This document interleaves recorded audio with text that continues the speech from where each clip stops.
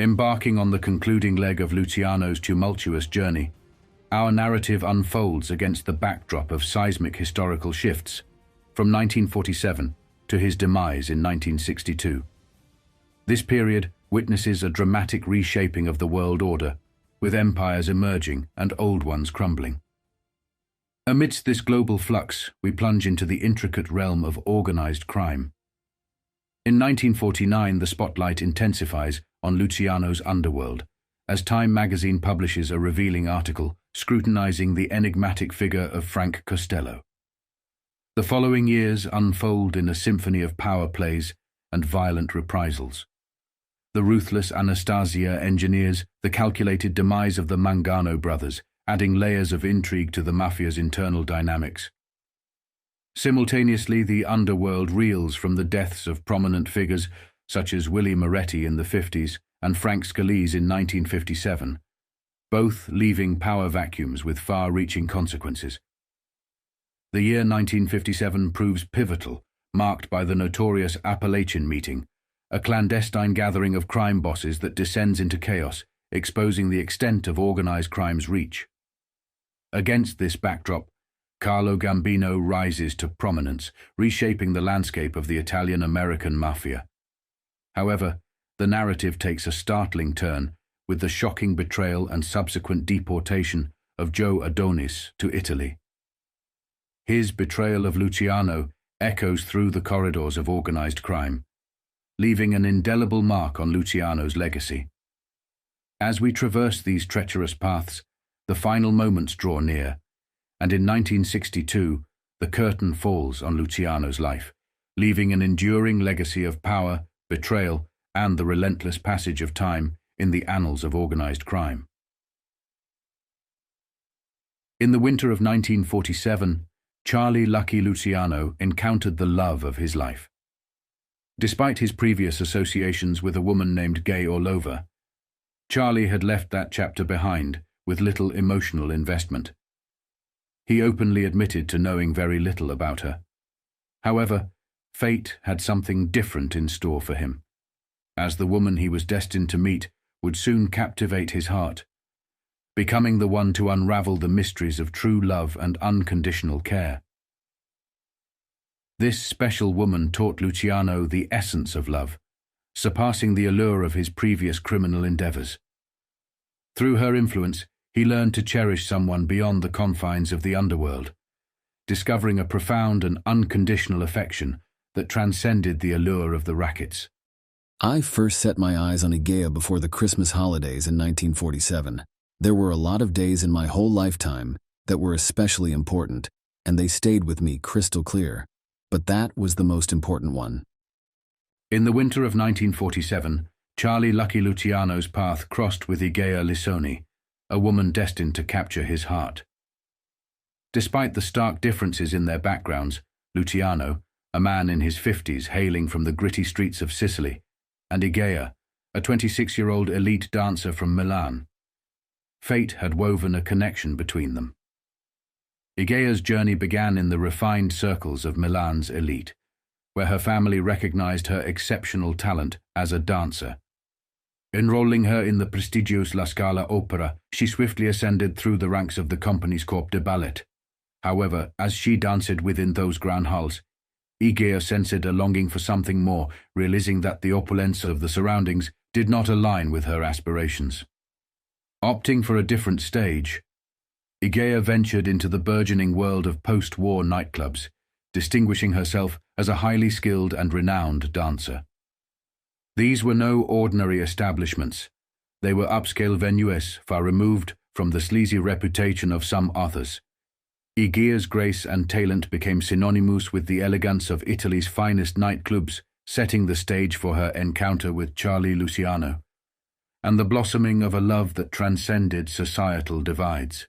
She was dancing in a club in Rome. It was like some instant thing happened.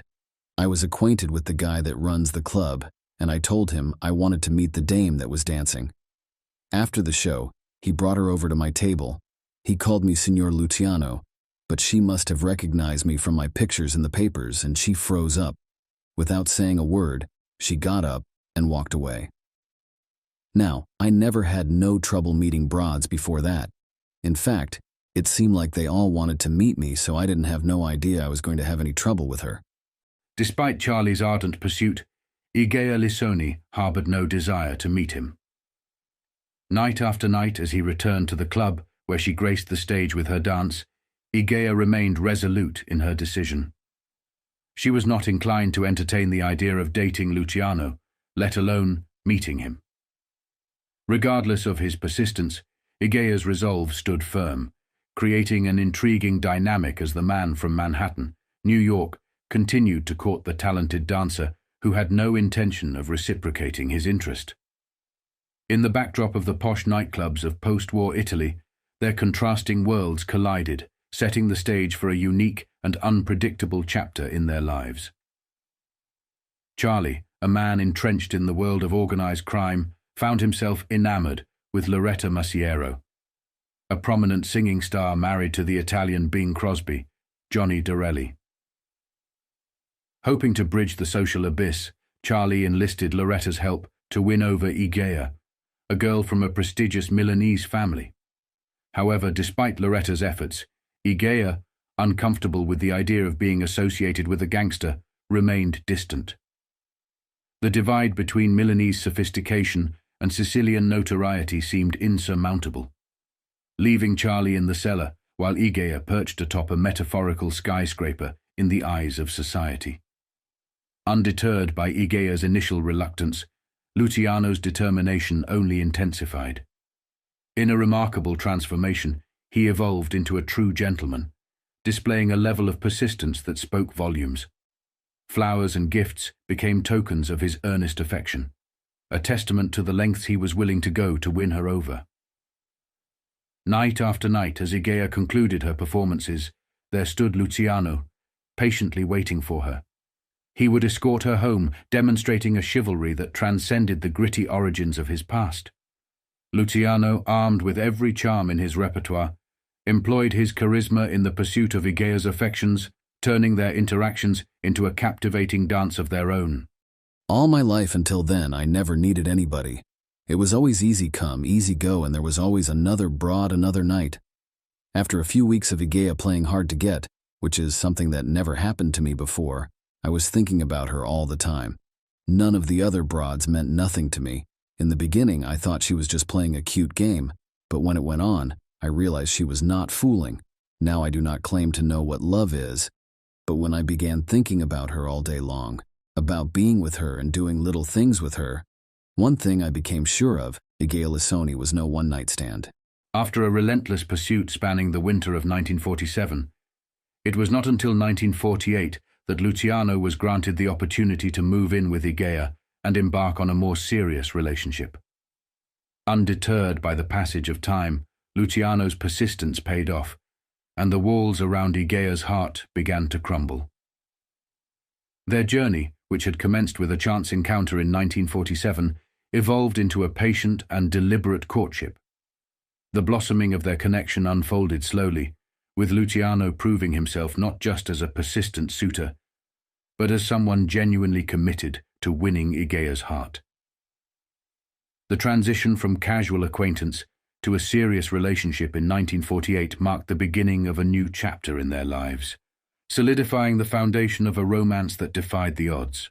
I wanted to marry her. She was the only girl I ever loved in my whole life. In fact, she was my whole life, and she was the only girl I ever wanted to marry. But as it worked out, we could not get married. She was willing to live with me, just like we were man and wife. She even wore a gold wedding band. When she first took up with me, I used to wonder what made a nice girl like her hook up with a hoodlum like me. It was months before I had the guts to ask her. It was so simple when she explained it to me. I should have realized it. She said, that you were an American gangster, or perhaps that you were in trouble with the police, are nothing to do with it. It is merely that I discovered what every woman must have. You love me and you need me. Before we started to live together in my apartment at the Excelsior Hotel, it seemed like all we did was talk. Sometimes I felt like this was my first girl and I never knew anybody before her. But I leveled with Igea like with nobody else in my life. I told her everything she wanted to know and a lot of things she did not. One night we were having dinner alone in a garden restaurant. Outside Rome, I was telling her about the way things were in America, all about New York, and then I started to tell her about my trial. She stopped me suddenly. She said, "Charlie, no more. No more now or ever. I know only one thing. You love me more." That night, she come back to my place at the Excelsior, and it was the first time we ever made love. No girl I ever knew could compare with Igea. That night was there for the last time we talked about marriage. She asked me if I wanted children, and I told her I would like to have 10, but we could not even afford to have none. What kind of life would it be for a kid of Lucky Luciano? That would be sentencing the kid to a life of misery before he was born. I could not do that. I thought that might bust us up, but Igea understood what I was getting at without a million words of explanation. And there was another thing I told her with my kind of life. Maybe she could be a widow any minute, because somebody would put a slug in me. So if she married me, she could have all my dough, everything. But she did not want that. All she said was, "Charlie, I do not want your money, any of it. I want you." What could you say to that? As Igea and Charlie Lucky Luciano embarked on their life together, her influence on him became immediately apparent. One of the first significant impacts she had was persuading him to leave the hotel they initially resided in. Concerned about the dangers of being easily approached and tempted by individuals like Aslinger and potential issues with Italian authorities, Igea made a compelling case for a safer residence. Charlie, ever the pragmatist, acquiesced to her wishes, acknowledging the merit in her concerns. Within a week, he successfully found a new abode in the Parioli district. It turned out to be a stroke of luck for the couple, as they secured a desirable apartment nestled in a tranquil, park-like section of Rome. Their good fortune was furthered when an American army officer, concluding his tour, left the apartment furnished with a plethora of American amenities, creating the perfect setting for the beginning of their shared life. It was a big break for us. It was almost like being back in the States. The apartment had beautiful American furniture and a new Westinghouse refrigerator with a freezer and electric stove with an oven, and we even got one of them little infrared broilers that was just coming out of the PX. With my connections, we had no trouble getting stuff at the PX, and the American commissary had plenty of good food, just about anything we wanted. Outside, Rome was a mess, where people had nothing. Inside that apartment, for me, it was the happiest time of my life. A positive turn in Charlie Luciano's life emerged as he began to forge connections beyond the confines of the underworld. Venturing into social circles that transcended the rackets, he found himself mingling with the elite of Italy. Surprisingly, some among this high society sought him out, expressing a keen interest in discussing his activities in New York. This shift in social dynamics not only marked a departure from his past associations, but also highlighted the evolving perception of Luciano. His interactions with the Italian elite provided him with a unique opportunity to engage in conversations that extended beyond the familiar territories of organized crime, offering a glimpse into a world where his influence reached far beyond the streets of New York. In 1947, after completing an army tour in Italy, overseeing public relations for General J.C. Lee, Charlie encountered a man at the Excelsior restaurant. This fellow, appreciating Charlie's background, proposed helping him with the Italian newspaper connections to improve his public image. Intrigued, Charlie welcomed him onto the payroll, but the man insisted on working for free, seeing it as a way to assist someone who had served his time. Despite joking about Charlie's involvement in the black market, they formed a camaraderie. After 2 years, the man returned to the US, leaving Charlie with a sense of loss at his departure. During the years 1948, 1949, and 1950, observers noted a remarkable sense of relaxation in Charlie Luciano. Immersed in a period where concerns seemed distant, substantial amounts of money flowed effortlessly into his coffers, largely fueled by lucrative ventures in the black market. Luciano, along with his wife, embarked on a leisurely tour of Italy during this prosperous time, visiting her favorite destinations. Their journey included stays at opulent hotels on the enchanting island of Capri and the Sicilian resort of Taormina. In Palermo, they explored a modern hotel fashioned to resemble an ancient castle, captivating Igea's interest. However, visiting Milan, her hometown, became a delicate matter, as Igea desired to personally inform her parents about their relationship, shielding them from potential sensationalism in the newspapers. The revelation proved tumultuous, with Igea's parents initially outraged by her departure from a promising career for an American gangster, one with a notorious reputation as a killer. Over time, though, they warmed to Luciano, accepting him as a son and appreciating his care for them. Despite the picturesque exterior, Luciano grappled with persistent challenges. Surveillance and the relentless scrutiny of paparazzi cast a perpetual shadow over him, creating an atmosphere of judgment wherever he went.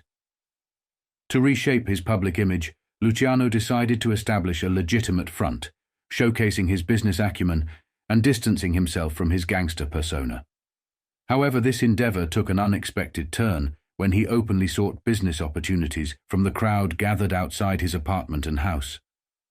While he rejected most propositions, one individual managed to hustle him, leaving Luciano with an unexpected twist in the pursuit of legitimacy. And then big shot Charlie Lucky got taken by his own paisanos, worse than anybody ever took me in my life. I've been bugs about ice cream and candy ever since I was a kid. It was almost like a trademark. Well, these two bastards knew it, and they played me like a fucking fiddle. I was sitting outside at Donai's on the Via Veneto with a couple of guys who should have come walking by.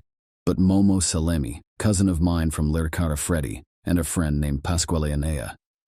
They looked surprised to see me and they came over to my table.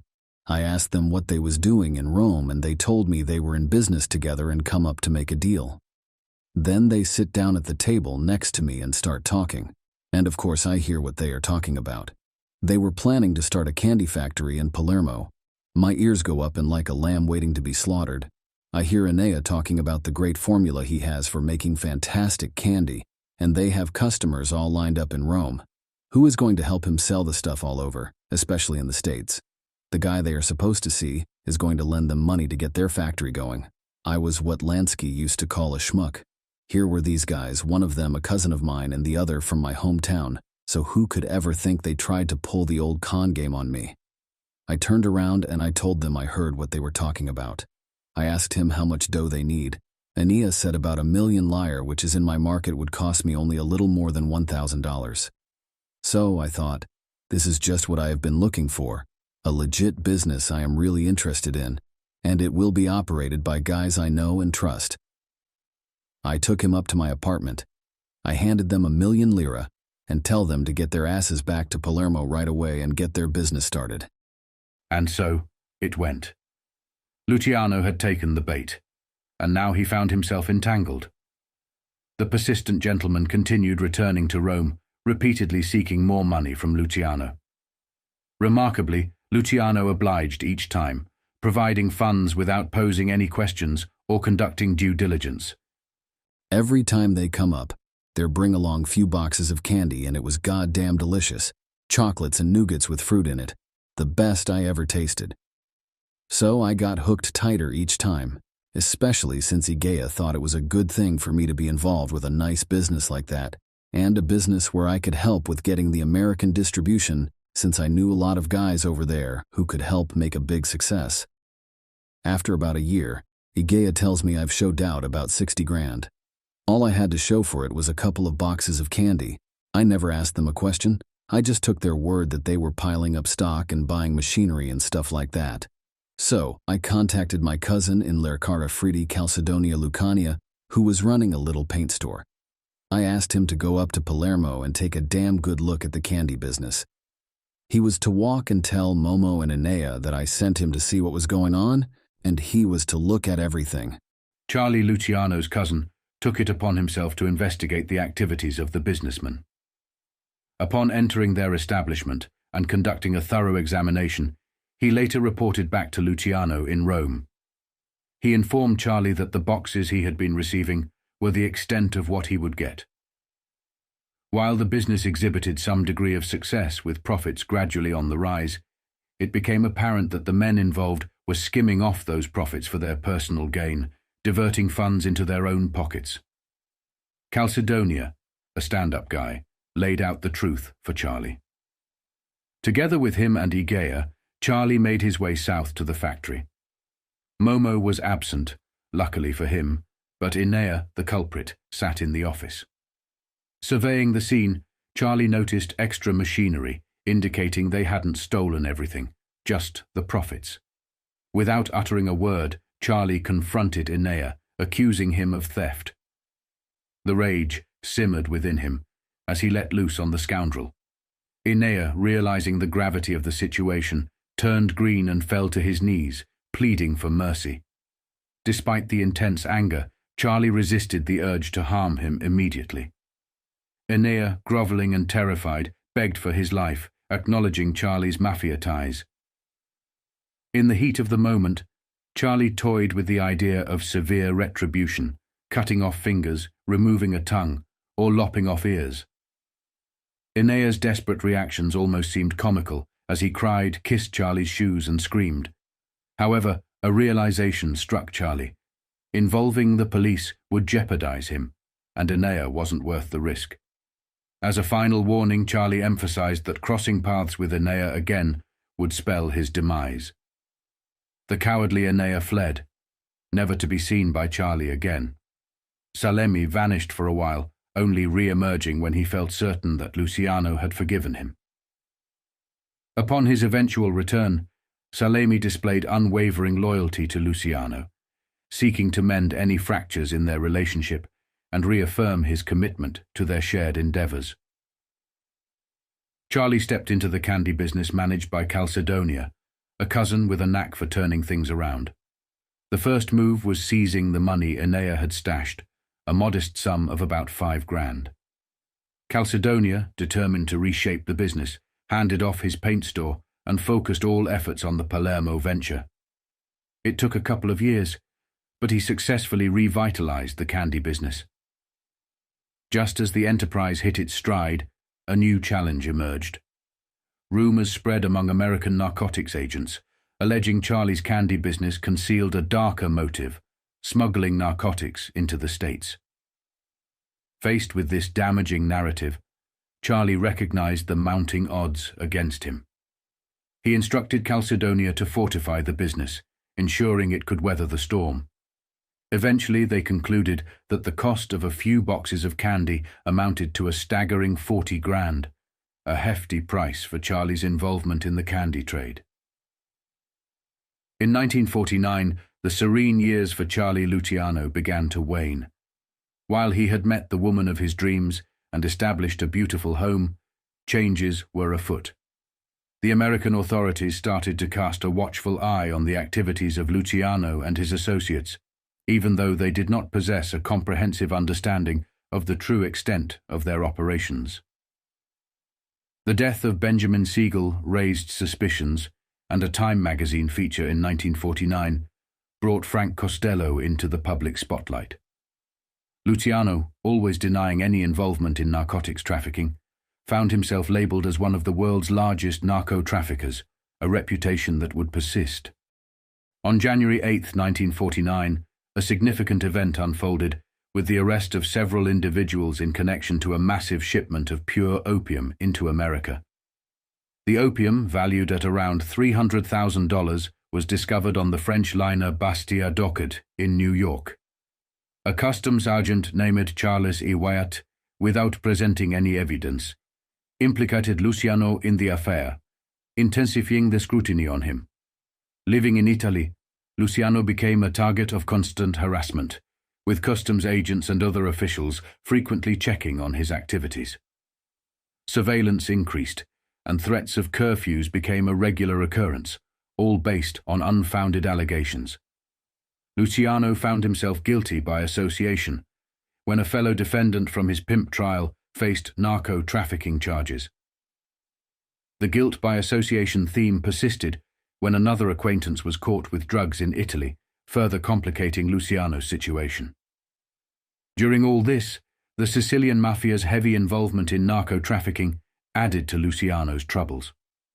Customs agents received tips that led to the arrest of Vincent Truppier, who pointed them towards Ralph Liguori, another associate of Luciano.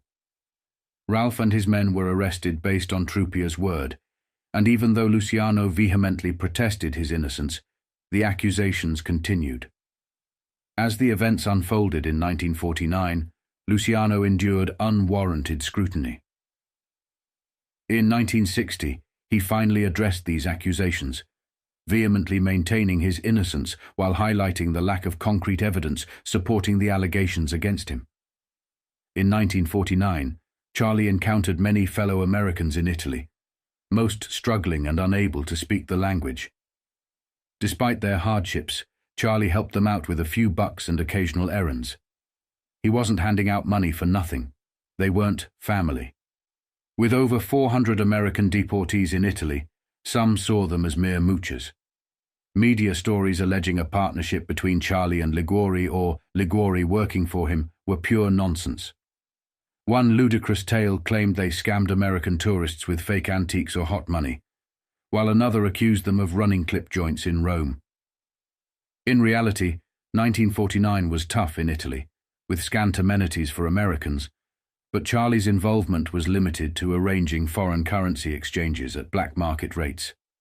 As for Truppier, Charlie hadn't seen him, only learning later that he worked as a courier for Vito. Joe Biondo, from Charlie's New York outfit, revealed the Vito connection. For Luciano, this proved to be yet another inconvenience. Following his immediate arrest, he endured 9 days of constant questioning, even though the police officers were aware of the lack of evidence linking him to the alleged crimes. Held in the Regina Coeli, meaning Queen of Heaven, he weathered the relentless inquiries, only to be released when authorities acknowledged the absence of any unusual evidence. The ordeal did not conclude with his release. His house was raided and his apartment thoroughly searched. Every corner was scrutinized, letters were read, especially those from his brother Bartolo. However, a subsequent statement issued by the authorities stated, "No evidence of anything unusual was found." During Luciano's incarceration, his wife stood resolute outside the prison gates for the entire 9 days. Her steadfast support extended beyond mere presence. She besieged the houses of public officials, demanding Luciano's release. Her actions earned her admiration for embodying the role of a loyal Italian wife standing by her husband in times of trouble. While in prison, Luciano learned of his wife's unwavering vigil outside the prison gates, a fact that stirred frustration within him. Rumors circulated of a fire breaking out in the prison, and some suspected Luciano's involvement. Despite the suspicions, American officials, seemingly unable to refute Truppier's testimony and having nothing substantial to pin on Luciano, agreed to his release. Truppier, the individual who only implicated Ralph, met a tragic end on a Harlem street, heightening the intrigue surrounding Luciano's ordeal. Luciano himself later spoke about Truppier, shedding light on the complex circumstances surrounding the case. Truppier was murdered on orders from Vito Genovese. Tony Bender had the contract, but I do not know who pulled the trigger. But when Charlie found out about it, it proved to Charlie that Vito intended to use Truppier to scare him and prove to Luciano how easy it was for him to set him up. Upon Luciano's release from jail, the first thing he did was embrace his wife, a moment captured and plastered across newspapers. However, far from signaling the end of his troubles, this marked the beginning of a new chapter. Luciano received the directive to gather his belongings as he was being relocated to Lercara Friddi. His plush apartment had to be relinquished, and an 8 p.m. curfew was imposed. Despite the prospect of residing in a less opulent house in Lercara Friddi, Luciano urged his wife to stay in the villa and take care of it. Yet demonstrating unwavering loyalty, she adamantly refused to be separated from him. Although Luciano was not thrilled about returning to his hometown, the people there welcomed him with immense joy. Lercara Friddi had progressed since 1946, with the reopening of sulfur mines and a growing population. The mayor saw an opportunity and suggested Luciano replace him, stating, "Why not? Signor Luciano is a big businessman. The sulfur mine is reopening, more workers are returning, and the population is increasing. We could use someone with his American ideas. Everyone in Lercara Fridi would vote for him." Despite the tempting offer, Luciano promptly rejected it. Instead, he focused on rebuilding his life in Lercara Fridi and lobbying for more freedom. Through persistent efforts, Luciano and his wife secured settlement in Villa Igea in Palermo, enabling them to maintain a semblance of their previous lifestyle. Luciano, ever the strategist, continued to navigate the complex web of Italian politics, striving to carve out a space where he could exercise more influence. Do you know what was one of the worst things about the whole time? It was not the prison. The worst thing was that I had to miss the baptism of my godson. I was about to become a godfather, just at the time when I was picked up by the police in that Trupia case. Calcedonia's wife had just given birth to a son. They were going to name him Francesco, and they wanted me to be their godfather. In fact, Calcedonia made a special trip up to Rome to ask me in person. He wanted to assure me that he and his wife would consider it an honor. For the Sicilians, to be a godfather of the whole family, or even a gang, was important stuff, but when you become the godfather of a Sicilian kid, well, that is when you really hit the big time. It carries a lot of responsibility, like you have to make sure the kid is going in the right direction, and if anything happens to him, you have got to agree to step in and help. In the States, all the guys in my outfit were forever knocking out kids and always wanted me to be godfather, but I never did. But when Calcedonia came all the way up to Rome, and because he was also part of the good things that happened to me, Igea was the one who urged me to do it. So I agreed I would go down to Palermo to the church and sign the baptism certificate and make it all official.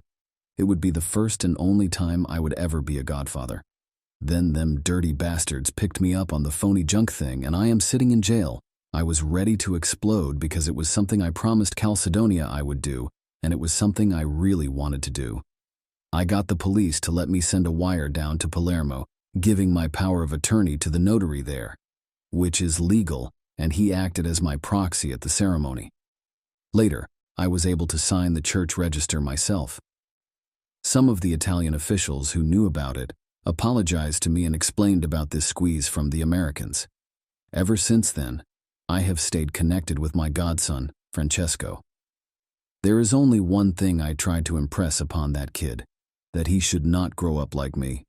Occasionally I see him looking at me like I was some kind of tin god, and I want to reach over and knock that look right off his face. One time we were talking, and I told him he had to become some kind of professional man. He asked me, did I mean a lawyer? And I said, not on your life. Lawyers are nothing but crooks, I said. He's got to be a doctor, which is the best thing because he can make a good living, and at the same time, he can help people. His godson did heed his advice. In fact, by the year 1973, he had become a doctor, successfully graduating from the College of Bologna University. From the Villa Igea in Palermo, which remained under constant surveillance, Charlie managed to run his empire back in America with surprising ease. Despite the imposed 8 p.m. curfew, Luciano experienced minimal disruption to his operations. Naturally, Charlie could not meet anybody in Palermo, so he found ways to slip across the island to Taormina in case it was something important, like meeting his friends from America. Luciano's usual open meetings in cities like Rome and Naples became challenging due to constant surveillance and an imposed 8 Galbasods p.m. curfew. To maintain his operations, he had to find alternative ways, leading him to slip away to the island of Taormina. There, he received money envelopes, letters from America, and updates on ongoing affairs. Some sought his advice, while others came with information or to discuss their next moves. Among these visitors was Meyer Lansky, who, having remarried, brought his new wife Thelma on a honeymoon. Luciano, displaying his characteristic humor, remarked to Thelma that he was not the gangster she might have heard about. Despite her pleasant nature, she pallid in comparison to Luciano's wife. Meyer Lansky, also on the rundown to the Cinephile committee hearings in America, provided Luciano with updates on the situation back home. This meeting likely occurred around 1950 and 1951, coinciding with the time frame of the committee hearings. The strategic rendezvous on Taormina Island allowed Lansky to fill Luciano in on the latest developments, including the activities and plots of certain individuals in America. He said things were going very good with all our gambling. He told me he was going to Switzerland to open some new bank accounts for a few guys like Joe Adonis and a good friend, Batista. Meyer said Vito and Carlo Gambino were making it look on the outside like they were not getting along too good, but under the table there was like two fingers together. News of internal power struggles and potential betrayals troubled Luciano. Vito Genovese, while manageable, posed a threat. But it was Carlo Gambino, a wolf in sheep's clothing, who gave Luciano cause for concern. Gambino, along with Frank Scalise, had positioned himself as a formidable figure within the Mangano crime family, then led by Phil and Vince Mangano. Gambino had risen to prominence as a powerful lieutenant to Albert Anastasia, and was considered the heir apparent. In a conversation with Luciano, Meyer Lansky expressed the belief that it would not be surprising if, one day, Albert Anastasia eliminated the Mangano brothers and assumed control of the entire organization. True to Lansky's prediction, in 1951, a year later, Phil Mangano was murdered, and Vincent disappeared, making way for Albert to become the new boss. Luciano, upon hearing of the murder, foresaw Gambino's heightened ambition. Within 6 years, Albert Anastasia would also meet a violent end, marking a significant shift in the landscape of organized crime. As Luciano reflected on these events, he acknowledged that the world of organized crime was undergoing a transformation. The 50s would witness the end of certain mobsters, paving the way for a new era in the 60s. When that happened, Carlo was liable to get very ambitious, so Lansky asked me to send a message back to Vito and Carlo to tell them I knew what they were doing and to cut it out immediately, that I wouldn't sit still for Vito trying to muscle in on Anastasia. I also sent back a little private message to Gambino. I told him I thought he was one of the best leaders in New York, and maybe in 10 or 15 years, he could be head of it all. But he ought to keep his pecker down and be patient. That helped put a clamp on Vito for a few more years. Lansky shared with Charlie Luciano the mafia's intentions to expand into Europe, transitioning certain games from the streets to posh casinos like those in Las Vegas. In Europe, where certain gambling activities were unfamiliar, the American mafia was invited to teach the games in exchange for a share of the profits. Luciano promised Lansky that when the time was right, he would personally visit and discuss these opportunities. In the United States, Cinephile waged a war against what he perceived as organized crime, despite J. Edgar Hoover vehemently denying its existence. During the Cinephile committee hearings, Henry Anslinger criticized Luciano and his activities in Europe. Cinephile, reviewing a report on Luciano, described him as the brains in an international drug ring running between Italy and the United States. Although accurate, this description faced skepticism in America. Cinephile uncovered widespread corruption in gambling, casinos, and more, but little action was taken. The hearings implicated powerful figures, including those present at the 1946 Havana Commission, men like Carlos Marcello, Santo Trafficante, Meyer Lansky, Frank Costello, who at that moment in time was boss of the Luciano family, Frank Erickson, Mickey Cohen, a West Coast mobster associated with the Los Angeles crime family, Willie Beoff, a labor union official with ties to organized crime, Louis Pretty, Amberg, a labor union official with ties to organized crime, Joe Bonanno, a powerful mobster and leader of the Bonanno crime family, Tony Accardo and Paul Rica, who were leading the old Capone gang, and more. They were all held accountable and told to explain their unexplained wealth. Cinephile accused Luciano of leading an international drug ring, demanding that Italian authorities address this perceived threat. In response, Luciano held his own press conference dismissing the allegations. The focus on organized crime intensified, with raids attempting to link Luciano to every batch of seized narcotics. Luciano consistently challenged them to present evidence, willing to face charges if proven guilty. The Cinephile committee hearings prompted legislative action against narco-trafficking, leading to increased surveillance on Luciano. However, around 1950, the surveillance abruptly ceased. The shift occurred due to the Korean War, as President Truman halted foreign aid to Italy. Italians were angered by the condition that aid money must be used for military purposes, leading to the restoration of some of Luciano's freedom, including the return of his passport. One day, in the late summer of the 50s, a few influential figures paid Charlie a visit at Villa Igea. These polite gentlemen, unfamiliar faces but known to Charlie, had eluded his attempts for months to establish contact through a bagman. Surprisingly, they refused any financial contributions. Out of the blue, they informed Charlie and Igea that they could move to Naples at no cost, commending his well-behaved year in Palermo and expressing no intention to confine him to Sicily indefinitely. With this unexpected freedom, Charlie couldn't shake the feeling that trouble might arise again, understanding how his Italian compatriots operated. He anticipated these amiable fellows would be keeping a close eye on him whenever significant events unfolded in Italy or the States. Although Igea wanted to settle into an apartment and retrieve furniture from storage in Rome, Charlie opted against it, uncertain of what the future held. They chose to move into a hotel, specifically the Hotel Turistico in Naples. The reason? It was conveniently situated across the street from the Caserta Zanzur, the military barracks of the Guardia di Finanza, the authorities overseeing narcotics investigations. Charlie explained to Igea that if these guys wanted to keep tabs on him, as they had been doing, he'd make it easy for them. Living across the street meant they could spot him from the windows every time he entered or exited.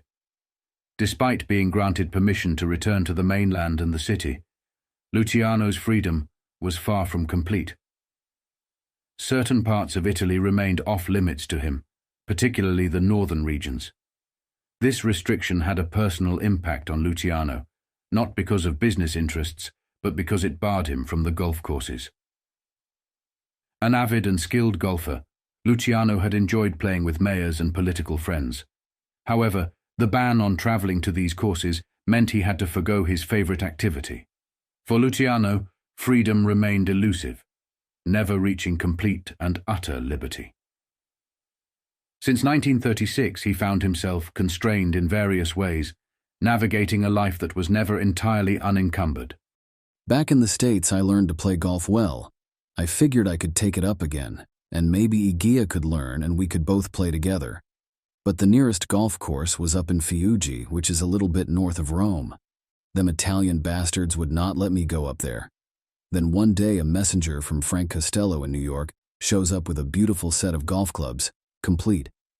Frank had them made special to my measurements by the pro shop at the Westchester Country Club, perfectly balanced and made by hand, and they must have set him back at least $600–700. Frank knew I was barred from every golf course in Italy, because of all of them are north of where I can go. So he sends me a set of clubs as a present, the dirty cock, some sense of humor. As a poignant reminder of a past pleasure he was no longer able to indulge in, Luciano, though aware he could never use those clubs again, kept them standing in a corner of his residence. He made it a ritual to have them polished and cleaned meticulously every week. When Lansky was over, he noticed I was driving a little Italian car and that bothered him. So when he got back to New York, he told the fellas to look around, and they arranged for me to get a brand new 1951 Buick. Lansky looked all the cars over and decided that Buick was the best car in States, to use the kind of gas they have in Italy. A tourist brought the car with him on a boat trip.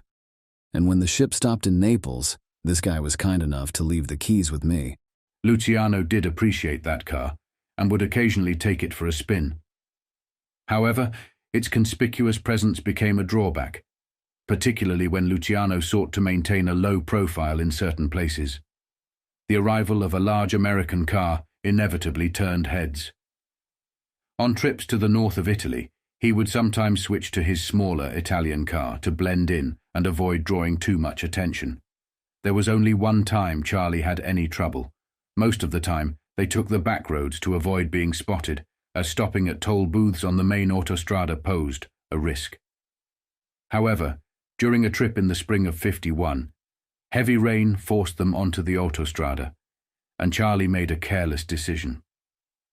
While Igea visited her family, he went to the San Siro racetrack to bet on the ponies, likely where he was spotted.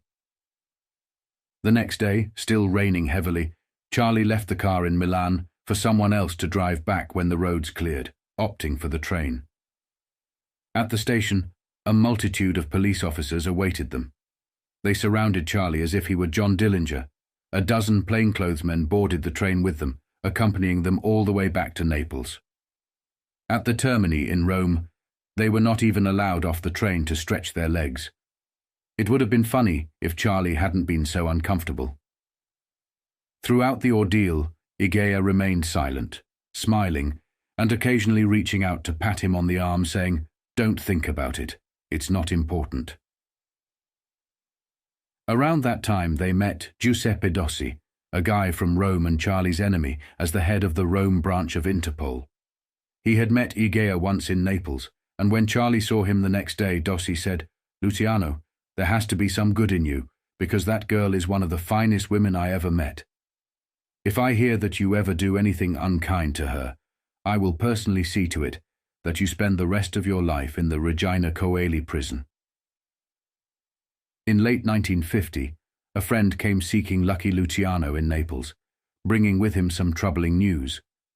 The friend was Carlo Gambino, and he had come to discuss a man named Willie Moretti. Willie Moretti, a longtime friend of Luciano and a key figure in his rise, was not only a business partner but also a crucial member of the organization. Moretti had been diagnosed with syphilis, and as he slowly succumbed to the disease, his deteriorating health posed a growing concern for the outfit. Moretti's illness began to affect the organization, and as a result, he started to inadvertently reveal sensitive information due to his symptoms, including a loosening of his tongue. Just like it happened with Capone, Willie's brain was being affected, and he could not control himself half the time. He had to be watched whenever he went out, because nobody knew what he might say in public. There was a vote in the council that Willie had to go for his own good and everybody else's. At that point, I guess the whole idea of killing anybody began to make me sick. I had a lifetime of it, and now I had to vote on whether to kill a guy who had been one of my best friends. I told Carlo I wanted them held up. I gave Carlo the orders to tell the council no on Willie, unless there was no way he could be helped by the right kind of doctor, and I did not mean one of our bullet hole specialists. I said let them take him to a guy on Park Ave in Mayo Clinic or elsewhere to try to save him. Gambino took note of Charlie's shifting approach towards using less violence, especially considering Luciano's growing concern for the safety of his wife. Observing this change, Gambino recognized the evolving dynamics in Luciano's priorities. As the years passed, Gambino embarked on his own ascent to the top, keenly aware of the transformations within the organization. Around 12 months after Gambino's visit, Willie Moretti met a violent end on October 4, 1951. Shot twice in the head in a restaurant near Cliffside Park, New Jersey, Moretti's demise reflected an old-fashioned, face-to-face hit. Being a boss, this was the expected protocol. Following Moretti's death, the Italian police, confused about Luciano's status, refrained from questioning him extensively. Despite their close friendship, Luciano remained somewhat distant in their eyes. The Italian authorities struggled with the dilemma of whether to keep him under constant surveillance or allow him freedom, unsure of how to handle Luciano. Around 1950, the relationship between the American government and Italy started to wane. This shift had its consequences, ultimately leading to Luciano regaining some freedom. A few months after returning to the mainland in 1950, Charlie was handed back his passport in October. The Italian authorities informed him that it was valid for travel across Europe, allowing him to visit Switzerland, Belgium, France, Spain, and England. I did not ask for it at that time. I did not pay to get it. I wanted it, but I did not think I would get one if I applied. It was just that one day a guy from across from the caserna across the street drops over to the Turistico and asks me if I would like to have my passport back. I tell him, sure you bet. So they give it to me, just like that. The Italians was trying to stick the needle into Uncle Sam for telling them the American loans would have to go for military defense and never mind the food. Shit, at that point the Italian people just wanted to eat. And they didn't give a fuck about building a new army. Regaining his passport opened a new chapter for Charlie as a European traveler. With the freedom to journey across the continent, he could explore parts of Europe that had previously been beyond his reach. Charlie, preferring English-speaking countries, chose England as his first destination. I never used the visas for Belgium or Spain, but I did go to England and France and Switzerland. Lansky had opened an account for me in Zurich when he was up there on his honeymoon, and I wanted to see what it was all about. I did not have too much in the account, maybe a couple of 100,000, but at least I wanted to make sure nobody was fooling around with that nest egg. Another time, I went up to see the races are Longchamps outside of Paris. I went all by myself, and nobody bothered me, and I came back in a couple of days. I had never been to Paris before, and even though I was only there for about 48 hours, it took me 2 months to tell Igea every little detail. The first question she asked me when I got home was, did I go to the ballot? I burst out laughing and she started to cry and would not talk to me for a whole day. The first trip I made to London was to meet Mir there. I stayed at a quiet hotel next to a park. It was called the White House. Can you imagine Lucky Luciano sleeping at the White House? I even thought about maybe sending a bunch of picture postcards to all the guys in the outfits in the USA to let them see where I was staying. So I spent a few days up there just before Christmas in 1950, and I brought some presents for Igea, looked over the territory that Meyer and I figured we might move in on, and so forth. That was when gambling still was not legal in London, but it did not hurt none to get a feel for the place. Then I brought a lot of cloth for suits, and I went to that famous French store on Bond Street, Solca, and I got a dozen bolts of material for shirts. I had all the stuff made up in Italy, but Solca made ties to order and they sent them to me by airmail. Charlie Lucky Luciano thoroughly enjoyed his European travels, a pastime he indulged in until 1955. However, his adventures came to a halt in 1955 when the Italian authorities revoked his passport. Among his favorite destinations was London, England, a place he frequented several times each year. Luciano's choice of England was influenced by his fascination with observing the everyday lives of the average people. When Charlie departed New York, he found himself missing everything about the city, including the cold, wintry weather that defined its winters. Upon arriving in London, he discovered a comparable cold that resonated with him, leading him to fall in love with the city. Sitting in a corner of a cafe or standing on a street corner, he immersed himself in the bustling environment. The lively scenes reminded him of New York, particularly Manhattan, evoking a sense of nostalgia. Just to listen to Limeys talk English and get clothes. Also about the weather up there. I never liked the cold weather when I was in New York, and I always head for Florida in the winter when I could. But once you have been living in Italy, you miss everything about New York, the weather included. Then I found that the cold in London was just like New York. There were days I used to stand on the street corner in London and just let the wind blow across my face, standing there freezing and loving every minute of it. There were people walking by speaking a language I could understand, and the cold, it was great. Charlie traveled extensively around Paris, particularly enjoying attending various shows, including the famous Folies Bergère. In Italy, he had a passion for watching movies and even built his own movie complex. However, the dubbed English in the movies there, often uncoordinated, did not sit well with him.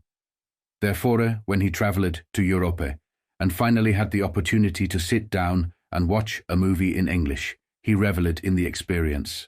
They had some movie houses where you could hear American actors in English, not dubbed in Italian like in Italy.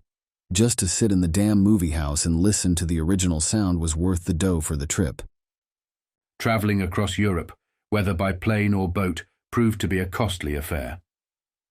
The expenses associated with each trip took a toll on Charlie Luciano's budget, which was originally allocated for his living expenses in Italy. Initially seen as a business investment, the frequent travels led to increased spending. On some occasions, Luciano was accompanied by his wife, who joined him on a visit to London. However, she did not take a liking to the city and expressed a desire to visit Paris more often, especially for its ballet performances. Luciano, uninterested in such shows, occasionally upset his wife by insisting she attend them alone, stating that he had no interest in watching men and women dance in tights. Igea used to get upset at Charlie when he would tell her he would do anything for her, but watch a bunch of fairies jump around in tights with their balls showing. During his time in London and Paris, Luciano encountered private gambling clubs that tempted him to go inside.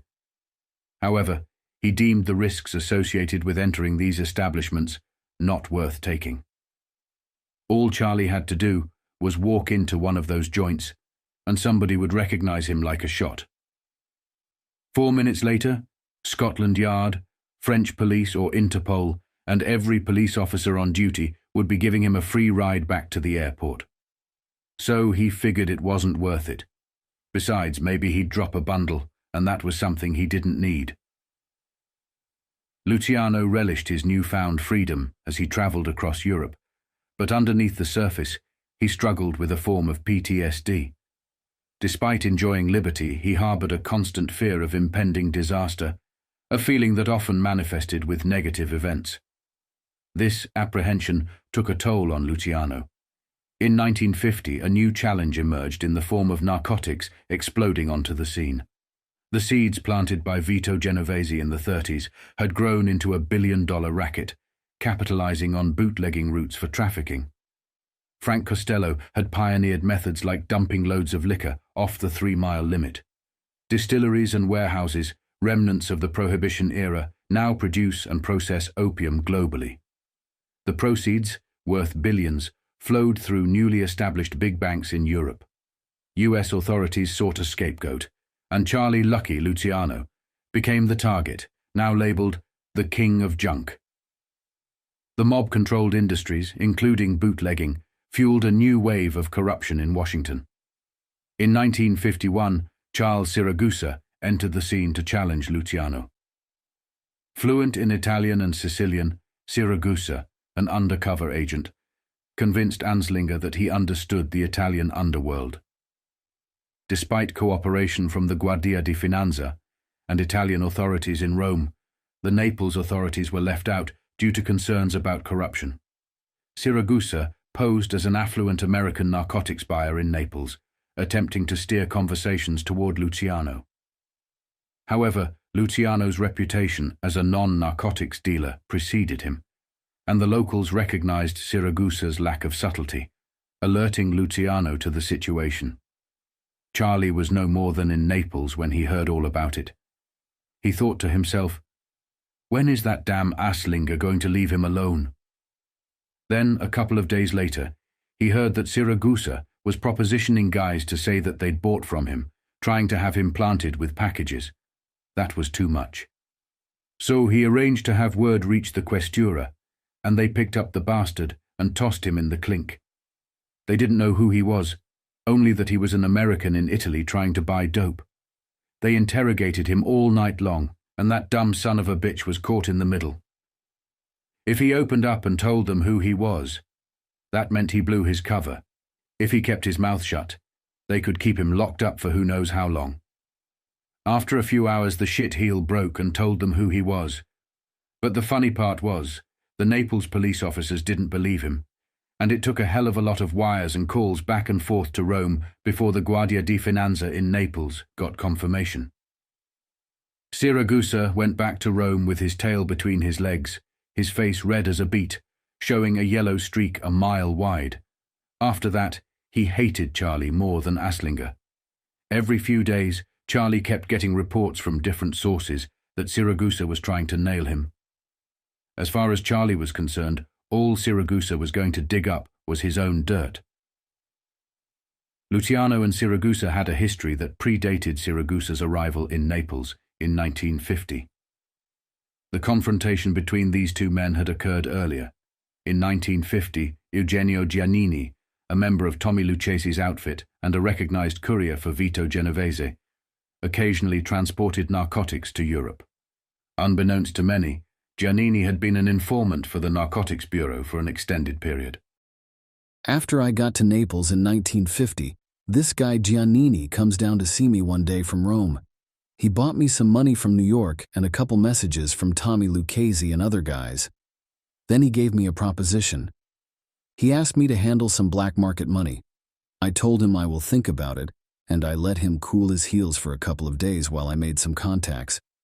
Somehow, this guy just did not sit right with me. Times were tough, but there was a slow improvement. However, one critical scarcity was medicine. Given the prevalence of diseases and the difficulty in reaching hospitals promptly, essential medicines like penicillin were crucial for the functioning of a place like Sicily. When these medicines started falling into the hands of the black market, it angered many people, including the Italian police.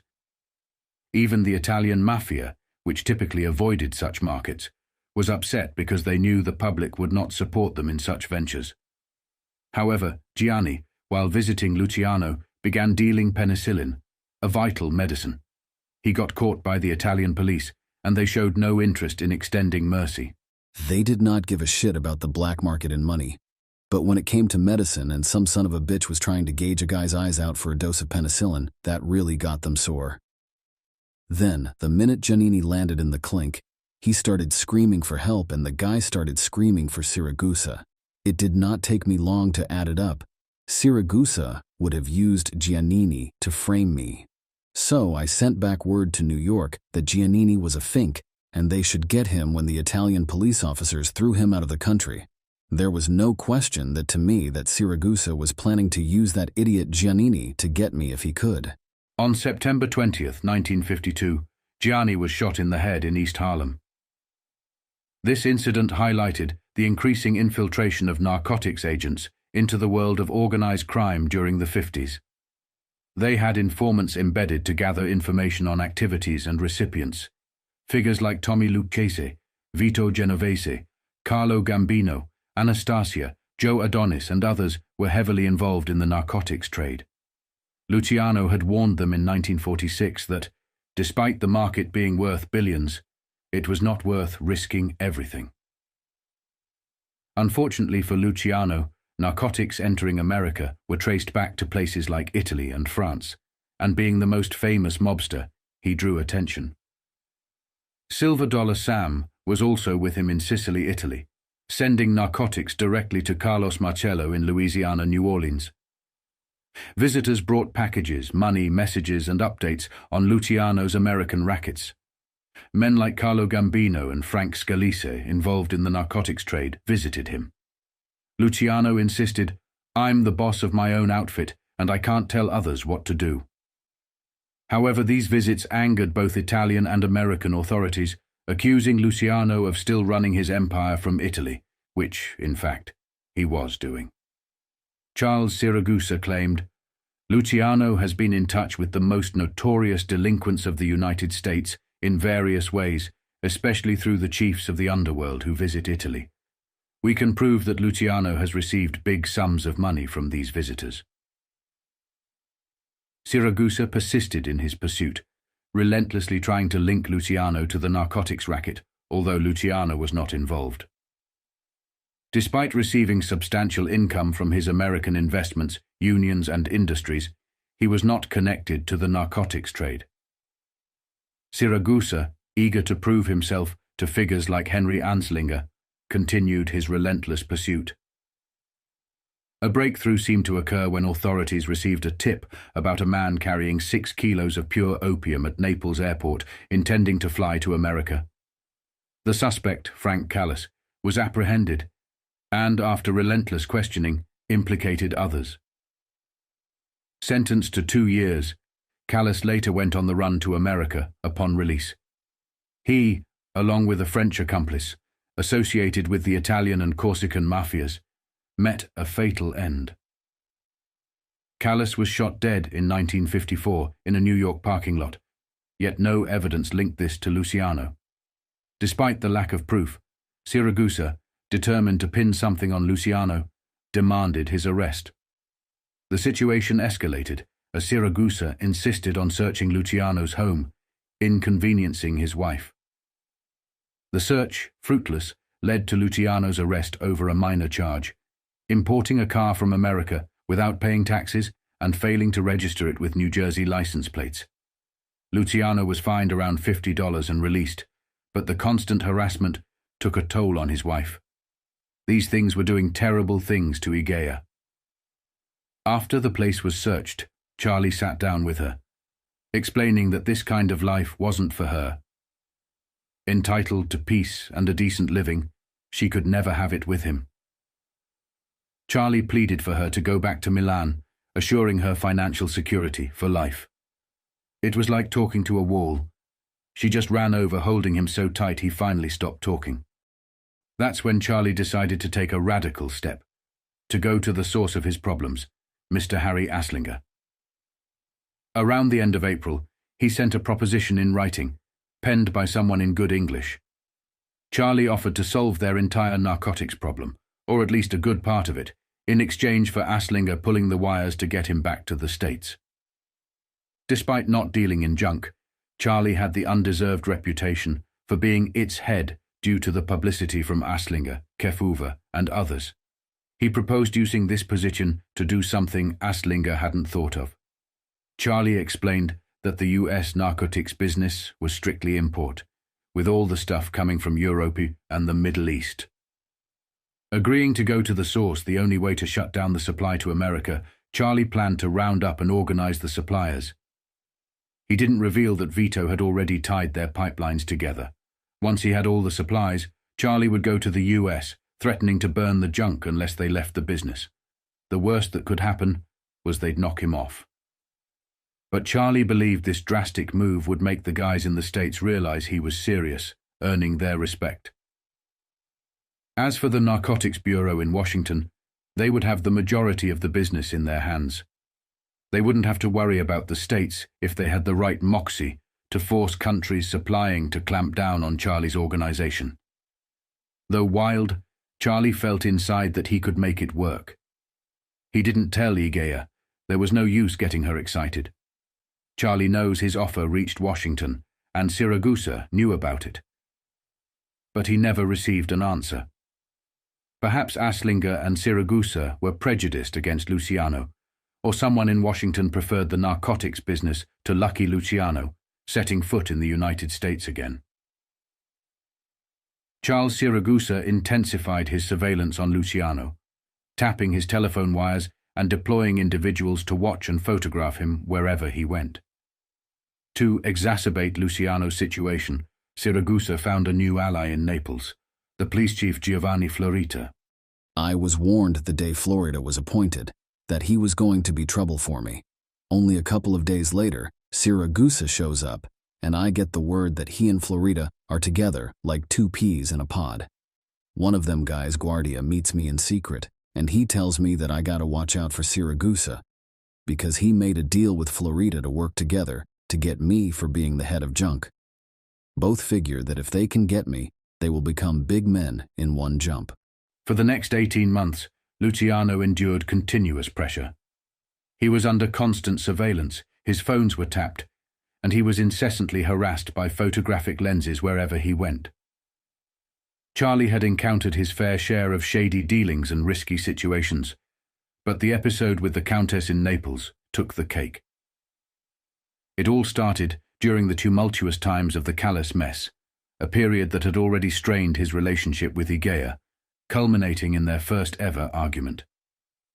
One evening, as Charlie strolled toward the piazza, a mysterious stranger handed him a note and promptly vanished into the shadows. The note bore the elegant handwriting of a lady, signed by none other than the Contessa. She extended an invitation for an aperitif at the Hotel Londres.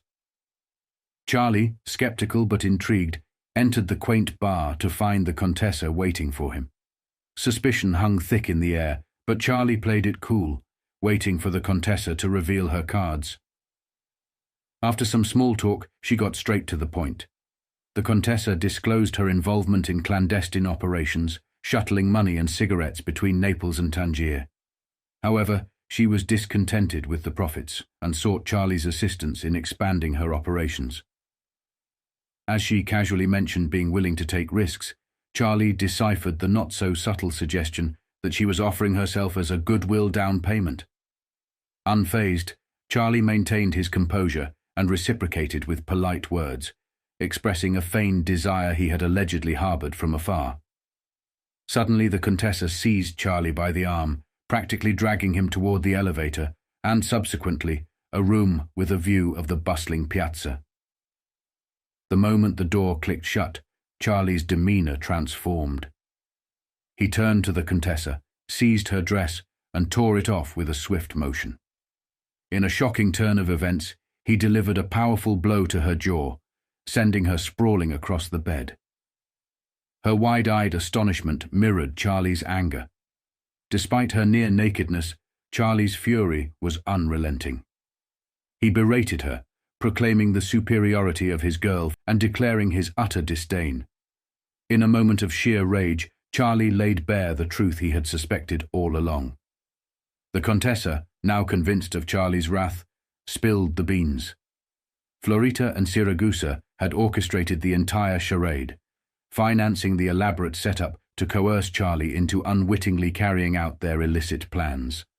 As the layers of deception unraveled, Charlie was left grappling with a betrayal that cut deeper than any previous dealings in the shadowy world he inhabited.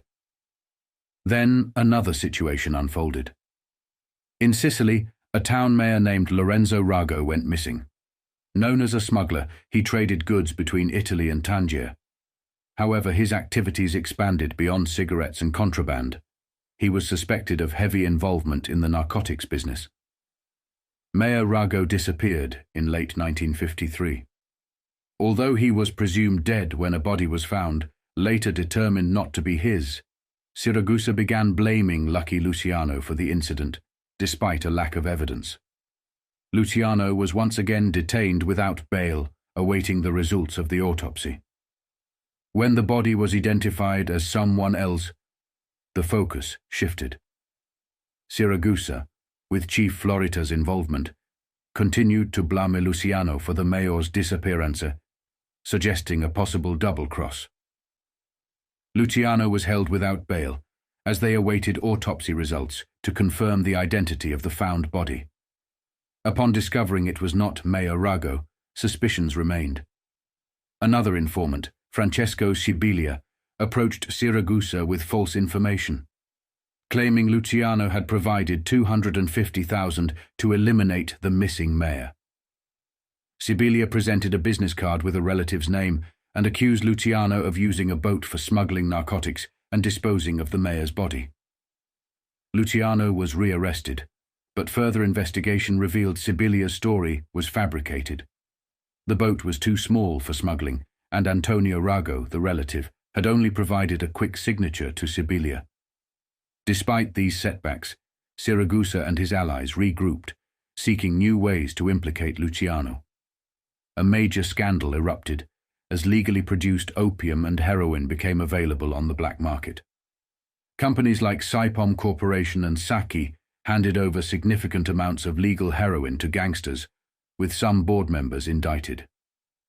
Once again, Siragusa attempted to connect Luciano to the scandal, citing a link through a man named Egidio Calascibetta, who was associated with Luciano. Charlie did know this guy, Calascibetta, a commendatore, a big shot in Milan with medals and honors. They met once in Capri, where Calascibetta, his family, and Igea clicked. Renting a summer place in Capri, Calascibetta became a guest in their house. But did that mean they were in business together? In New York, Charlie was connected with Hutton the stockbroker, but that did not mean Charlie was in the brokerage business. Joe Biondo, an old friend, came over from New York, carrying a lot of dough for Charlie from the States. This time Joe had a deal to buy chemicals in New York and needed an introduction in Italy. Charlie couldn't say no. Heading to Milan for Igea's sister Daria, who was sick, Charlie took Joe along to meet Kalashibeta, a guy he met in Capri. After Luciano facilitated the introductions and concluded the meetings, Joe and Luciano was promptly arrested upon departure. They were taken to the barracks and questioned about their presence at the laboratories. Luciano clarified that he was not engaged in any business dealings. He merely sought to introduce two individuals with similar interests. The Italian authorities accepted this explanation. However, when the scandal erupted involving the laboratories selling heroin on the black market, the meeting with Joe gained significant attention. It signaled to people in both America and Italy that Luciano was potentially involved in the narcotics industry. Siragusa got on a soapbox, and he started screaming that Lucky Luciano was a friend of their big-shot junk dealers, and that Joe Biondo was a go-between on account of the related to me in the States. As far as I am concerned, Siragusa knew less arithmetic than I ever learned grammar in school. He could add 2 and 2 and wind up with 9, and then Aslinger would pat him on the back for being such a smart boy and doing his homework so good. Lucky Luciano. Regarding the case against Luciano, the charges amounted to nothing. However, it had a significant impact on the narcotics industry and its production. With narcotics agents from across America, Europe, and elsewhere being tasked to do more, combined with the Cinephile hearings in America and actions taken by individuals like Charles Siragusa, the war on narcotics dealers intensified. New legislation was introduced to regulate the production of opium and shut down those working with organized crime. Laboratories across Italy that produced opium and more started to be closed, pushing certain aspects of production underground. From 1950 onwards, the narcotics industry handled by organized crime became a thriving and lucrative enterprise, with authorities catching on to its illegal nature. Luciano, deported from the United States in 1947, initially believed he would eventually return and be at peace again. However, the situation unraveled, and by the 50s, he found himself in constant villa surveillance in Italy. He feared being detained on phony charges, possibly linked to narcotics. His wife urged him to turn away from a life of crime, and he started to listen, investing in farmland in Santa Marinella. Despite attempts to set up business links with America, Charles Siragusa and customs agents thwarted these efforts, negatively affecting Luciano's ventures, including his candy business. That is when I really got to hate Charlie Siragusa. He was so crazy blind that he lost every sense of decency. He was a U.S. law enforcement officer, and he had no orders to be a monster. But all he wanted to do was stick it into me, right or wrong, if he knew I would hurt. Nobody ever found a thing in their boxes but candy, but that did not stop him and all the other guys. We had on a contract to export candy to the States, to allow stores in the Little Italies in Chicago, Philadelphia, New York, all the big cities. Because of Siragusa muscle, they started investigating. They practically ruined our shipments by breaking open and testing off the boxes.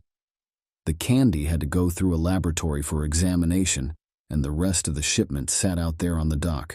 By the time the lab report came back, it would be all ruined. So finally, we had to sell, and I dropped 40 grand.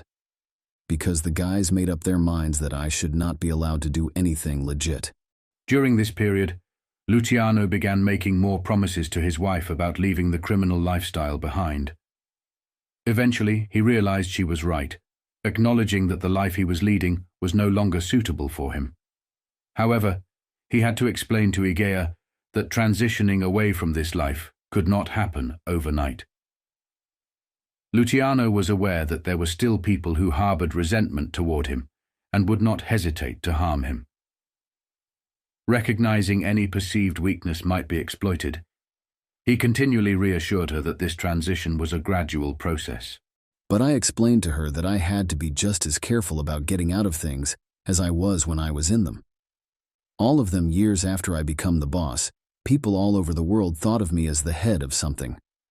If I became public that I decided to be the head of nothing, then everybody in Italy would believe that Igea talked me out of the rackets. In Italy, a think like that can ruin a guy, because in this country, a man must be the head of the house. A guy who is led around by the nose by any woman gets a fast reputation for being a castrato. So Igea agreed with me that I had to keep up the front. I had to still be the big gangster, Charlie Lucky, whether I was or not. Igea agreed with Charlie, and to demonstrate his commitment, he embarked on his second venture. Luciano opened his electronics store in Naples. While he could not export, he imported various American goods like electric toasters, refrigerators, and mixers. As Italy's wealth grew, people desired these items, providing Luciano an initial success as he was among the first to offer such products. However, larger companies entering the European market soon undercut their prices, leading to a decline in profits and financial troubles. Within months, he found himself in debt, amounting to around $50,000. Charlie also reconsidered his approach to the loans he had extended to people upon his arrival in Italy. In New York, nobody dared to skip a payment on Luciano, so he decided it was time to tighten control over the money he had on the streets of Italy. For this, he needed a collector, and he turned to a man who had betrayed him before, but sought forgiveness, Momo Salemi, a relative who had taken advantage of Luciano in the candy-making business.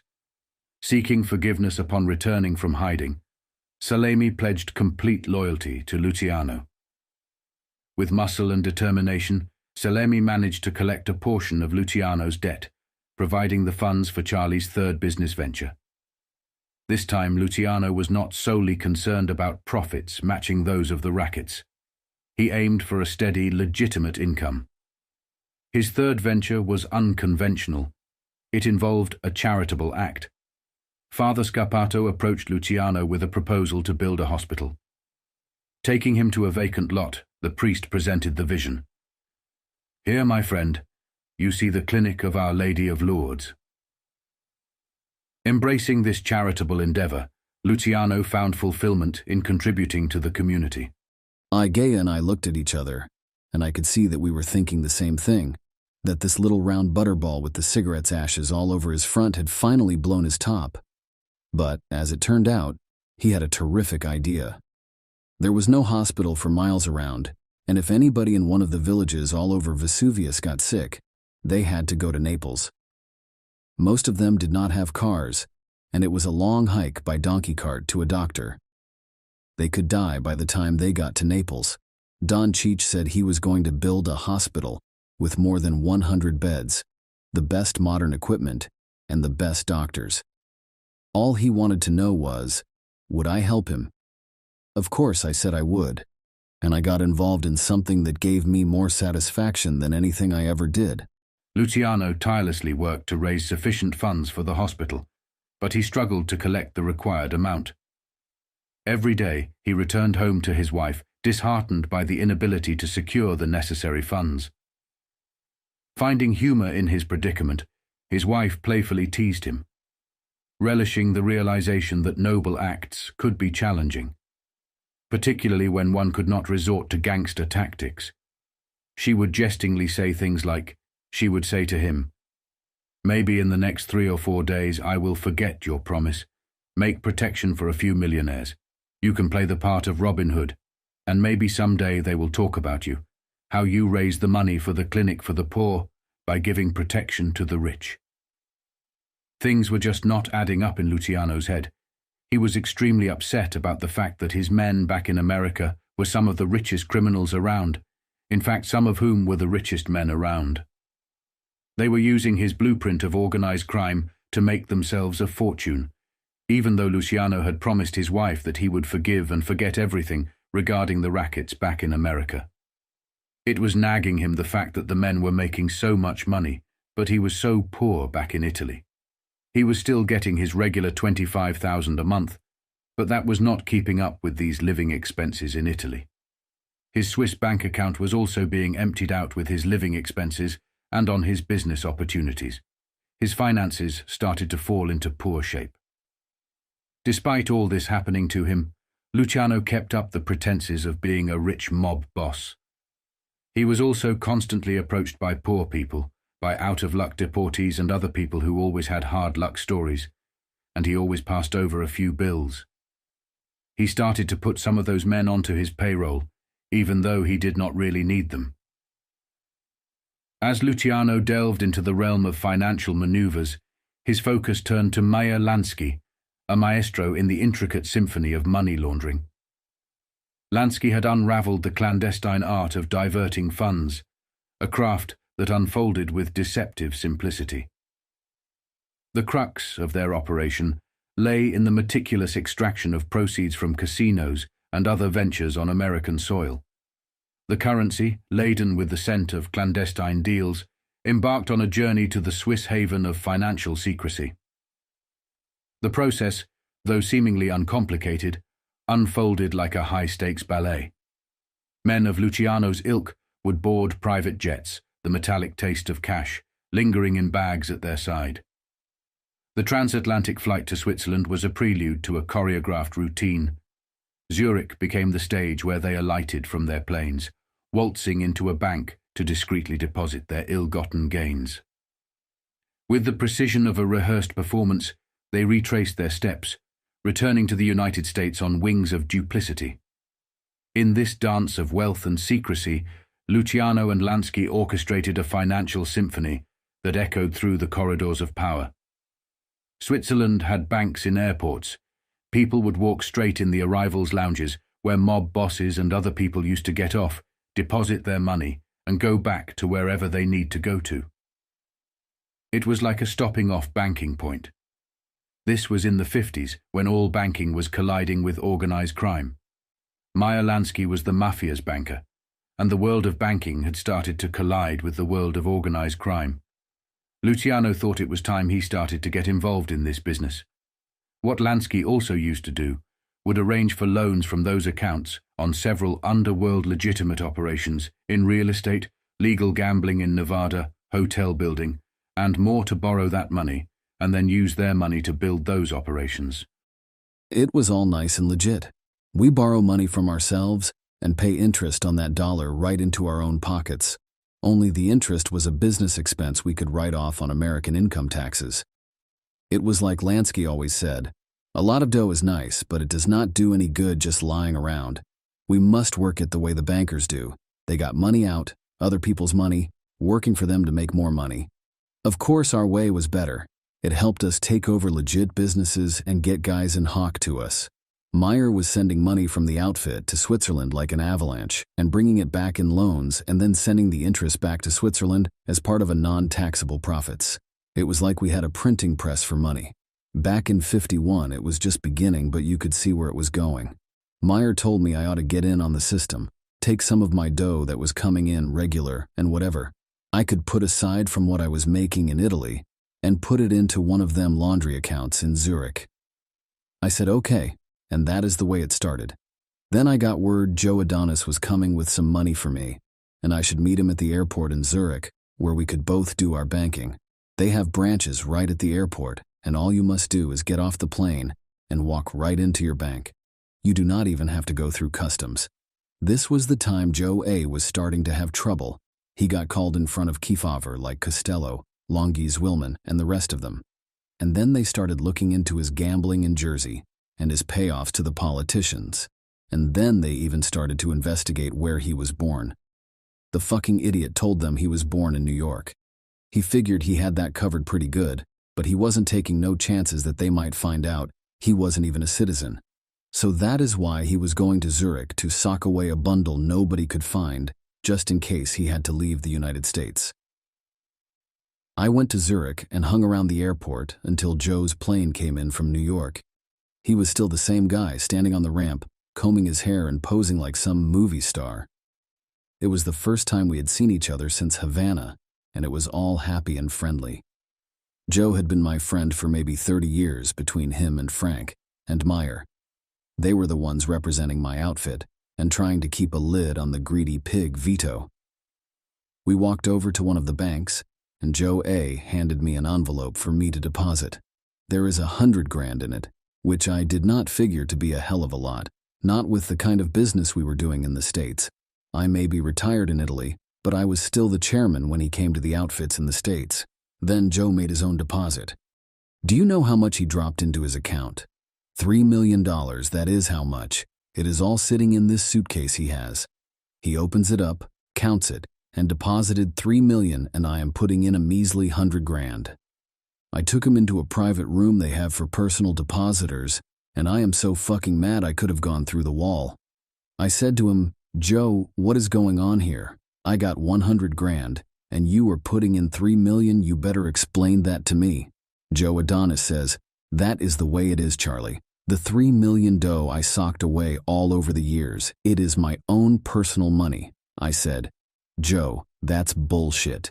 You live just as high as me, and you spend whatever you get. I am getting a nest of $25,000 a month from the States, beside this envelope you brought me that has been skimmed off the top of my own share. You guys are minting money over there, and you are shortchanging me. Joe says, listen, Charlie, the little man makes out all the sheets, and he figured that what everybody's share of the pot is. If you have a complaint, take it up with Meyer. Well, I was getting madder and madder, not only because I know I'm being rooked, but even more because I know that this old pal is going to get on the plane and go back to the States, to New York, to the Copa with all them beautiful broads around him, and the best I can do is go back to Naples and once in a while go to a crummy nightclub like the Snake Pit or the San Francisco, which are so dirty they have to keep the lights low so the customers won't get a good look and vomit. And here is a guy who's got big mansion over in Jersey, and he's a big American patriot who's always talking about how's his kid going to go to West Point, just like Meyer was talking about his kid, and I couldn't help but think about how Igea and me were living and how we can't have kids because I'm supposed to be the big boss, and they watch me 24 hours a day, while Joe A. is shaking hands with senators and congressmen and the big shots every night at the Copa. So, I tell Joe that he ought to split that $3 million with me. I explained to him about me and Igea, want to set up a decent life, and it is the first time I ever cared for anybody like that. I said to him, Joe, if I had not been for me, you would not have a fucking quarter. I started you, all the way back from the time I took you down to Philly and put up the dough for you to buy the scotch from Waxy Gordon.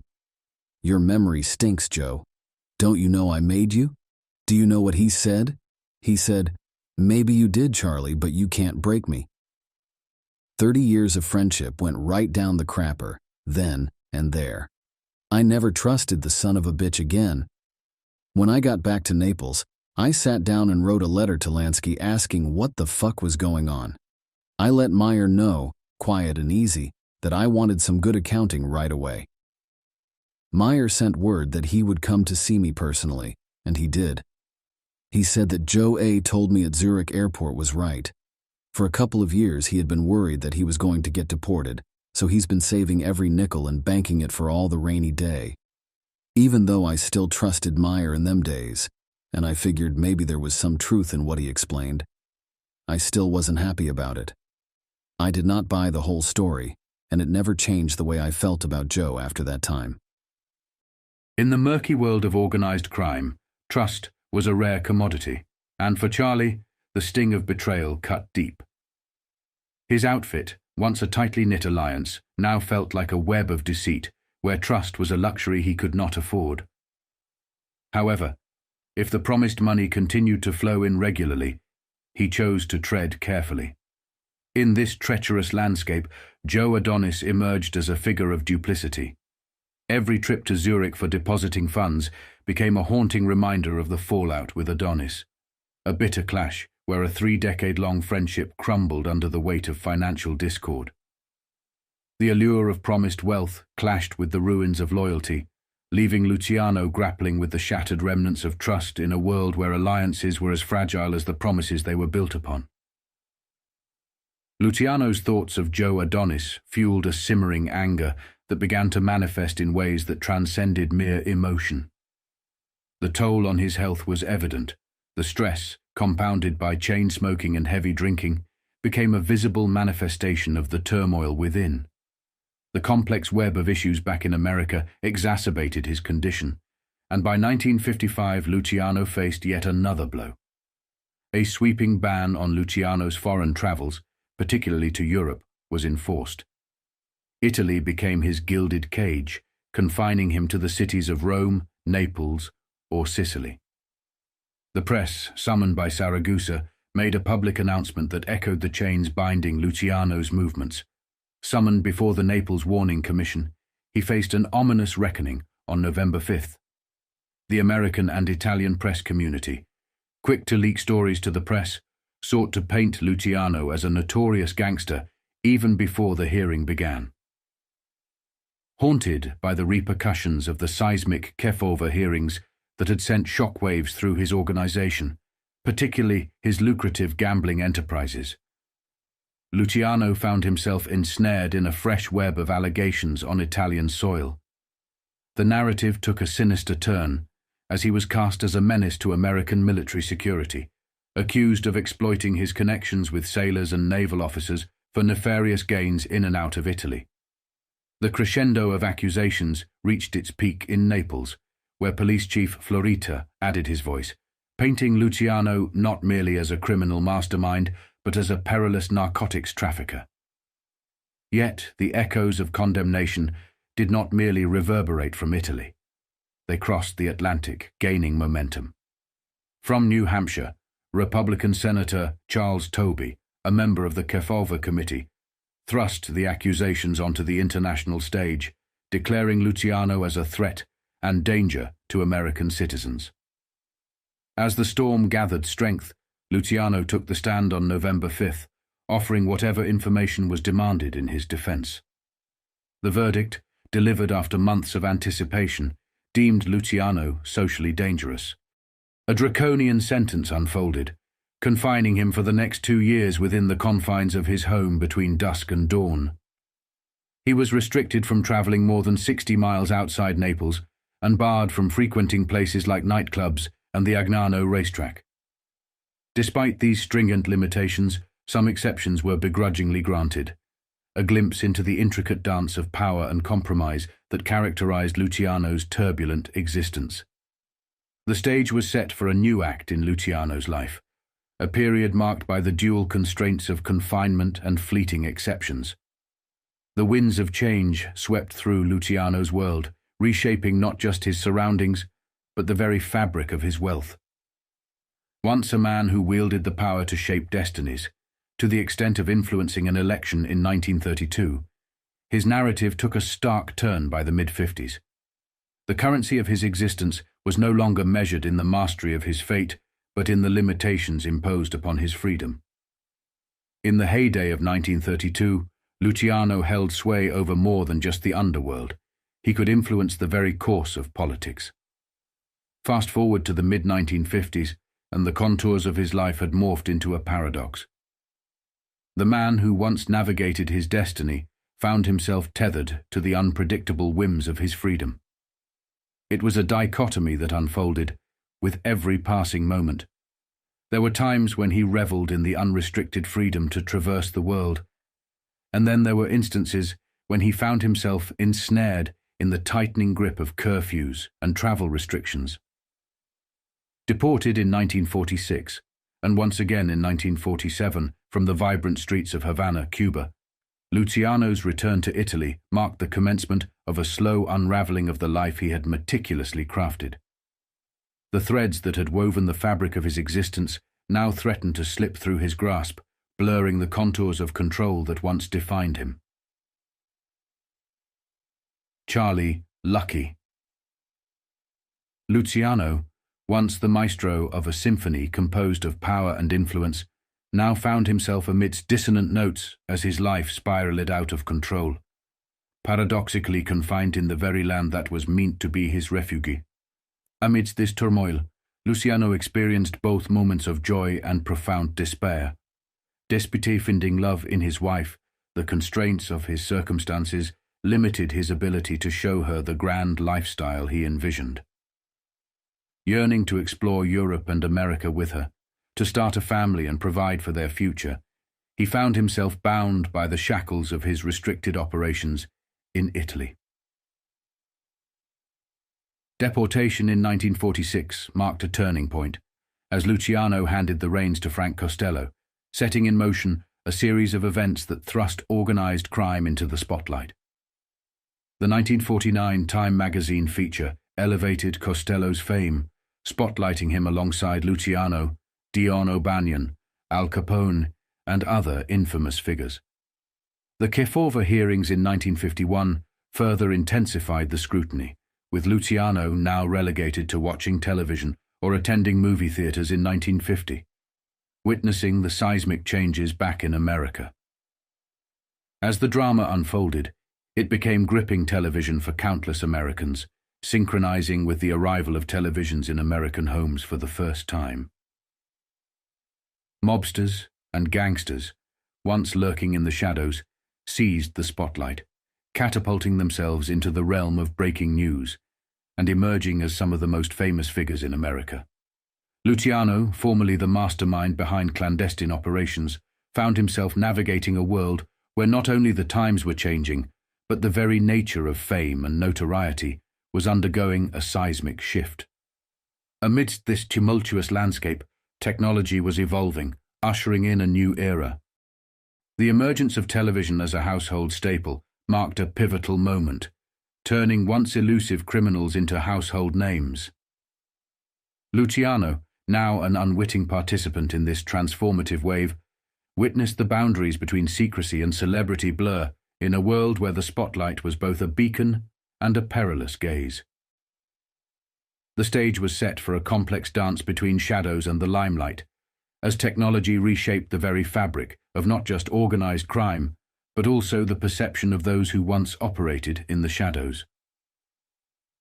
Across the Atlantic in Britain, the inaugural images on television screens were of the royal family, the grandeur of the Queen's first coronation, and the splendid occasion of her wedding.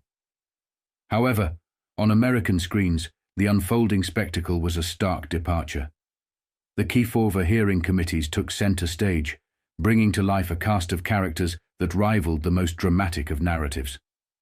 Albert Anastasia, Longius Willman, the enigmatic Frank Costello, flanked by Luciano's lawyer George Wolfe, and the notorious figures of Virginia Hill, Joy Adonis, Meyer Lansky, Carlos Marcello, Tony Accardo, Santo Traficante, and more. The political stage was not spared, as Mayor William O'Dwyer, then the United States ambassador to Mexico, was summoned for questioning regarding his ties to Costello and Luciano. The drama did not stop there. It delved into the political ally of Luciano's past, reaching Governor Thomas E. Dewey. Arrogant in his refusal to testify publicly before the committee about Luciano's release and the open gambling at Saratoga, Dewey became an unexpected protagonist in this unfolding saga. The juxtaposition between the British royal spectacle and the American unveiling of organized crime and political intrigue added layers of complexity to a narrative where television screens were becoming windows into both the glamorous and the clandestine. The Cinephile hearings, a riveting drama, had become the unexpected blockbuster unfolding in American living rooms, casting a shadow over even the most esteemed figures of politics and power. Charlie found himself confined to watching the unfolding drama from the shadows of a darkened theatre, or within the confines of his own home. While the eyes of the world were captivated, particularly in Italy and America, by the attention being thrust onto the world of organized crime, Luciano saw it as a foreboding sign, a point of no return. The spotlight, searing and unrelenting, dragged Luciano's old associates from the hidden corners, where they had lingered behind respectable facades. Each man was laid bare, exposed as a member of organized crime, a master of the clandestine underworld. For honest Americans, it was a stunning revelation, a thrill to witness on this newfangled device called television. Yet for Luciano, there was no amusement in this spectacle. He sensed the finality of his chances of returning to America evaporating before his eyes. The Cinephile hearings, supplemented by allies like Rhodes Scholar, left no stone unturned. The criticism was relentless. These men were branded as rats and scum, deemed unfit for America. Questions arose about the continued presence of figures like Carlos Marcello, and calls for deportation echoed through the corridors of power. The 50s witnessed a surge in deportations, an abrupt expulsion of hundreds back to Italy. Even council member Rudolf Halle found himself captivated by the sharp questions hurled at the mobsters. He, like many, pondered the ethics of the lawyers representing such figures, questioning their choice to defend what society deemed as scum. The Cinephile hearings unfolded in explosive fashion, leaving even the legendary Luciano in stunned disbelief as his men were forcibly dragged before the tribunal. Branded as dangerous mobsters, these individuals faced accusations of orchestrating a shadow government that wielded unseen influence over the very fabric of the nation. Cinephile, Undeterred, launched an unrelenting assault on these mobsters, each stunning revelation dragging Luciano's name into the spotlight. In a defiant stand, every single mobster, in a chorus of silence, invoked the Fifth Amendment, refusing to answer the probing questions. The stage was set, the first warning shot fired in a nascent war against organized crime. While not the all-out offensive witnessed in the 60s under the Kennedys, this marked the beginning of a snowball effect, forcing society to confront the existence of a clandestine power. As Cinephile exposed the underworld, J. Edgar Hoover, like a shadowy figure himself, worked tirelessly to obscure the truth. Publicly denying the existence of organized crime, he put certain individuals on notice. Hoover underscored the pivotal role played by corrupt police officers, senators, judges, politicians, and public officials, insinuating that without their complicity, some mobsters could easily be eliminated. The battle lines were drawn, a clash between justice and secrecy, with the nation hanging in the balance. Costello's refusal to show his face on camera, opting instead to film his fidgeting hands, infuriated Luciano, adding a layer of personal disdain to the unfolding drama. The television, once a symbol of entertainment, had become an unyielding force, shaping the destiny of men entrenched in the shadows. For me, it was like a nightmare. Their investigations, when they were all over, did not make a dent in anything back in the States, except putting the spotlight a little brighter on some of the guys. But for me, every time my name got mentioned, the Italian police officers kept pulling me in for questioning, making my life miserable. I was ready out of all the rackets in Italy, trying to live up to my word, to Igea, but that did not stop them. Siragusa was in there pushing every fucking day and pushing for Florida to keep rousting me. It just did not let up on things, and things came to a kind of head around 54. There was an election for governor in New York, and the Democrats was throwing a lot of stuff at Dewey about making a deal with me to let me go. And Dewey was saying he let me go because of the secret work I had done for the government during the war, about which he could not talk. Things got so hot that the Italians set up an open court in Palermo to find out whether I really helped the United States, and they got me down there to testify.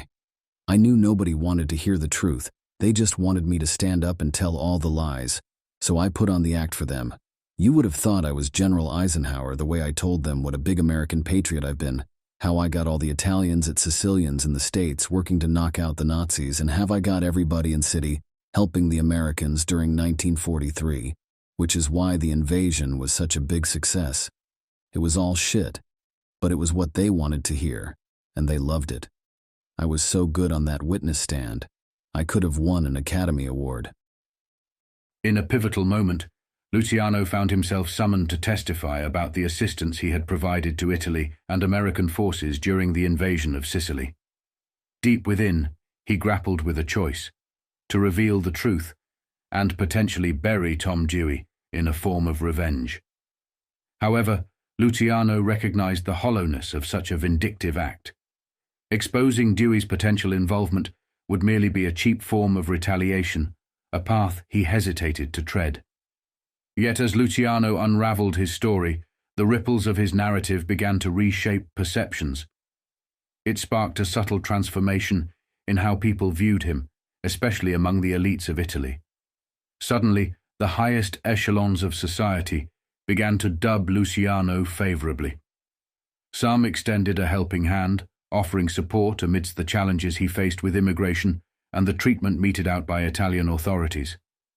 The dynamics were shifting, and the once shadowy figure was finding unexpected allies among those who held the keys to influence. A wave of influential Italians stepped forward, aligning themselves with Luciano and offering crucial support. While Luciano had the option to disclose the truth about his relationship with Tom Dewey, he weighed the potential cost of losing powerful allies and chose to tread carefully. Opting to stick to his original narrative, Luciano's story of his jailbreak made headlines in the Italian press. This narrative, coupled with the publicized romance with his wife and rumors of his charitable efforts in post-war Italy, gradually shaped a perception of Luciano as a benevolent figure. The Italian public began to reject the rumors spread by Florita and Siragusa, choosing instead to believe in his goodness and view him as a victim of unjust treatment. Luciano, adept at navigating the delicate balance of truth and strategic silence, found himself cultivating an image that transcended the shadows of his past. The realization struck Luciano like a thunderbolt. A return to the United States was an elusive dream, and his destiny was bound to the Italian soil for the remainder of his life. A sense of resignation overcame him, a surrender that took hold around 1955. Little did he know that within 2 years, a tumultuous war would erupt between him and Vito Genovese, reshaping the landscape of organized crime. Amidst this upheaval, key players underwent significant changes. Franz Scalise met a tragic end through murder, and Gambino, growing frustrated with his stalled ascent, initiated his own ambitious plans to climb the criminal ladder. A pivotal visit from Gambino in 1950 revealed Luciano's newfound love for his wife and a desire to exit the criminal underworld, signaling that a shift in power dynamics was imminent. The final blow to any lingering hope of returning to America struck around 1952. Tom Dewey's electoral defeat marked the end of an era. With Dwight D. Eisenhower's victory sealing the fate, Luciano's entry into the United States was unequivocally blocked. The doors, once potentially ajar, were now firmly closed, and Luciano found himself navigating a world where even the most audacious dreams of return had crumbled in the face of political realities. There came a moment when Luciano recognized the futility of any attempts to alter the trajectory of his fate. The anticipated re-election around 1956 seemed like a foregone conclusion, and with politics no longer a viable avenue, he yielded to the counsel of his wife, embracing a life of settlement in Italy. It marked the end of an era, the conclusion of a chapter that had seen him at the helm of an empire. The mantle of his legacy, handed over to trusted associates such as Joe Adonis, Meyer Lansky, and Frank Costello, bore the weight of its own challenges. Frank Costello, once a steward of Luciano's empire, harbored aspirations of retirement.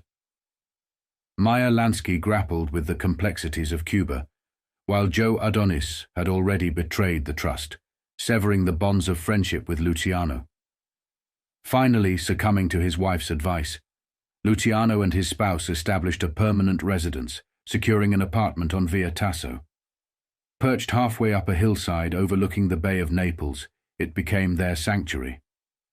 As they settled into their new abode, the stored-away furniture emerged from hiding, transforming the space into a haven. Bookshelves lined the walls and wood paneling adorned the interiors, signaling the commencement of a quieter, more settled chapter in the saga of Charlie Luciano's life. They hired a middle-aged Sardinian housekeeper named Lydia. Luciano even brought 2 miniature Manchester Terriers, who soon were accompanying him everywhere. Luciano then opened a second business in the Hotel Royal, specializing in X-ray machines, fluoroscopes and electrocardiograph machines, and other medical equipment. A small business move as they were, Charlie felt he was providing a service to the hospitals that were now needing that type of equipment, especially the one opened by Father Scarpato. Despite these noble acts of charity, Luciano was still under constant 24-hour surveillance. he always managed to slip away, usually for meetings in secret with Red Levine and other important visitors from the United States. Amidst the shifting tides of Luciano's life, his close friend and confidant, Rosario Chinky Vitality, found solace away from the United States, residing in a villa in the Sicilian resort. This haven became at Luciano's disposal, offering a retreat from the complexities of the world. The narrative took a significant turn with the arrival of another key figure, Joe Adonis. Having relinquished his battles with law enforcement, the courts, federal tax authorities, and immigration officials in New York and New Jersey, Adonis opted for a strategic retreat. Rather than face imprisonment and subsequent deportation, he made the calculated decision to leave the United States permanently.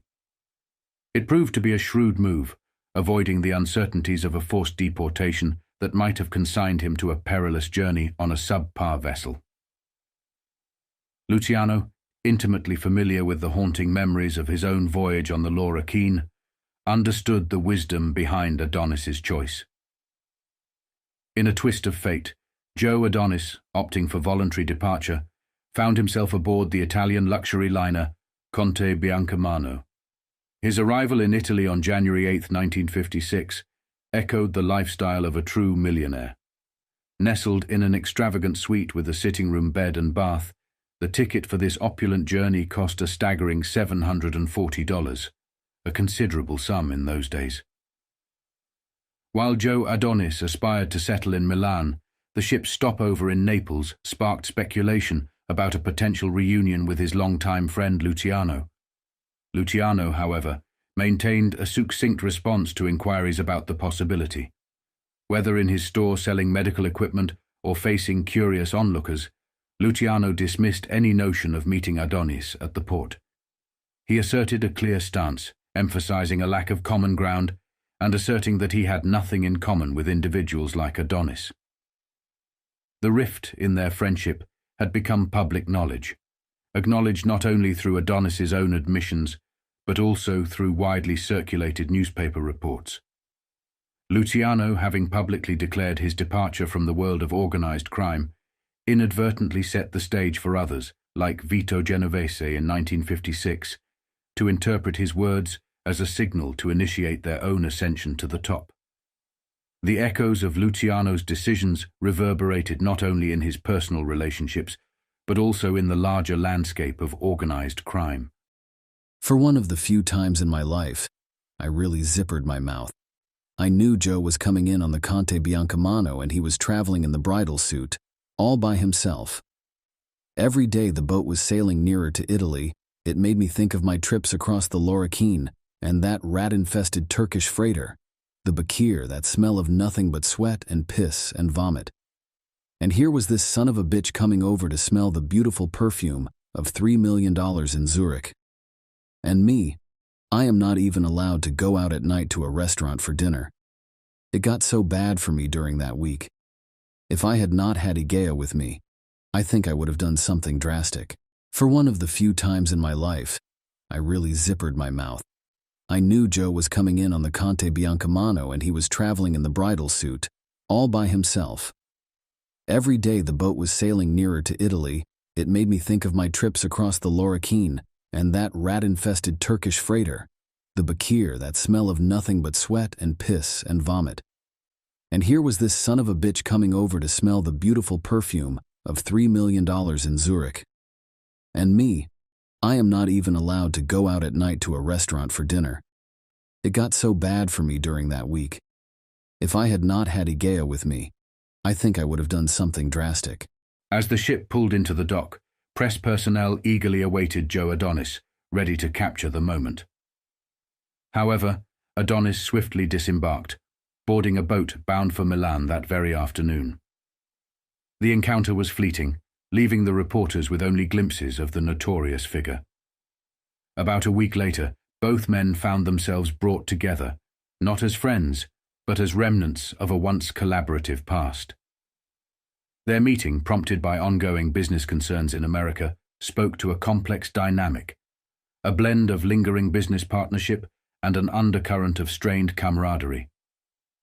Igea, Luciano's wife, visited her family, creating a window for Luciano and Adonis to convene in a discreet hotel tucked away in the less touristy, grittier part of Italy.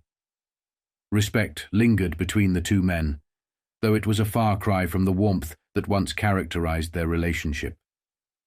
A palpable undercurrent of dislike and jealousy now simmered beneath the surface. Their conversations, stripped of any personal connection, revolved solely around business matters and the unfolding landscape of America and its criminal enterprises. The meeting spoke volumes about the intricate dance between past alliances and the evolving dynamics of Luciano's and Adonis's complex relationship. After Adonis provided updates on ongoing business ventures, the two men parted ways, their paths diverging until an unexpected reunion during Christmas. Luciano, however, received a prelude of good news before the holiday season. The constraints that had tethered him were loosening.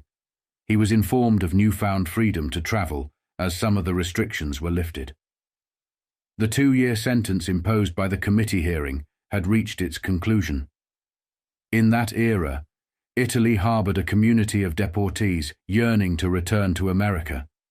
Facing the challenge through legal channels, they pleaded with the United States, highlighting the hardships of life in Italy. Born there but disconnected from the language and culture, they sought re-entry, submitting formal appeals to President Eisenhower. In this backdrop, Luciano, too, joined the chorus, presenting his own appeal for readmission into the United States. The convergence of these narratives set the stage for a chapter where the desire for return echoed not only in Luciano's story, but also in the broader context of deportees seeking a second chance on American soil. I never expected it. So something you do not expect when it does not happen, it also does not disappoint you. Of course, I knew Aslinger gave Eisenhower's staff a whole file of lies about me that Siragusa had been sending to Washington. He was dreaming up the charges in his head, what they call a paper case, because it was strictly crap that got put on paper when one of the agents wrote it into the files. The funny thing, though, was that when I got turned down, Igea was very happy. She never looked forward to going to the States with me. She just felt that I would get back into the rackets and big trouble would really start up all over again. As the reality of a life in Italy permanently settled upon Charlie, his wife, Igea, became a beacon of encouragement, coaxing him to embrace the idea and settle down. She persuaded Luciano to take a decisive step, invest in a new apartment, a tangible symbol of permanence and shared ownership. Guiding them in this endeavor was a friend named Gino, an Italian immigrant who had once sought his fortunes in the United States. Gino, with aspirations of opening his own restaurant and retiring in Italy, returned from America. When Luciano learned of his story, he generously provided the necessary funds to realize Gino's dream. In a heartening turn of events, Gino repaid the loan once the restaurant began turning a profit. In 1957, the restaurant named California opened its doors along the Partenope, the scenic roadway paralleling the Bay of Naples, a brief stroll from the Excelsior and other hotels.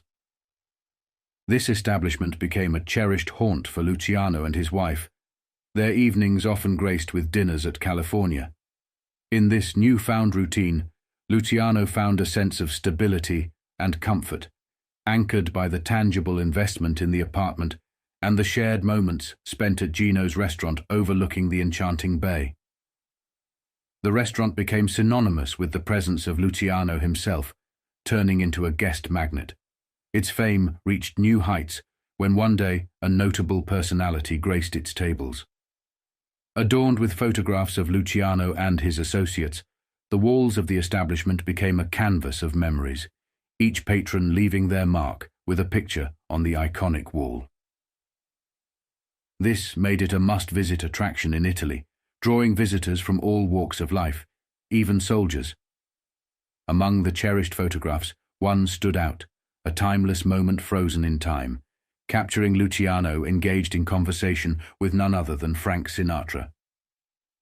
However, as public attention turned toward the world of organized crime, a hushed concern emerged in America.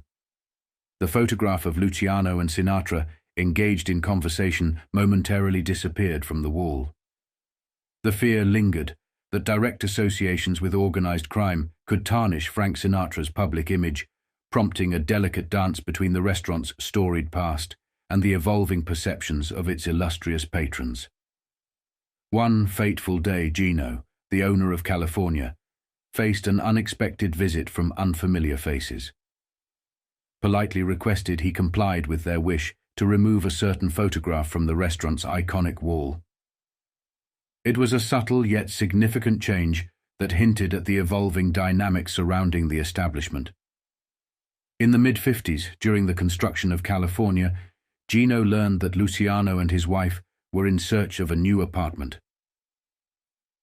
Offering his assistance, Gino stumbled upon a penthouse gem atop a 5-story building on the prestigious Parco Comola, just after Via Tasso, where the couple already resided.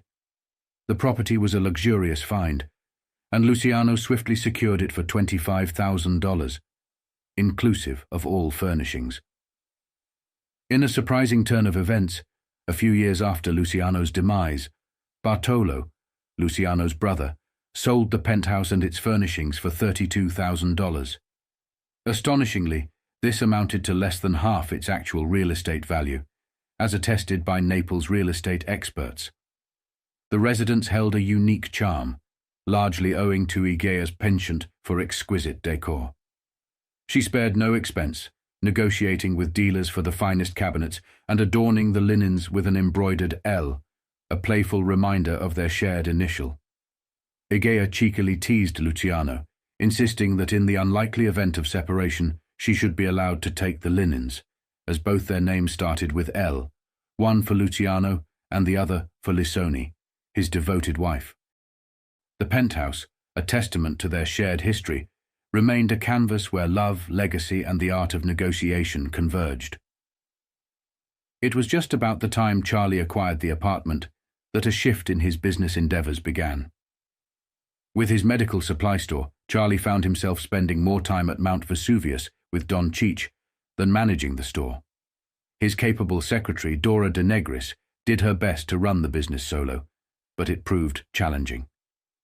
That's when Father Scarpato proposed a plan to start a small furniture factory, focusing on crafting furniture for Catholic schools. The notion was simple yet promising. A small plant could efficiently produce desks and other essentials for schools, with the added advantage of also supplying furniture for the clinic. Don Cheech, savvy as ever, recognized the key to securing Charlie's commitment was to make him a partner in the venture. Thus, Charlie ventured into the furniture business, and soon they were selling everything they could produce. Every church with a school needed desks and chairs, and Charlie believed he had stumbled upon an honest business that would reap rewards. However, the truth unfolded over the course of a few years. Despite successfully selling their products, collecting payment proved to be a different challenge.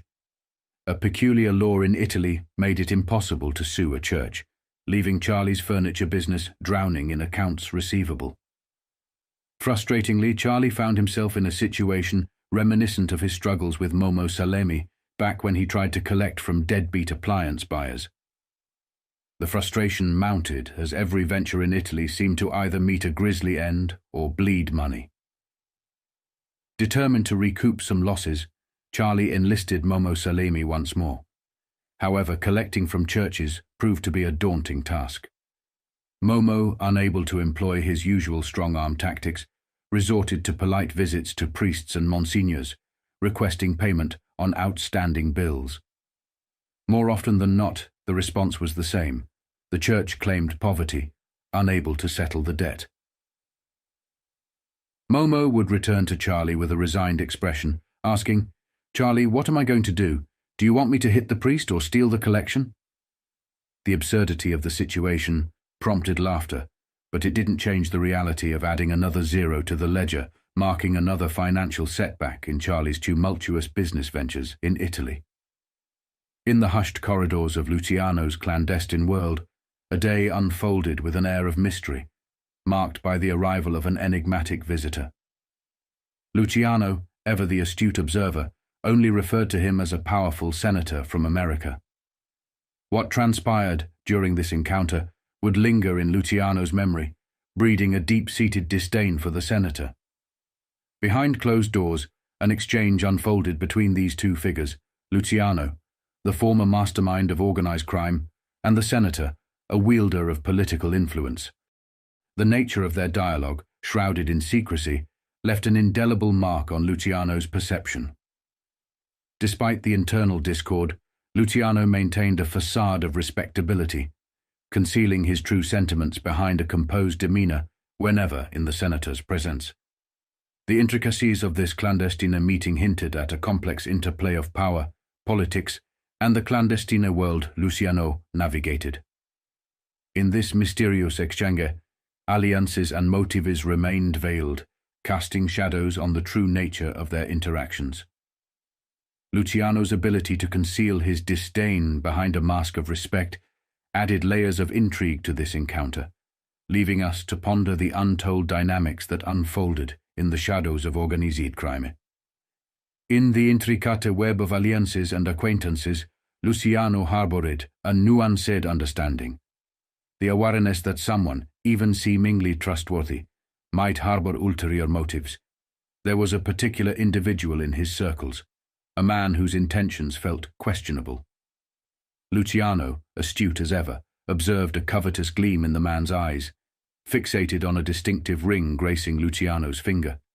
The allure of that famed ring was palpable, a symbol echoing through the corridors of Luciano's past. When the man, with feigned politeness, expressed interest, Luciano, perhaps against his better judgment, would likely acquiesce.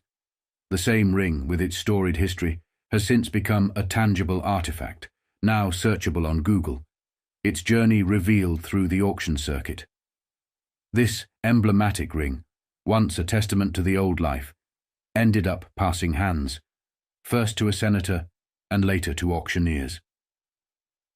In relinquishing that ring, Luciano was not merely parting with a piece of jewelry. He was, symbolically, surrendering his marital ties to the clandestine world of organized crime. Every glance at the empty finger served as a poignant reminder of a life left behind, a chapter closed in the complex narrative of Charlie Luciano. If you want to see some real crooks, look at our senators and congressmen in America. They call somebody a gangster, a racket guy, or a crook because he is doing something against the law when they are the worst kind of thieves within the law. The United States was sending a lot of money to Europe, most of the time into partnerships with the foreign country where there was plenty of profits. The dough would sit in Europe and pile up, and they called the account counterpart funds. It came to billions of lire in Italy, and it was controlled by the American embassy. So, a senator and his family, and his friends and his staff, would arrive in Rome on a U.S. government plane, which they got to use for free, and somebody from the embassy would meet him and hand them a big bag full of lire from the counterpart fund. It happened all over Europe the same way, and these guys from Washington would spend the dough like it was dishwater, paying the expenses, buying presents for the family, fur coats and jewels for their wives, you name it. This one senator who came to see me in Naples, he drank more alcohol, took out more airline stewardesses and embassy secretaries, and spent more counterpart funds than any 9 congressmen put together. And to top it, he had a yen to be in the White House. He also had a yen to meet me. So, we met. I found out he would steal a red-hot stove. He talked about trying to fix up a way for me to come back to the States. He said he knew my record, but he also knew the asslinger was very off base where I was concerned. He said he asked the American embassy guys, including Siragusa, to show him proof that I related to the drug trafficking in Italy, and he said they came up empty. Just before he left my apartment, he happened to look at this ring I wear on my pinky, and he said to me, "That's a beautiful ring. I have always wanted one like that." I could have thrown the hayseed right off the roof. Instead, I said, "Senator, you can have it and a lot more the day I set for in New York. Permanent." We shook hands, and he left. And that is the last I ever saw of that chiseling son of a bitch. In the shadowy recesses of Luciano's narrative, a mysterious figure emerged, a person whose identity remained shrouded in secrecy. Luciano, ever elusive, refrained from divulging the name of this enigmatic individual. There was, however, one man present at that pivotal meeting, a confidant of Luciano's who unfortunately lacked proficiency in English, leaving him in the dark about the exact nature of the conversation. Luciano, in an intriguing twist, disclosed to his companion that this unnamed visitor held a position of great significance, a United States senator. Despite the cloak of anonymity, Luciano's silent guest provided a cryptic description. A tall, slender figure adorned with glasses, a distinctive nose, and a noteworthy penchant for consuming copious amounts of alcohol. It was this peculiar characteristic, etched in memory, that stood out amid the veiled details of an encounter with a man whose presence hinted at a clandestine interplay of power and intrigue. Speculations linger to this day, with some suggesting that the mysterious visitor could have been none other than John Kennedy or another member of the Kennedy family. The identity of this enigmatic figure remains a well-guarded secret, leaving a lingering sense of intrigue around the unspoken encounter with Luciano. Who was this man who stepped into the shadows of Luciano's world in 1955, leaving his identity forever veiled? Amidst these mysteries, the year 1955 marked a turning point for Luciano, as he eased into a more relaxed lifestyle. Embracing this newfound leisure, he enlisted a bodyguard named Fernando, who also assumed the role of his personal driver. Luciano's pastimes became a symphony of speed on the autostrada, or indulging in the meticulous care of his Alfa Romeo Giulietta and a modest sedan. Described as tinkering with motors by Luciano, it was more than a hobby. It was a passion that traversed oceans. Back in the United States and now in Italy, Luciano found solace in enhancing engine efficiency, investing in expensive auto parts, and customizing his vehicles alongside his trusted companion, Fernando. Together, they pushed the boundaries, propelling the car to exhilarating speeds, exceeding 120 miles per hour. In these moments of speed and mechanical finesse, Luciano found refuge from the complexities of his past, crafting a new rhythm to the tune of freedom and self-expression. In the picturesque landscapes of Sicily, Luciano found a surprising embrace from the locals. They would affirm, in America he may have been a gangster, but here in Sicily, Italy, he was one of us, a kind, considerate, and remarkably brave man who took time out of his day to lend a helping hand. At racetracks or public spaces, when faced with illicit propositions, Luciano's steely gaze communicated a resounding message, prompting those in the know to step back. Yet, overwhelmingly, the sentiment was positive. The youth revealed in the presence of Charlie Luciano. Wherever he went, a chorus of excited voices would echo, "Mr. Charlie, Mr. Charlie." Unbeknownst to him, Luciano had become an unexpected tourist attraction. American visitors and naval-based sailors sought him out at his renowned restaurant, California. Luciano, now 56 years old, delighted in meeting them, affectionately referring to the soldiers as kids. The tales of Luciano's second act in Sicily painted a vibrant picture. A man once synonymous with the shadows of organized crime, now basking in the warmth of newfound acceptance and admiration. The kids would come up and ask for my autograph, and we would talk about the States, what was happening back there. I found out if I give him an autographed picture made out to, let us say, their captain or some officer on the ship, it was good for a 3-day pass. 1957 was a big year. The Russians put that Sputnik into outer space. The Dodgers played their last game at Ebbets Field and said goodbye to Brooklyn. That guy, he shot Frank Costello in the head and missed. And the Gallo brothers whacked Albert Anastasia in that barbershop in the Park Sheraton Hotel. It was total chaos. With Anastasia out of the way, Vito Genovese figures he's the big boss. But Carlo Gambino and Joe Bananas, they had other ideas. So they called a meeting. A big meeting.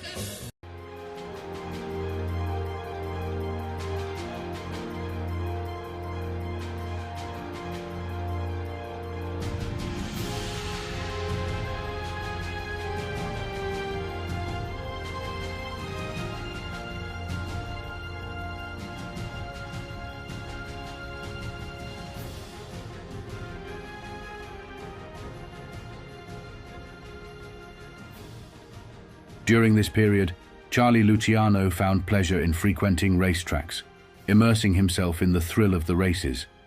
His enthusiasm for the sport reached a pinnacle when he invested in a legitimate racehorse of his own. The venue that witnessed Luciano's passion for horse racing was none other than the Agnano racetrack. During the spirited atmosphere of the racetrack, Luciano discovered a realm of entertainment and excitement, where the thundering hooves and cheering crowds became a backdrop to his moments of leisure and pleasure. I even bought a horse. Back in the States, I never could have done that. Everybody would have figured that I fixed the race he was in. But in Italy, nobody gives it a thought. And you would know, that horse of mine never finished in the money, not once. I sometimes thought I could walk faster than that fucking nag could run. Height. In the realm of luxury and culinary delights, Igea and Charlie reveled in the sophisticated ambience of their preferred restaurants, haunts like the Transatlantico, the Giacomino, and the Teresa. Their leisurely escapades extended to the enchanting island of Capri, where they indulged in the charm of rented apartments and houses they had occupied 2 years prior. Every moment became an exquisite journey through delectable cuisine and the scenic wonders of Capri. Amidst their idyllic pursuits, they found joy in the company of a local priest and at the clinic. However, their tranquility faced unexpected challenges, including opposition from the communist leader Ivan Montin. As the tapestry of their indulgent lifestyle unfolded, unforeseen obstacles emerged, casting shadows on the serene tableau they had meticulously crafted. Luciano's generosity knew no bounds as he provided financial support to the local priest, openly contributing to community causes. Through these acts, Luciano aimed to align himself with the town, demonstrating a shared commitment to their well-being. Meanwhile, his furniture business, thriving by the end of 1956, marked a turning point for Luciano as he finally began to savor the pleasures of life. Yet, even in the embrace of Italian tranquility, the spectre of New York lingered in Luciano's thoughts. He yearned for a life where he could relish the skyline, sunset, and the warmth of family in a luxurious New York apartment. Reflecting on his past in New York, he recognized the absence of true love amidst the money, gangster reputation, and fame. In Italy, however, he had found profound love with his wife, even if it meant relinquishing some aspects of his former notoriety. The duality of his desires and realities unfolded as Luciano navigated the contrasting landscapes of love, power, and personal fulfillment. I was only sorry that this wasn't all taking place in New York, where I could come home every night on the subway with the World Telegram and have Igea meet me at the door, kiss me like a regular wife, and the first thing I asked her would be, "What are you making for dinner?" In the quiet corners of Luciano's imagination, a vivid tableau unfolded. A picturesque scene where Manhattan's skyline bathed in the warm hues of the setting sun framed the backdrop of his dreams. He envisioned a life far removed from the shadowy corridors of organized crime, a life that resonated with the simplicity of an ordinary, yet extraordinary, suburban existence. In this dream, he saw himself returning home on the train, the rhythmic clatter of wheels on tracks serenading his thoughts. As he disembarked, a familiar newspaper tucked under his arm, the cityscape of Manhattan embraced him with its timeless allure. The streets, familiar as old friends, led him to a rendezvous with his beautiful wife and children. There, amidst the ebb and flow of daily life, he yearned for the warmth of domesticity, the joy of shared laughter, and the comfort of a legitimate business anchoring his days. Yet, as idyllic as this vision appeared, the reality of Italy beckoned, a land that cradled him in its tranquil embrace. Despite the perfection he found in Italy, the allure of Manhattan's bustling streets, the pulse of its energy, and the echo of his own footsteps reverberating through its avenues lingered in his heart. The dichotomy of dreams and reality unfolded, hinting that the pursuit of an ordinary life might prove elusive, especially as the echoes of his past began to resurface. As the festive lights adorned the streets in celebration of Christmas, Luciano and his wife embarked on a journey to Milan, not solely for familial reunions, but for a clandestine rendezvous that bore the weight of urgency. Shadows of troubling news from New York had reached them, carrying whispers of unsettled dust and a pressing need for resolution. Amidst the cheer of the season, a storm brewed in the realm of organized crime, and both Luciano and Adonis found themselves at the heart of it. Behind the curtain of apparent discord with Vito Genovese lurked another orchestrator, Carlo Gambino. A seismic shift was underway, signaling the dawn of a new era in organized crime. The old guard, with figures like Luciano, was making way for a cohort of emerging power: Carlo Gambino, Vito Genovese, Joe Colombo, Tommy L., Joe Bonanno, Russell Bufalino, Tony Accardo, with Santo Traficante Jr. in Florida and Carlos Marcello in Louisiana. As the 60s loomed, this formidable assembly tightened its grip on the reins of organized crime and corruption, reshaping the landscape in their image. Enveloped in the confines of his enforced curfew, Luciano, under the watchful eye of his wife, delved into the realm of literature. Amid the shelves that held the stories of a bygone era, he discovered a treasure, a work by one of his cherished authors, William Shakespeare. From the array of options, Luciano's hand sought out a particular tome that held a special place in his literary preferences: Julius Caesar. As the pages turned, the words of Shakespeare unfolded, offering both solace and escape within the dramatic tapestry of political intrigue and betrayal. Well, in Julius Caesar, you remember a guy by the name of Cassius. He was a pain in the ass. It seemed like everybody got Cassius in his life. I got one too. Only his name is Vito Genovese. In the twilight of 1960, as Charlie reflected on this chapter of his life, his words echoed with the weight of profound understanding. It was a moment steeped in revelation, a time when the intricate web of allegiances and betrayals came into sharp focus. Meyer Lansky, once a trusted associate, now stood accused by Luciano of betrayal and theft. The camaraderie that had once bound them now lay shattered, the echoes of a fractured partnership reverberating through the corridors of organized crime. Come to think of it, I even have two Cassius in my life, the other being a guy by the name of Meyer Lansky, but I did not get onto him for a long time. I figured my last good friend Meyer Lansky was still around, and that he would be looking after things for me and keeping a leash on that greedy pig. I knew Vito, burning with ambition to be the boss of bosses, and someday was going to make a try for it. From what Joe Adonis told me, I could see there Vito had already been at work. He had replaced some guys who'd been loyal to me and moved up other guys like Tommy Eboli, who was willing to give him loyalty over anybody. Then Joe told me that Eboli had moved up Tony Bender as his first lieutenant, and that could mean only one thing: Vito was going to make his try now. But outside of Joe telling me that trouble was brewing, all I got from him that meet was double talk with no details. He knew how I felt about him ever since the time at Zurich Airport, and I knew he did not have any more love for me. But I thought when he came to stuff in the States, we were still partners. But he just would not mention Vito's name, and I even had the impression he was siding with Vito. If that was so, it had to be against me.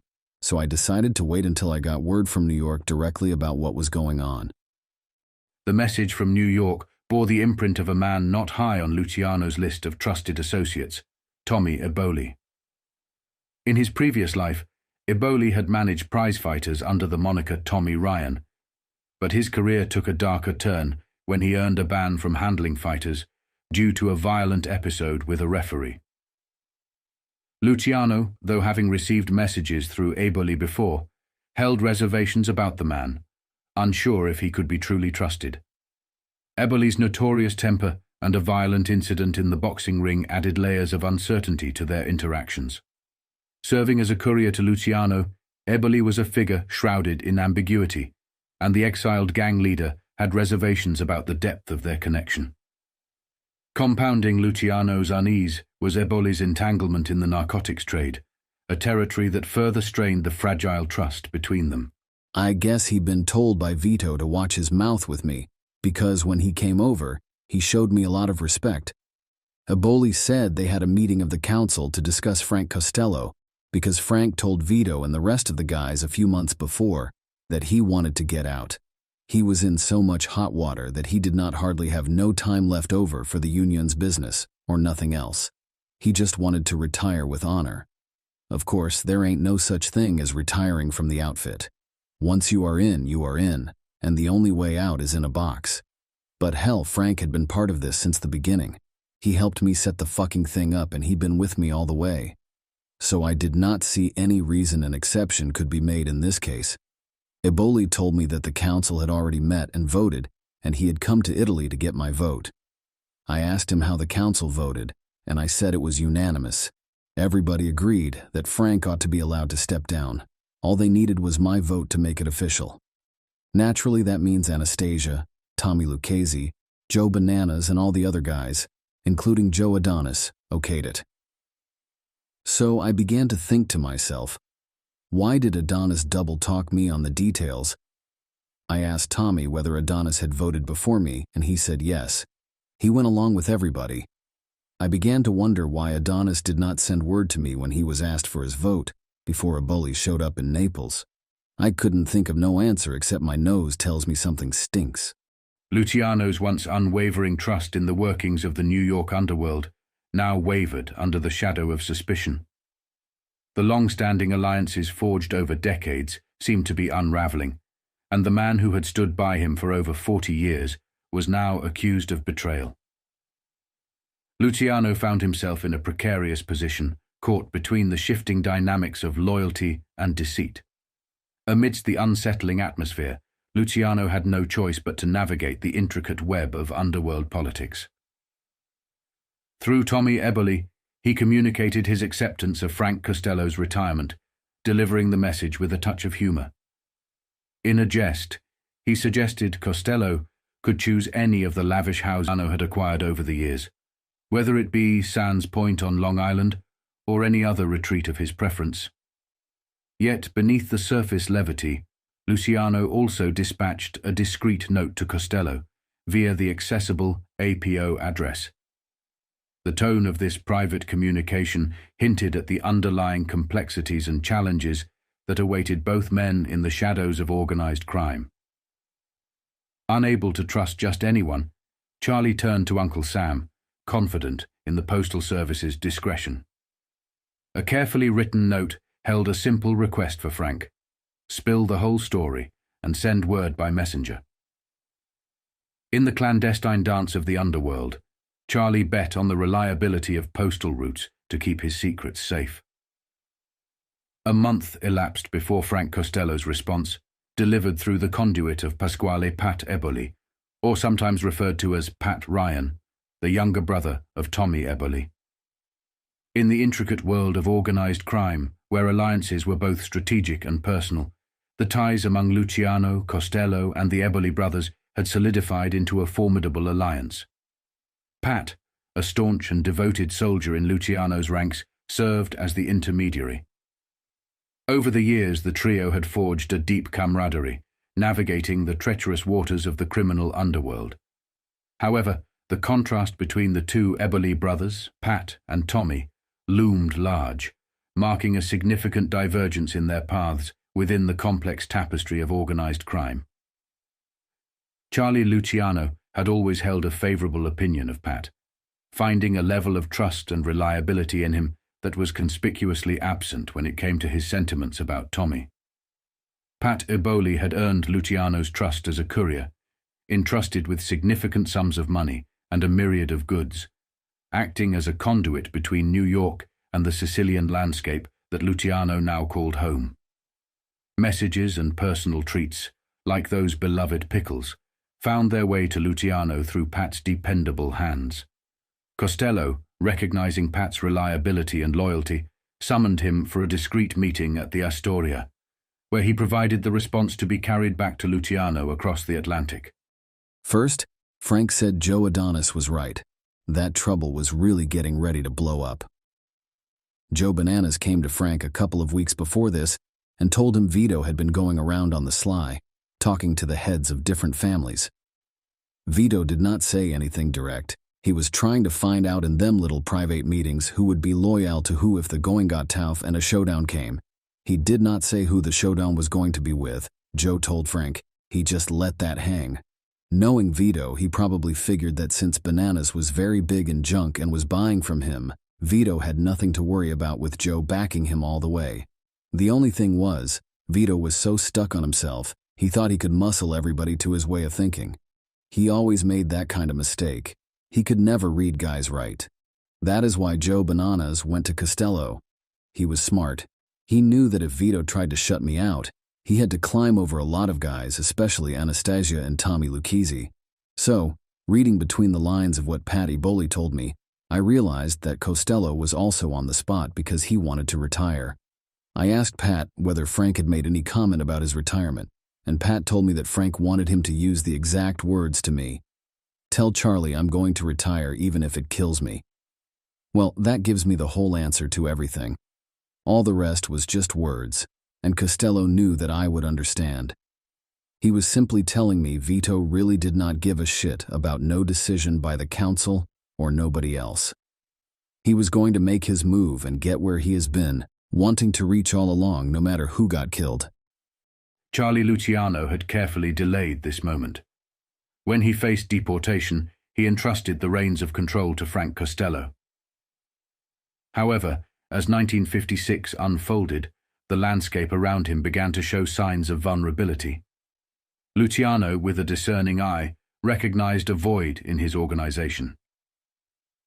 Frank Costello's desire to retire threatened to expose Luciano to potential risks.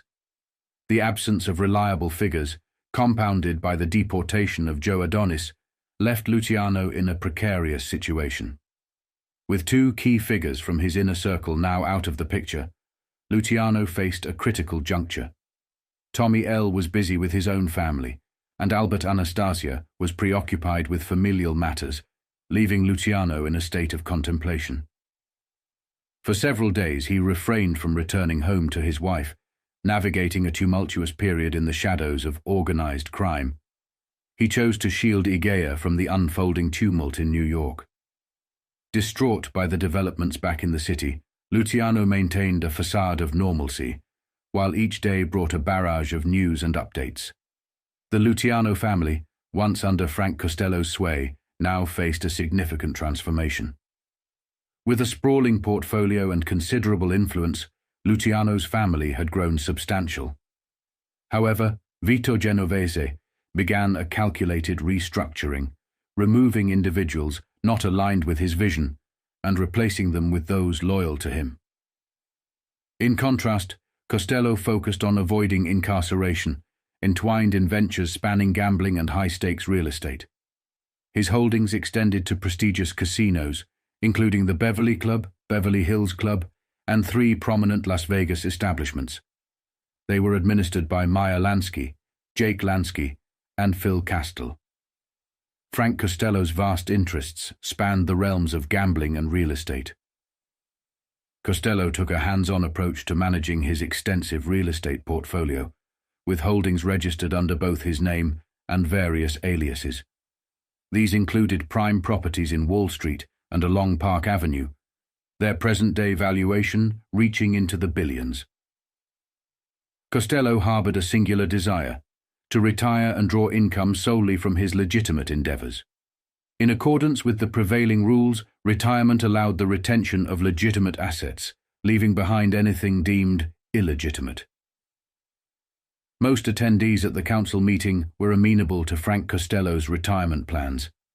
However, Vito Genovese, despite initially agreeing to Costello's retirement, began to raise objections and eventually became an outright opponent of the proposal.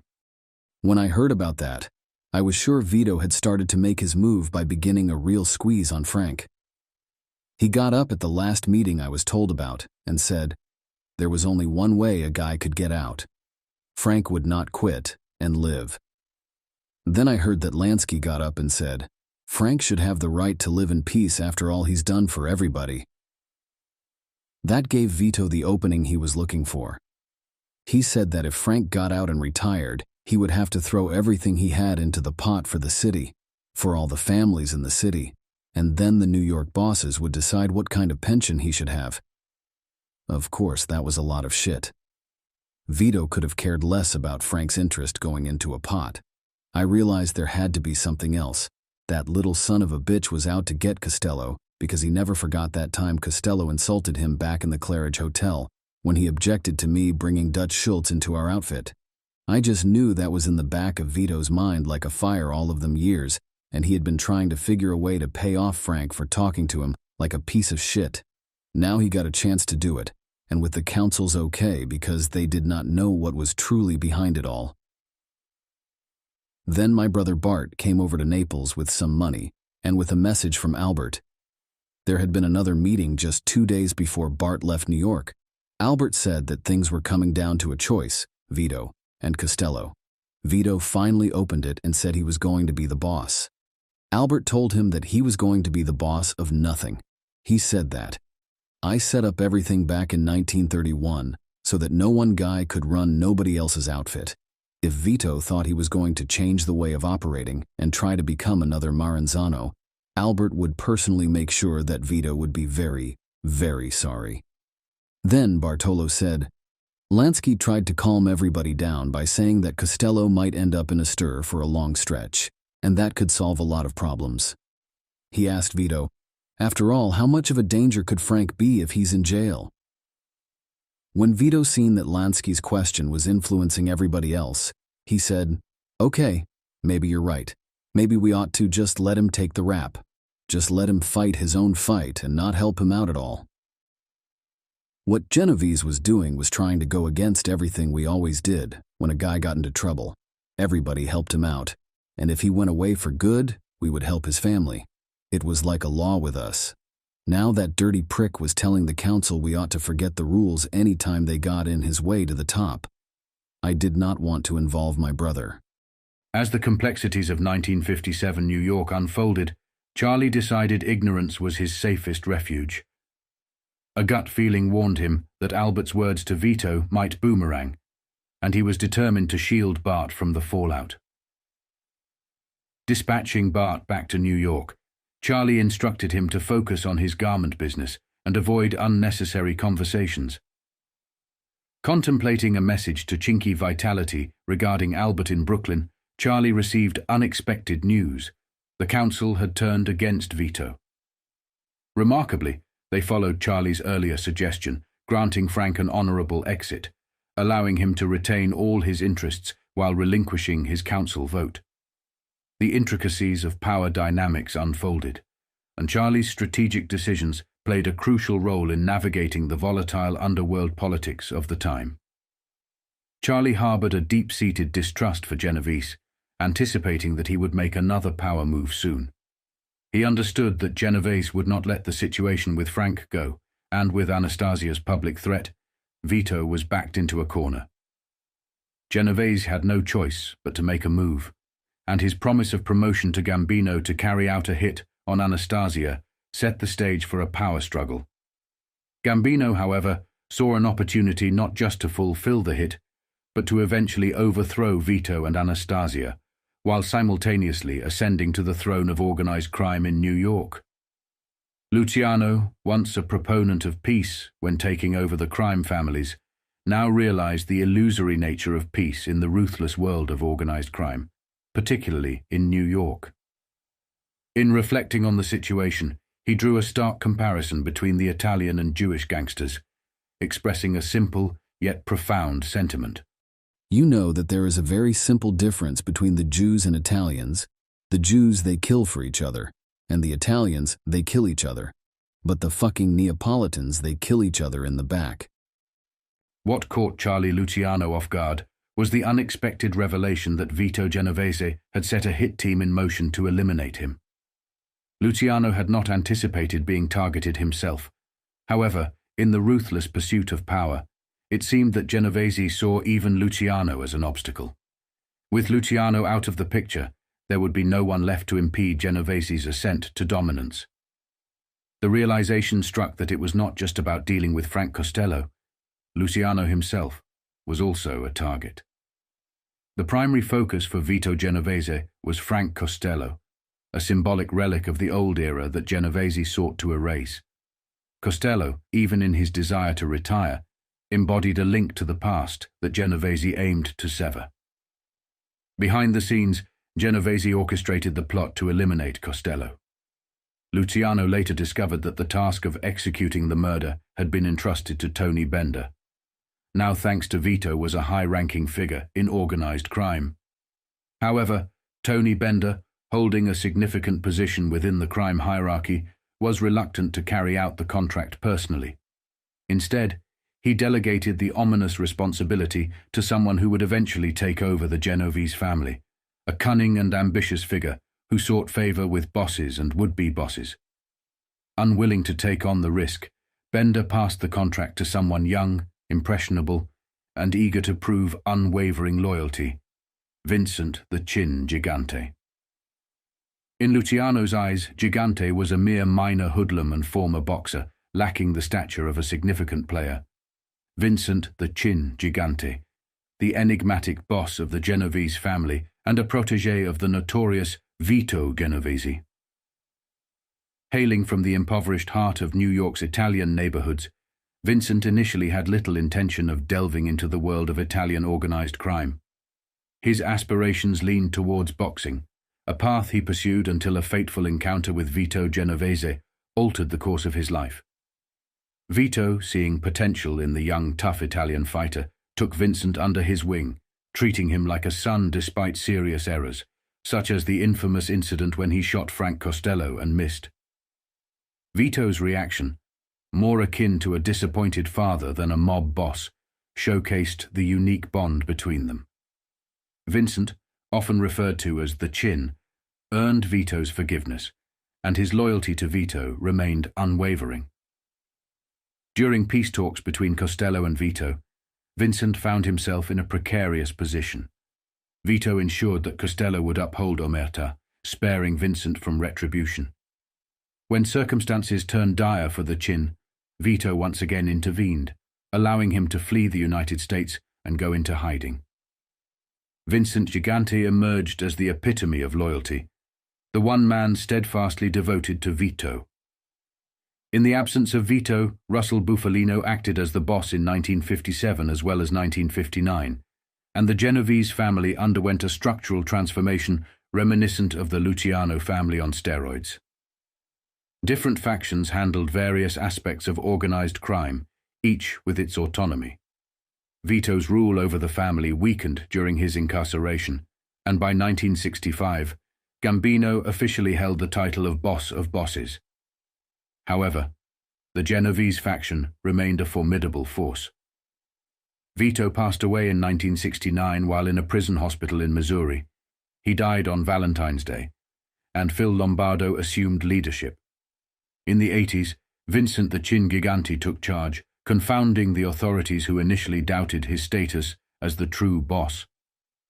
The authorities struggled to convict Gigante, with the jury entertaining the belief that he was insane.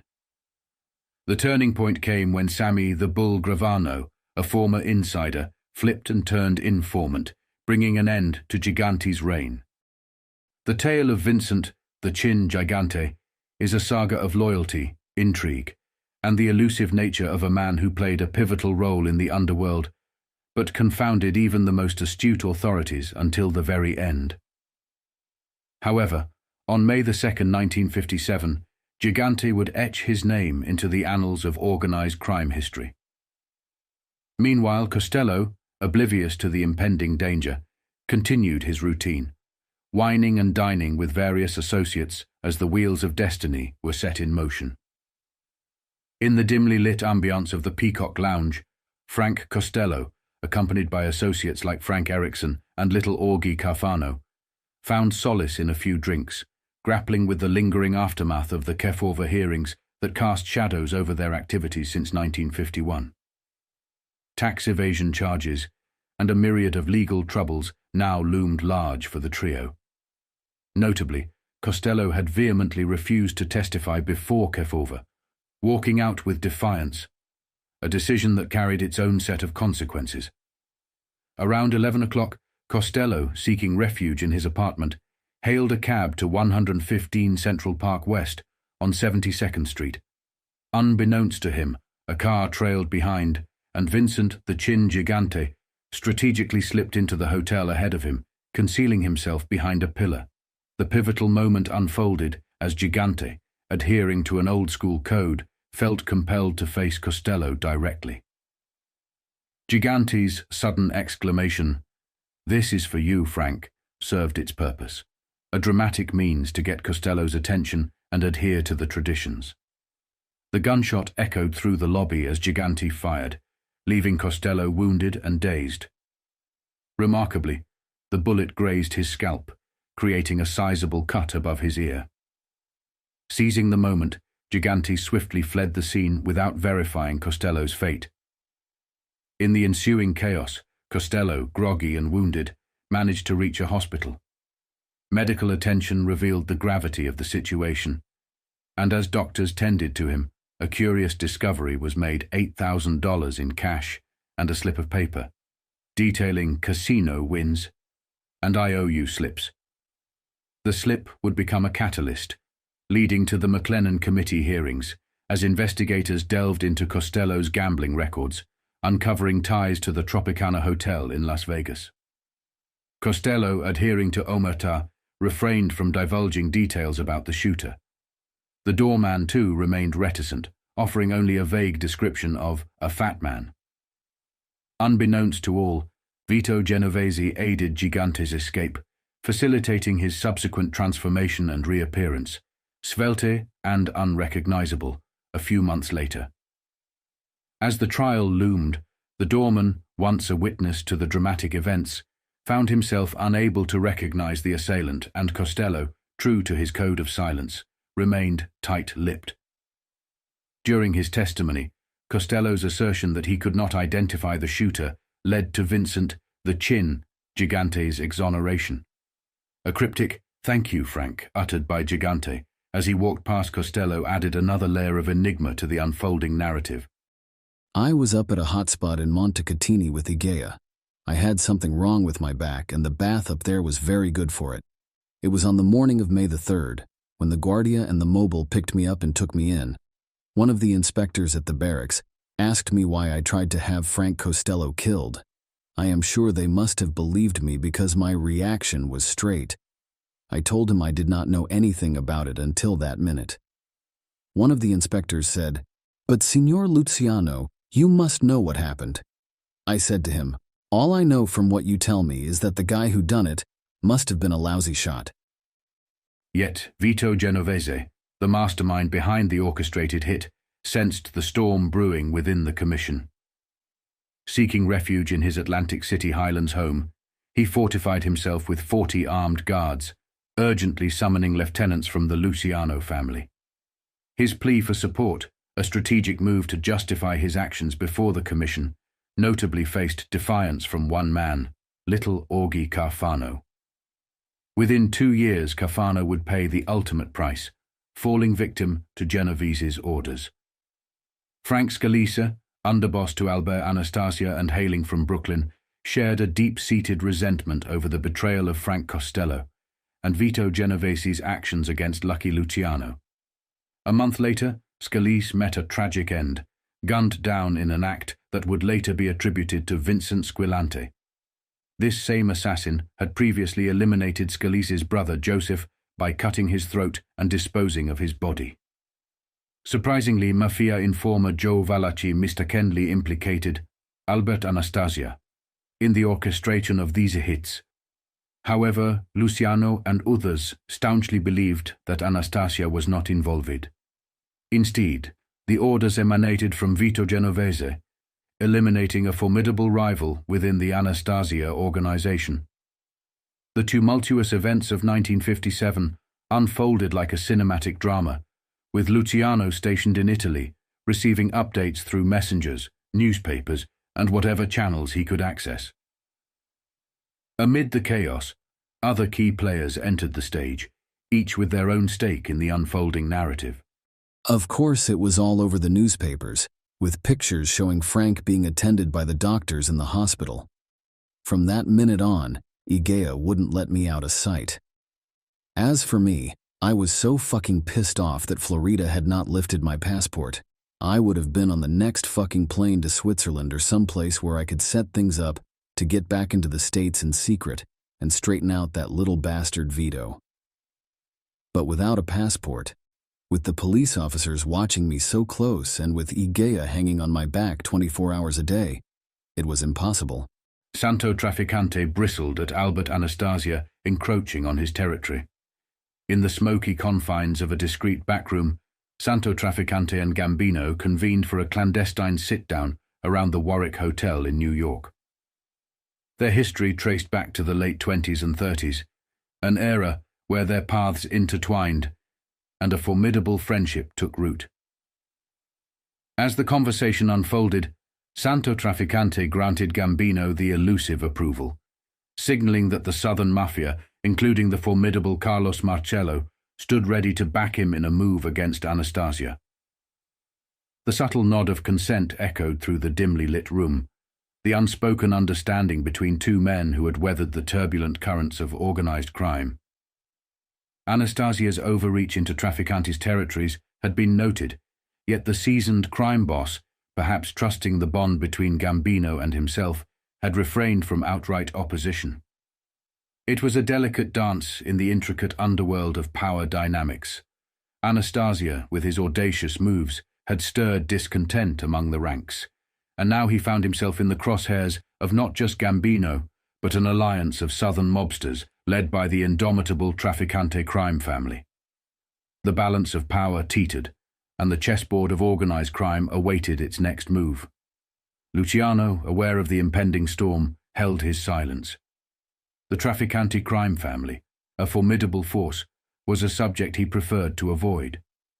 The unspoken rule was clear: discretion in matters involving such powerhouses was not just a preference, but a survival tactic.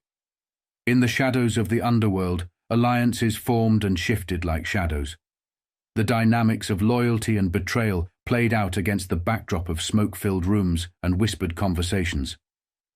The stage was set, and the impending clash loomed, a storm gathering momentum before the fall of a powerful figure in the organized crime hierarchy.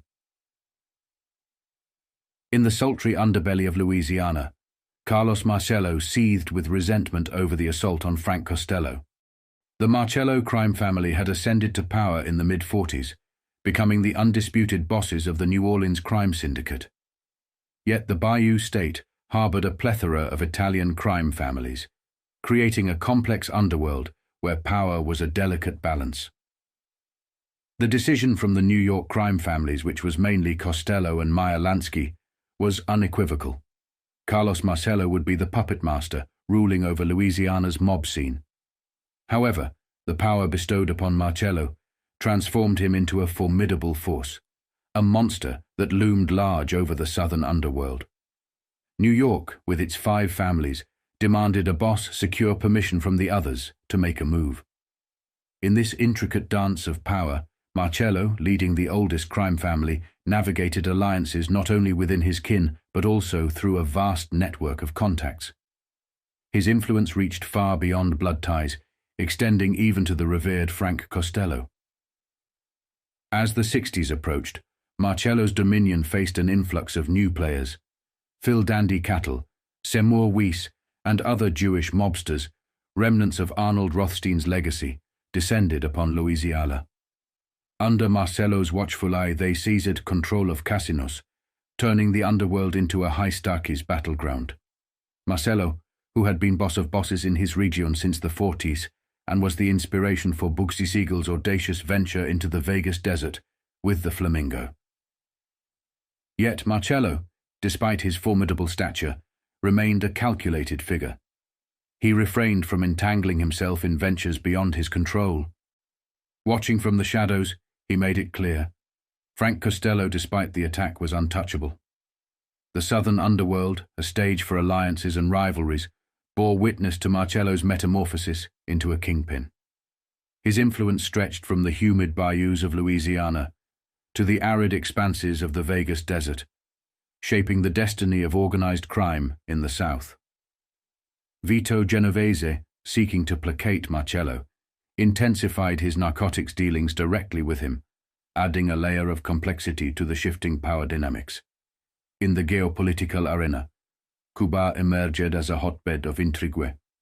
Fidel Castro's quest for support and weapons led the mafia to navigate a delicate dance between supporting both Castro and General Batista. Collaborating with the CIA, the mafia became entangled in weapons trafficking, working with intelligence agencies, and engaging in extensive money laundering. As Luciano grappled with concerns over the leadership of the organization, he remained oblivious to the magnitude it would ultimately attain. The next 3 years would reveal the organization's exponential growth, and within 5 years, Luciano would pass away, witnessing the profound changes in the criminal landscape. The post-World War II era marked a shift from the bootlegging battles to a new war against narcotics dealers. American mobsters ascended to the ranks of global drug traffickers, orchestrating vast operations and laundering proceeds through expansive casino networks. The times were evolving, and Luciano, from his vantage point, could sense the seismic shifts that would define the future of organized crime. After Gigante blew the hit on Costello, Genovese and Costello had a private meeting at Longhi's Willman's house in Jersey. Frank sent me word about it later. Vito proposed a compromise because they had each other over a barrel after what happened. He told Frank, "Don't do nothing. Do not complain to nobody, and most of all, do not go to Charlie Lucky with this thing, because if you do, you are going to start a war. In that case, I promise that you will be the first one dead." So, they made a deal. In the shadows of power, these men orchestrated industries, influenced the White House, and held sway over the press, all conducted in clandestine maneuvers. The intricate web they wove was masterfully concealed, but the actions unfolding in New York threatened to drag them into the harsh light. As Luciano, Frank Costello, Albert Anastasia, Vito Genovese, and their ilk operated in the shadows, there were equally secretive figures like Carlos Marcello in Louisiana, Santo Traficante in Florida, and others, all orchestrating a billion-dollar enterprise. Despite their mastery of concealment, cracks began to appear, revealing a glimpse of the vast network they controlled. People across America started to piece together the puzzle of these infamous figures. The clandestine empire that spanned from New York to Louisiana and beyond was on the brink of public exposure. J. Edgar Hoover, who once denied the existence of organized crime before the Cinephile Committee, would soon find himself compelled to testify before the McLennan Committee hearings in 1957 and again in 1963, following the revelations brought forth by Joseph Valachi. In this volatile atmosphere, Frank Costello, sensing the need to act, orchestrated a private meeting with Vito Genovese. With Genovese figuratively over a barrel, Costello had the power to dictate terms. Yet, rather than seeking revenge, Costello desired a peaceful retirement. He realized that forgiveness and moving forward were his keys to a tranquil exit from the world of organized crime. As news of this pivotal meeting reached Charlie Luciano, the intricate dance of power and intrigue continued to unfold. What choice did Frank have? He said he would drop the whole thing, and Vito agreed to let him retire like he wanted, with all his gambling and real estate. Of course, about that time, Frank was convicted on income tax evasion and had to do a couple of years in the can. But after he got out, he went out to his place in the Sands Point and started to clip coupons. The news of Costello's shooting reverberated through the Italian underworld, marking a seismic shift as guns and violence targeted a major boss, a departure from the relative calm since the 1930s. Costello, effectively a boss of bosses in New York, had never aspired to such a role. He governed on behalf of Luciano. As Charlie reflected on the moment the news reached him, he sensed the tectonic plates of the criminal landscape shifting beneath them, realizing this event was a game-changer. So I drove down to Rome and sent a letter to Meyer through an APO of a friend of mine and told him to send somebody over right away. Before Meyer even got the letter, who shows up in Naples but Tommy Aboli. He did not beat around the bush. He tells me he is coming straight from Vito, and Vito says there has to be peace and I shouldn't start nothing.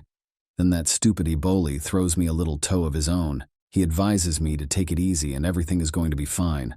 I told him to go fuck himself with his advice and run back to Vito and tell him the day has not come yet when the runt can take me in no kind of fight. Eboli looks at me with his eyes wide open and he says, a little nervous, "Charlie, are you sure you want me to tell that to Vito?" So I looked at him and laughed. Then I went to the door and held it open for him and told him, "Tommy, you ain't a bad kid, but your trouble is that you are not like your brother. You the one who must learn to take it easy." Charlie Luciano found himself during a war, necessitating careful and strategic moves. He had to be vigilant, trusting only those bound to him by blood or long-standing relationships in Italy, men like Fernando Alotti, Joe Di Giorgio, or Momo Salemi. These loyal individuals saw Luciano as a brother, defending him fervently. Luciano remained wary of outsiders, rejecting any offers that came from beyond this trusted circle. While awaiting a response from Maya Lansky, it was Paul Gambino, Carlo Gambino's brother, who extended a message. Soon the two men convened at Luciano's farm in Santa Marinella, exchanging greetings before delving into the pressing matters at hand. Paul told me exactly what happened about Vito's attempt to eliminate Frank and the deal Vito and Frank made afterwards. Then he tells me that the way things are going, it looks like Anastasia is going to have serious trouble very soon. I was sure he was acting in the interest of Albert because his brother was Albert's solid right hand, or so I thought. So, I told him to get back to New York right away and have Albert call the council together, everybody except Vito. Albert was to tell them that I approved a hit on Vito. I suggested that to keep the meeting secret, they should go someplace private, like Atlantic City, where they could look like a bunch of tourists, and nobody would know why they were there. I emphasized Gambino to tell Albert in this case he was acting for me and to do it exactly like I said. The following day, Paul Gambino swiftly carried the message to Carlo Gambino. Unbeknownst to Luciano, this intricate orchestration was unfolding because Gambino was the mastermind behind it all.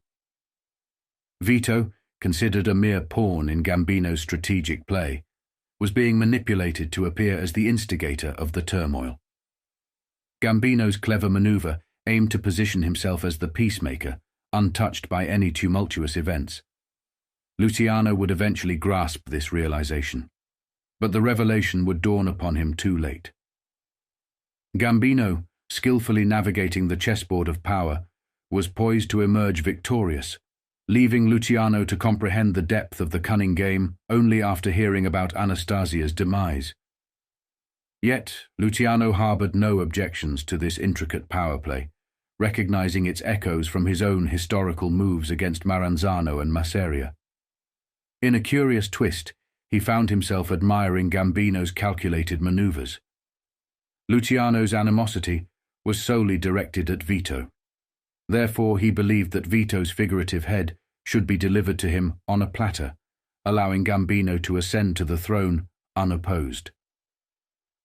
Unbeknownst to Luciano, he was oblivious to the fact that beneath Gambino's seemingly genuine intentions lurked a cunning wolf cleverly cloaked in sheep's clothing.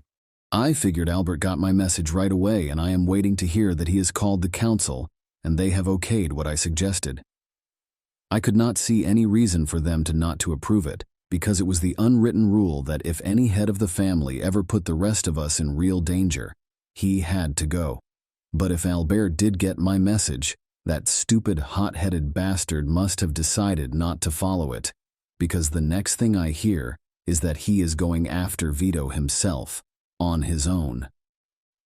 By that point, Anastasia was really off his rocker, and he just wanted to kill anybody who came to his mind that he got mad about.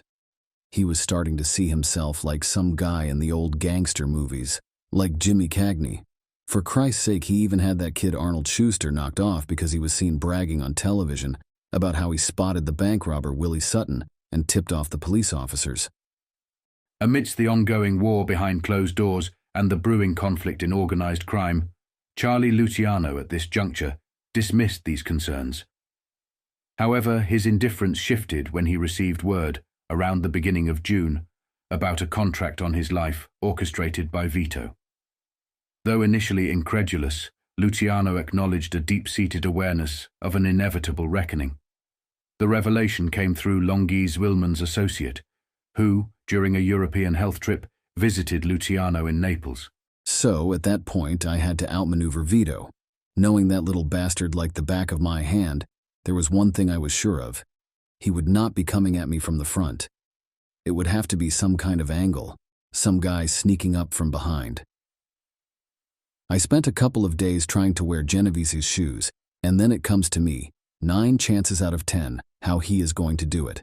The son of a bitch knows how much I love cars, and that I am always fooling around with motors. So if he is going to get me, then the easiest way would be something connected with my car. Nestled at the terminus of Via Tasso lay a service station, its proprietor forming a camaraderie with Luciano. Together they delved into the intricacies of their cars, meticulously inspecting every nuance of the Alfa Romeo to ensure no tampering had occurred. Their bond extended beyond the routine car maintenance, creating a shared space where trust and friendship coexisted with the hum of engines and the scent of motor oil. Once Charlie deciphered Vito's potential move against him, routine became a matter of life and death. Every day, with meticulous care, he and his crew inspected his car from bumper to bumper, wary of the possibility that Vito's men might plant a bomb. It was an unsettling reality that only someone like Vito could prompt, anticipating a blow-up rather than a more conventional threat. Establishing a routine, Charlie made himself a predictable target. Like clockwork, he, Salemi, Fernando, and the mechanic meticulously examined the car daily at the service station. Fernando would then chauffeur Charlie throughout the day, and in the evening, the ritual continued with another thorough inspection in Charlie's garage behind his apartment building. One June night, with his wife Igea unwell, Charlie dined at the Ziterrasa with John Raimundo. The garage sheltered his car as John picked him up in a taxi, an uncommon treat for Charlie to watch Cockeye relish a meal. Post-dinner, Fernando and Salemi, in Salemi's car, collected Charlie, dropping John off at the Torino hotel before driving him home. Upon arrival, the waiting mechanic joined the trio for the nightly car inspection. As Charlie unlocked the private garage, an unexpected noise jolted him. Instinct kicked in. He sensed danger. 2 unfamiliar men wielding lead pipes emerged, attacking Charlie and his crew. In the chaos, the car suffered a brutal dent, but Charlie managed to evade the first blow aimed at his head. Salemi wasn't as fortunate, taking a hit across the shoulders, while the mechanic, being a lightweight, proved ineffective in the brawl. Fernando, however, tackled the assailants with the finesse of a pro football player, toppling them to the ground. The scuffle intensified. Guns were drawn, but they refrained from firing, perhaps aware of the police shadowing Charlie. The subsequent beating rendered the attackers incapacitated. Seeking answers, Charlie interrogated them, but they remained tight-lipped, pleading for their lives, claiming Italian heritage. Unveiling phony passports, the assailants revealed little. Initially ready to kill them, Charlie cooled off, deciding to send a message instead. After reviving the battered duo, Charlie delivered a stern warning. They were to return to Vito and relay that if he initiated a war, he would experience the havoc akin to an atom bomb. He emphasized that Vito would never ascend to the boss's throne while he breathed. The captives were bound and locked in the garage, becoming the bearers of a stark message from the unfazed Charlie. Luciano recounts ensuring the safe passage of those men out of Naples, escorting them to Rome airport and securing their seats in first-class flights. The fate that befell them remained elusive to Luciano, but the ominous shadow of Vito Genovese suggested a grim conclusion. Despite an inclination to personally handle Vito, Luciano chose to restrain himself, adhering to the principles he believed in. If I set the rules, I won't be the one to break them. I set up the outfit and I made the rules, so I could not be the one to break them. If Vito was going to go like I told Albert after the hit on Frank, it would have to be by order of the council, all legal according to our rules. In the shadows of organized crime, Charlie harbored a dark secret, a chilling attempt on his life that he chose to shield from the prying eyes of his wife. Determined not to burden her with the weight of worry, Charlie navigated a delicate dance of concealment. Little did he know this perilous dance would inadvertently cast a pall over their relationship. As Charlie grappled with the aftermath of the attempt, he could not help but notice subtle shifts in his wife's demeanor. At first, he dismissed them as mere byproducts of his own precarious situation, assuming her concern stemmed from the dangers associated with his involvement in the local rackets. However, the truth lay shrouded in a deeper, more poignant narrative, one that Charlie was yet to unravel. Unbeknownst to him, his wife was on the brink of a life-altering upheaval, her impending breast cancer diagnosis, a silent storm gathering on the horizon. The signs of weariness and vulnerability that Charlie attributed to his own clandestine dealings masked the looming shadow of a personal battle his wife was silently waging.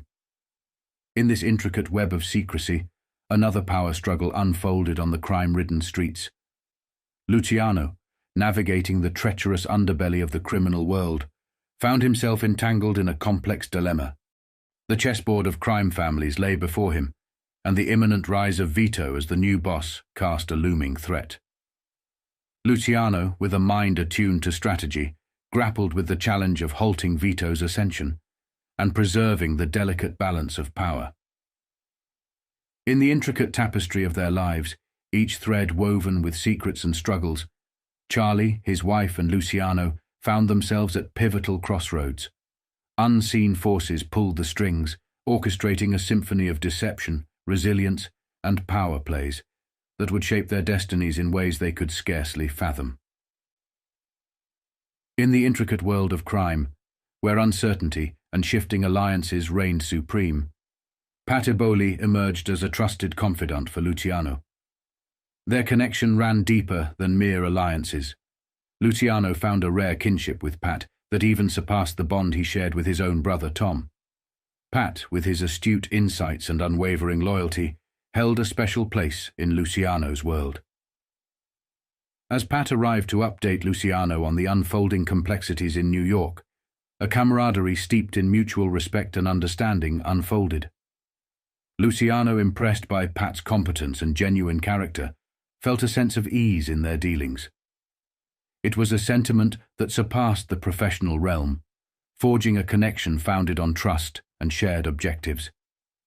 In a fascinating turn of events, the dynamics of crime and familial ties converged when Pat's arrival coincided with a decision that would alter the trajectory of Luciano's life. Sensing the need for a respite from the tumultuous underworld, Luciano and his wife embarked on a journey to Taormina. The Sicilian town, perched on the cliffs overlooking the Ionian Sea, became the backdrop for pivotal discussions and clandestine strategies. As the cobblestone streets of Taormina whispered secrets of their own, Luciano's wife, a silent observer in the world of crime, added her perspective to the unfolding narrative.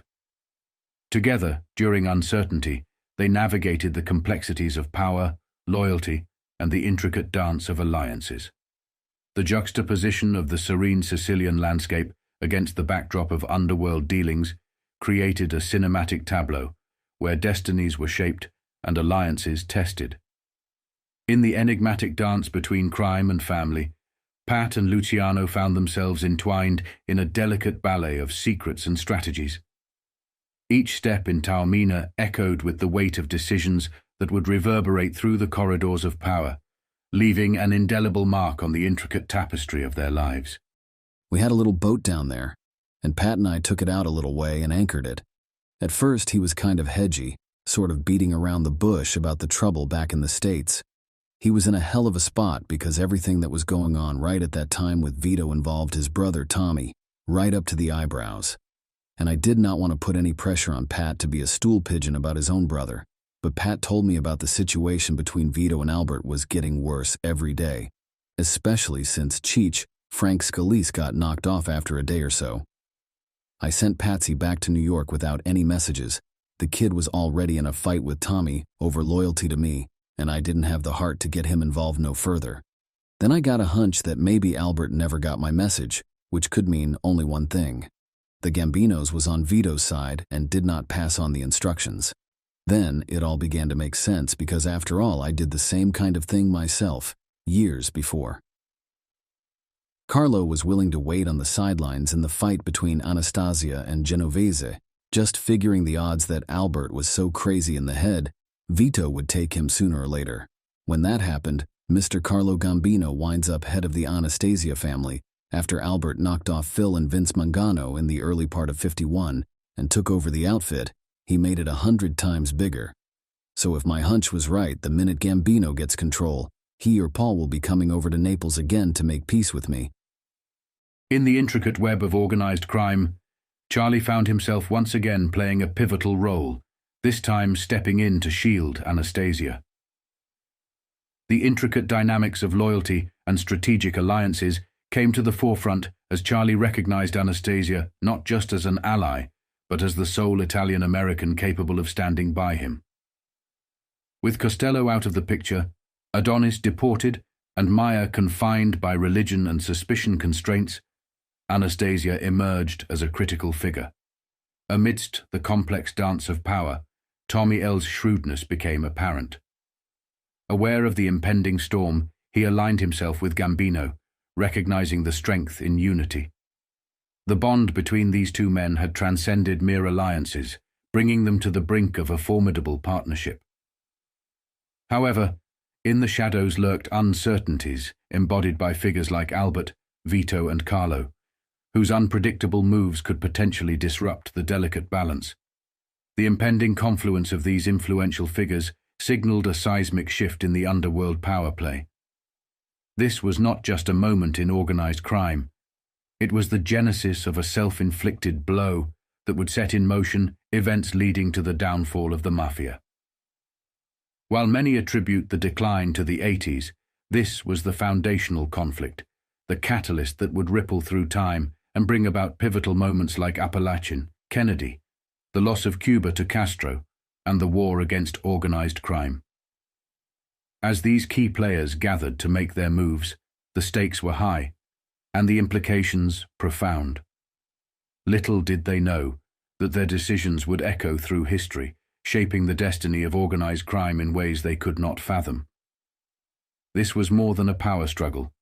It was the prelude to a narrative that would unfold in Appalachian, resonate through the Kennedy era, and ultimately pave the way for a war against the very foundations of organized crime. In the shadows of the underworld, Luciano, bound by loyalty, refused to abandon his old confidant, Albert Anastasia. Through covert channels, Luciano dispatched a chilling message to Anastasia, warning of a palpable and impending threat. The silence that followed hung heavy with anticipation, as Luciano, imprisoned by circumstances, could only wait and watch. On October 25, 1957, painted a scene of trepidation as Anastasia, oblivious to the impending doom, crossed the electrified gates of his Fort Lee estate. The Park Sheraton Hotel's barbershop on West 55th Street became the stage for an ominous encounter. As Anastasia settled into the barber's chair, the air thick with the scent of unease, he uttered a single word: haircut. The routine of grooming transformed into a macabre theatre. Scissors and clippers were wielded by Joseph Bocchino, the unsuspecting barber, while fate lingered in the shadows. Abruptly, the door swung open. Two masked figures entered, pistols in hand, shattering the tranquility. The menacing command sliced through the air: "Keep your mouth shut if you don't want your head blown off." Anastasia, a colossus reduced to vulnerability, leaped from his chair at the initial shots. Chaos ensued as bullets found their mark, transforming the barbershop into a battlefield. Desperation guided Anastasia towards the mirror, a final attempt at evading the merciless assault. But fate had scripted a tragic end, leaving hair tonic bottles shattered on the floor. 10 bullets echoed through the barbershop, 5 finding their home in Anastasia's body. a ruthless symphony of violence that claimed a mob kingpin. The assailants vanished into the shadows, dropping their weapons as they melted away into the 55th Street entrance to the BMT subway. In the intricate web of underworld alliances, Luciano received intel-pointing fingers at Crazy Joe Gallo, a burgeoning hoodlum from Brooklyn. At that time, Gallo's loyalty lay with the formidable figures of Carlo Gambino, Joe Profaci, and Joe Biondo. Notably, Biondo had once been part of the Luciano family, but had shifted allegiance to Genovese. The fateful prophecy unfolded 15 years later, when Joe Gallo met a parallel demise in the hushed corridors of a restaurant nestled in the heart of Manhattan's Little Italy, a shooting portrayed in the movie The Irishman. The cyclical nature of betrayal and retribution etched another chapter in the relentless saga of organized crime, as the shadows of the past reached out to claim their due. The assassination, swift and brutal, left an indelible mark on the annals of organized crime. The echoes of Anastasia's demise reverberated through the corridors of power, and the conspiratorial whispers of the underworld continued to cast shadows over the true identities of those who orchestrated the hit. I was sitting at home when I got a phone call from the Caserna Zanzur, who was across the street from where I used to live, at the Hotel Turistico. The man calling said his name was Andrea Speziale, and he is an important inspector with the Guardia di Finanza. He says, "They want to see me down at the Caserna right away." It was late in the afternoon. I just figured it was another one of them things, another rousts about nothing. Fernando drove me down there and I went into Speziale's office, and he told me to sit down. He is very polite, quiet and quite spoken, nothing like the prick Florida. He looks at me for a minute, then he says, "Over in the United States a gangster just got killed and what do I know about it?" I kinda shrugged, but inside me I was thinking that Albert finally done what he was supposed to do. So I said, "I do not know nothing about no American gangster getting killed today. How could I? I am sitting here in Naples about 5,000 miles away. I do not even know who you are talking about. I am expecting Speziale to tell me that the guy he is talking about is Vito Genovese." He gives me another one of them looks, with the kind of smile, and he says, "The gangster I have in mind was a friend of yours named Albert Anastasia." Then he gives me all the details. I almost fell over. I could not figure out how it could have happened. I had warned Albert weeks and weeks before. How could he have been so stupid to get caught alone in a closed-in space like a barbershop? I was sure in that second Vito was behind it, and he must have been responsible for knocking off Frank Scalise, too. I think Speziale must have seen I was telling the truth because I was so staggered, so he did not press me. He got up and put his hand on my shoulder and walked me to the door. When I left the Caserna, I started to think. I realized I had to contact my friends in New York, the guys on which I could still depend. In the dimly lit corridors of organized crime, particularly in the heart of bustling New York, tensions surged like molten lava. The demise of Anastasia, the cryptic vanishing of the Mangano brothers, and the chilling echo of Franz Scalise's death were ominous signs that an impending storm was about to unleash chaos among the powerful New York families. Amidst the looming conflict, figures like Tommy L. found themselves caught in the crossfire, forced to pick sides as the Gambino empire rose, and Vito's influence expanded, casting shadows across the United States and beyond. Peace talks became a desperate necessity, orchestrated by Vito, who reached out to a network of loyalists, enlisting the aid of formidable mobsters to mediate between rival families. One of the main men he called upon was Russell McGee Buffalino. The situation with Costello lingered as a festering wound, inadequately addressed, leaving him a volatile wildcard on the sidelines. Messages, cryptic and charged with menace, crisscrossed the Atlantic between Luciano and his allies in the Unione Siciliano, revealing a sinister undercurrent of a possible meeting happening in mid-November, a mere 3 weeks after the calculated execution of Anastasia. In this cauldron of crime, Luciano received word that Genovese, the puppeteer orchestrating this macabre dance, had issued orders summoning a grand assembly of the Genovese and Luciano family members. It was a bold maneuver, a final gambit aimed at ascending to the zenith of power. The underworld buzzed with anticipation as Vito, in response, called upon his associates scattered throughout the shadows, beckoning them to a clandestine conclave in the middle of November's A Winter's Ominous Embrace. The stage was set for a sinister chess game, and the pieces were moving with calculated precision, heralding an era of darkness in the underworld. It was like the shit hit the fan all over the country. A lot of guys really did not know how bad things were between Vito and me at that time, but I think a lot of them must have smelt a rat. After all, the word was around that Vito and I were not on the best of terms. So why would I send a notice for a national council meeting through Vito? When they began to ask me, I answered them all, by letters, couriers, and in cablegrams under other names, that I did not know a fucking thing about no council meet.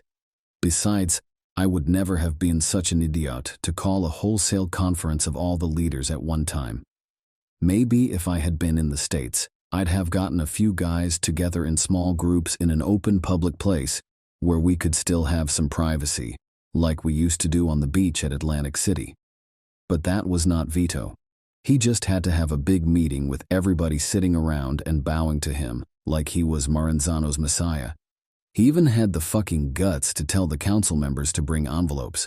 I think he had it in mind to have himself named king, because I do not think he would have settled for the title Capo Tutti Capi. That would have been big enough for that little round fat bastard. In the eerie calm preceding Genovese's highly anticipated gathering, shadowy emissaries stealthily infiltrated the ancient streets of Naples, seeking counsel from the enigmatic figurehead, Luciano. Among this clandestine assembly were notable figures such as Carlo Gambino, who, in the wake of Anastasia's demise, had assumed control over his sprawling operations. Russell Bufalino, a strategic player in this clandestine game, had engaged in hushed conversations with Luciano himself. For a fleeting moment, Bufalino found himself at the helm of the Anastasia family, a brief interlude orchestrated by the intricate dance of power, until Luciano and the influential forces in New York shifted their support, anointing Carlo Gambino as the undisputed boss. As the shadows deepened and whispers of treacherous plots reverberated through the narrow alleys, the pieces on this clandestine chessboard moved with calculated precision. The impending meeting loomed like a storm on the horizon, with the fate of New York's criminal underworld hanging in the balance. The air crackled with tension as alliances shifted like quicksilver, setting the stage for a pivotal moment in the clandestine ballet of power. I told Carlo to go to the meet, but not to bring no envelope. He took my advice because, as it turned out, he only had some traveling money with him, and he told me later that if things had come to a showdown, he was going to stand up and tell Vito to go to hell, that he didn't have the chance of a snowball in hell, that the council would name him top capo. A few other guys were smart enough to pass up to meet.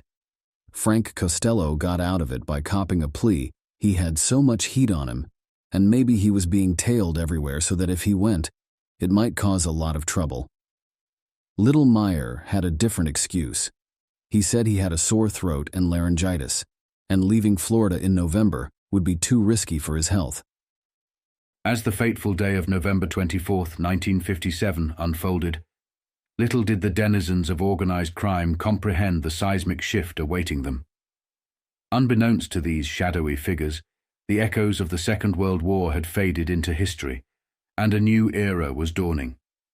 One where America emerged not as a slumbering giant, but as the undisputed boss of bosses on the global stage. The clandestine corridors of power, once ruled by the underworld's puppeteers, were about to witness a reckoning.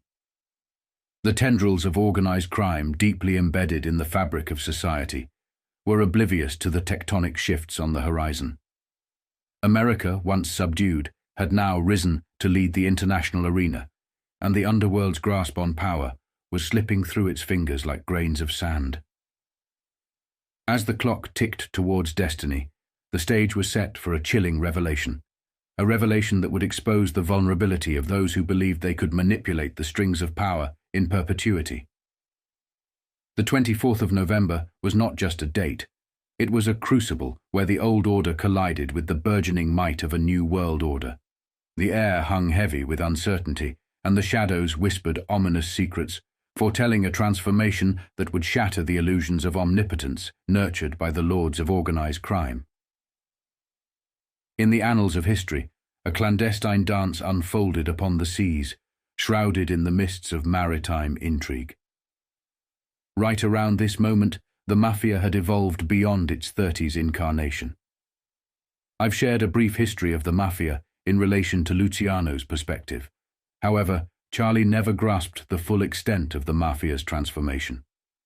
The depth of their entanglement with the Central Intelligence Agency, CIA, their corruption of the FBI, their manipulation of unions for political influence, and their role in fueling politicians' insatiable desires for more money, women, gambling, and corruption all eluded Luciano. The mafia, once not responsible for making politicians greedy, had inadvertently amplified their greed. Now, in a symbiotic relationship, the mafia found themselves intertwined with various intelligence agencies. Much like how Britain employed pirates for plausible deniability, the CIA and other intelligence agencies utilized figures like Meyer Lansky, Red Levine, and other mobsters to advance their objectives. The historical precedent of employing external entities for covert operations echoed through time. In the grand tapestry of history, Britain expanded its empire using pirates as covert tools, enjoying plausible deniability. Fast forward to the post-World War II era, and the United States took a page from Britain's playbook, enlisting the Italian-American mafia for geopolitical maneuvers, offering them an alliance for supremacy with a veil of deniability. As Britain's colonial empire dwindled, the US sought unconventional allies to solidify its global dominance. In this epoch, the Italian-American mafia emerged from the underworld, becoming instrumental in American geopolitical strategies. Winston Churchill, grappling with post-war challenges, turned to American investors and the big banks for financial support. This clandestine alliance ushered the mafia into the corridors of influence, intertwining organized crime with political maneuvering. As the tides of power shifted, Britain transformed into a formidable banking empire in the mid-50s.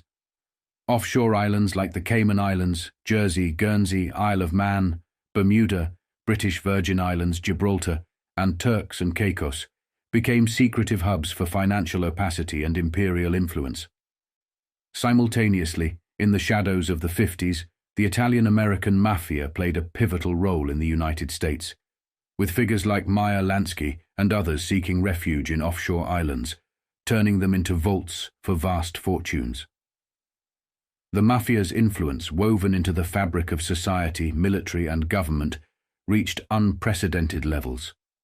The denial of organized crime's existence by figures like J. Edgar Hoover masked the true scale of the mafia's power, orchestrating a clandestine dance that echoed through the corridors of history. The stage was set, and the war on organized crime was about to unfold. A narrative more sinister and pervasive than the public could fathom. On that chilling November 24th, a clandestine congregation unfolded in the quaint Sullivan County community of Apalachin.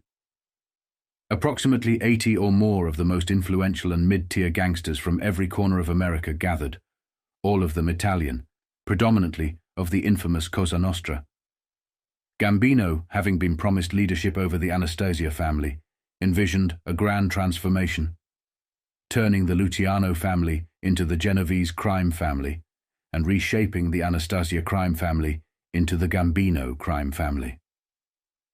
A momentous meeting convened, drawing a multitude of powerful individuals. The agenda was weighty, addressing critical issues such as determining the successors to the departed bosses and resolving recent violence triggered by inquiries into the May shooting of Costello and the July killing of Scalise. The second issue at hand pertained to the escalating challenges posed by increasingly stringent narcotics laws with the looming threat of potential informants. The third matter involved a strategic initiative to prune membership rolls, eliminating deadwood and excluding those who had paid for the privilege of joining the mob. The fourth and equally pressing concern revolved around labor problems in New York and Pennsylvania, necessitating the formulation of policies to address the competition between non-union labor and their unionized counterparts, which posed a threat to the mob's control. Amidst these challenges, Vito harbored ambitions to declare himself boss of bosses, yet Gambino and other influential figures held divergent views. The meeting marked a watershed moment, unraveling the intricate web of organized crime. This gathering became the first self-inflicted wound that would eventually turn the tide against them. Justice, however, proved elusive for many of these individuals, with legal repercussions taking an astonishing 23 years to catch up, leaving a substantial number of them never prosecuted. Their chosen rendezvous point was the estate of Joseph Barbera, nestled in the rural expanse. As the clock ticked toward the fateful meeting, the tranquil town of Appalachian became an unexpected stage for a spectacle.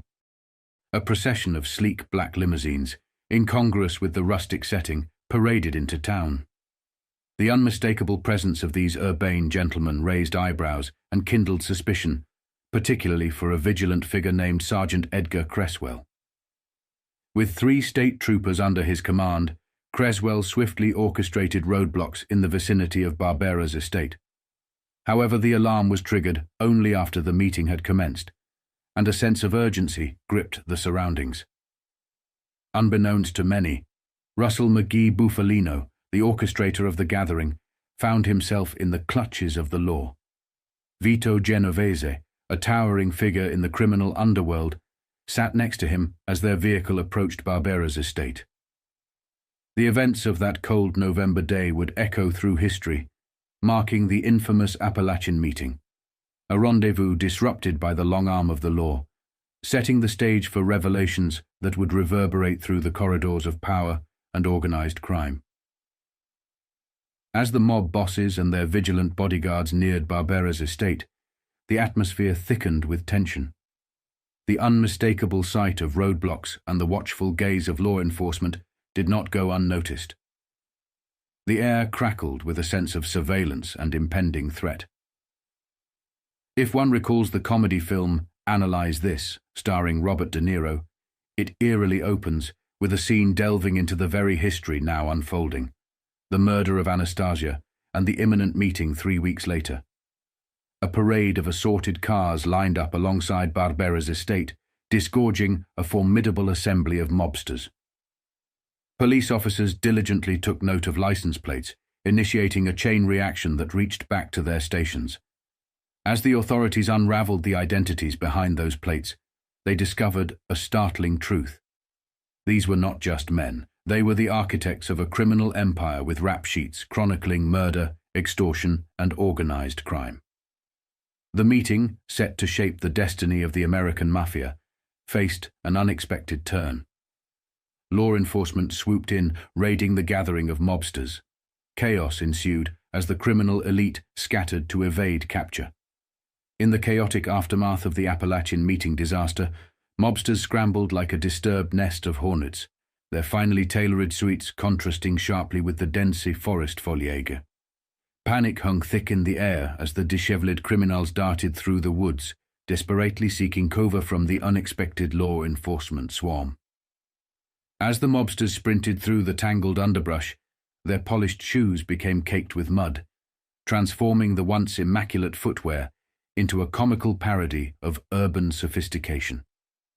The woods echoed with the staccato rhythm of Italian leather meeting, the squelching mud, punctuated by the occasional yelp as a mobster slipped and slid on the treacherous terrain. In the midst of the mad scramble, a particularly rotund mobster found himself winded and lagging behind. Seizing the opportunity, a nimble sheriff lunged to grab him, only to be thwarted by the mobster's swift sidestep. The sheriff, however, refused to be outdone and attempted a second grab, only to receive an accidental elbow to the face, courtesy of a nearby fleeing associate. Meanwhile, a hapless sheriff, struggling to regain his footing, found himself the unwitting star of an impromptu slapstick routine. As he clumsily rose from the ground, his uniform disheveled and his hat askew, a passing mobster, mistaking the entire scene for a farcical comedy, couldn't resist a swift kick to the sheriff's posterior. The once upright lawman tumbled back to the ground, fumbling with his gear, and unwittingly becoming the unwitting comedic relief of this mobster-made calamity. Amidst the pandemonium, the woods echoed with a bizarre symphony of muffled curses, the rustling of leaves, and the occasional burst of nervous laughter from the mobsters themselves. The Appalachian meeting disaster became not just a criminal debacle, but a slapstick spectacle, forever etched in the annals of law enforcement lore as the day mobsters turned a quiet woodland into an unintentional theatre of absurdity. Among the evaders were Joseph Marcello, Sam Giancana, and Joe Civello. Despite conflicting reports, these influential figures managed to slip through the grasp of the law, leaving the scene unscathed and avoiding arrest. The echoes of that thwarted meeting would reverberate in the annals of organized crime and law enforcement. The cinematic portrayal of these events is further crystallized in movies like The Irishman, where the chilling scene of Anastasia's murder and Bufalino orchestrating the meeting is vividly depicted. Strikingly accurate, the film aligns with historical accounts, even mirroring Frank Sheeran's claim that he was the one who dropped off Bufalino at Barbera's estate. In the intricate tapestry of organized crime, Sheeran's role was not that of a high-profile figure, but rather a trusted hand tasked with routine responsibilities like chauffeuring powerful mob bosses. Oblivious to the vast web of the mafia, Sheeran recounted his days of ferrying Bufalino, reflecting on the seemingly mundane tasks he performed. Little did he know the magnitude of the forces at play, the underbelly of organized crime that operated in the shadows. Sheeran's perspective, as depicted in The Irishman, offers a glimpse into the naivety of those on the fringes of the mob. In his eyes, Bufalino was not a notorious criminalord, but a simple businessman, a man he considered a friend, someone he had brought into contact with Hoffa. As the intricate layers of the mafia unfolded, Sheeran, much like the audience, found himself thrust into a world he never comprehended, a world of power, betrayal, and organized crime that transcended his initial perceptions. In the aftermath of the Appalachian raid, the once elusive Russell McGee Bufalino seemed to vanish into the shadows, his presence shrouded in mystery. Frank Sheeran, reflecting on those tumultuous times, revealed that reaching Bufalino became a daunting task. As the dust settled, Bufalino, among others present at the raid, found himself entangled in a web of immigration issues. Russell Bufalino would go on and emerge as a significant figure within the Bufalino crime family. He initially navigated the world of bootlegging, before expanding into gambling and coal and garment unions. His influence extended beyond illegal enterprises, as he engaged in numerous legitimate businesses, aiding companies in securing Teamster loans and facilitating the rise of various renowned singers, actors, and politicians. What set him apart was his unique approach to favors. He assisted many individuals without calling in most of those debts. The turning point came after the infamous 1957 Appalachian meeting, where Bufalino showcased his resourcefulness. Leveraging his legal connections, he swiftly secured the release of the arrested men and had charges against them dropped. This bold move propelled him into the limelight, prompting the stepping down of his boss, Barbara. Despite assuming the leadership role, Bufalino maintained a deep loyalty to Barbara until the latter's death. Bufalino's involvement in political matters unfolded when he threw his support behind Kennedy, swayed by promises made by Old Man Joe regarding Cuba and a commitment to shield organized crime from interference. However, this alliance backfired when Robert Kennedy, following his brother's election win, unleashed an unprecedented onslaught on organized crime. The onslaught involved the IRS, FBI, narcotics agents, informants, and various illegal surveillance tactics. Post-Valachi hearings, the mob and its associates had had enough. Despite Kennedy's popularity, the mob's deep connections thwarted any significant media damage. Following Kennedy's death, President Johnson halted investigations into organized crime, leading to 20 more years passing before prosecutions gained traction. Many of the mob bosses lived out their lives, evading justice and dying as wealthy, free men. Russell Bufalino's pivotal role in orchestrating the Appalachian meeting played a crucial part in exposing organized crime. His motivations, seemingly typical of Bufalino, were rooted in a desire for peace to prevent bloodshed and to ensure that business could resume without further disruptions. RFK's efforts against organized crime from the White House, some argue, may have come at a significant personal cost, the life of his brother. To grasp the Italian-American mafia's unparalleled power and its indelible mark on history, one must delve into its political stranglehold, a grip forged during FDR's ascension, with the assistance of Luciano, Tammany Hall, and Frank Costello, alongside the influential Chicago outfit. Despite FDR's belief in quashing corruption, it merely shifted behind closed doors, as Costello expanded his corruption enterprise across the nation. As his business partners became billionaires, they emerged as the wealthiest individuals in America, wielding control and influence over every facet of the country. The subsequent presidencies of Truman and Eisenhower failed to impede the mafia's growth. Even during the 1951 Kefauver hearings, where gambling regulation was proposed, Truman dismissed the notion. The 1957 Appalachian meeting and subsequent investigations by the McClellan Committee under Eisenhower and Nixon did little to deter the mafia. However, a pivotal change occurred with the emergence of RFK and JFK during the committee hearings. Joe Kennedy's promises to alleviate pressure and eliminate public scrutiny, including dealing with Castro, led to the mafia backing Kennedy's successful 1960 election.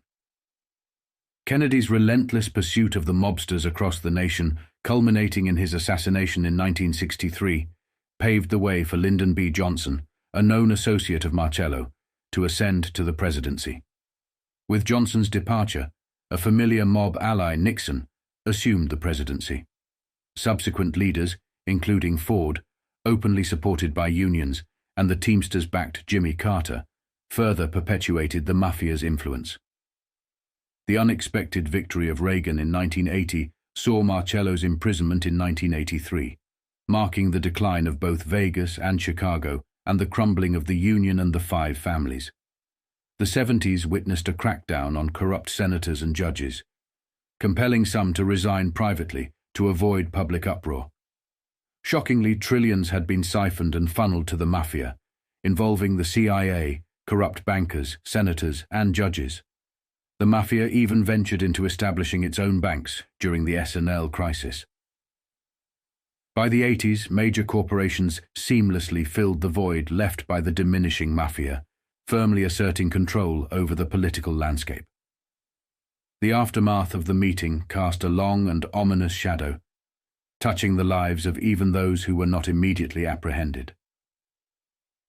The ripple effect reached far beyond the confines of Appalachian. The very names of attendees, once whispered in hushed tones within the clandestine world of organized crime, were now dragged into the harsh light of public scrutiny. Carlos Marcello, the enigmatic figure from Louisiana, found himself thrust onto the front pages of newspapers. The reason?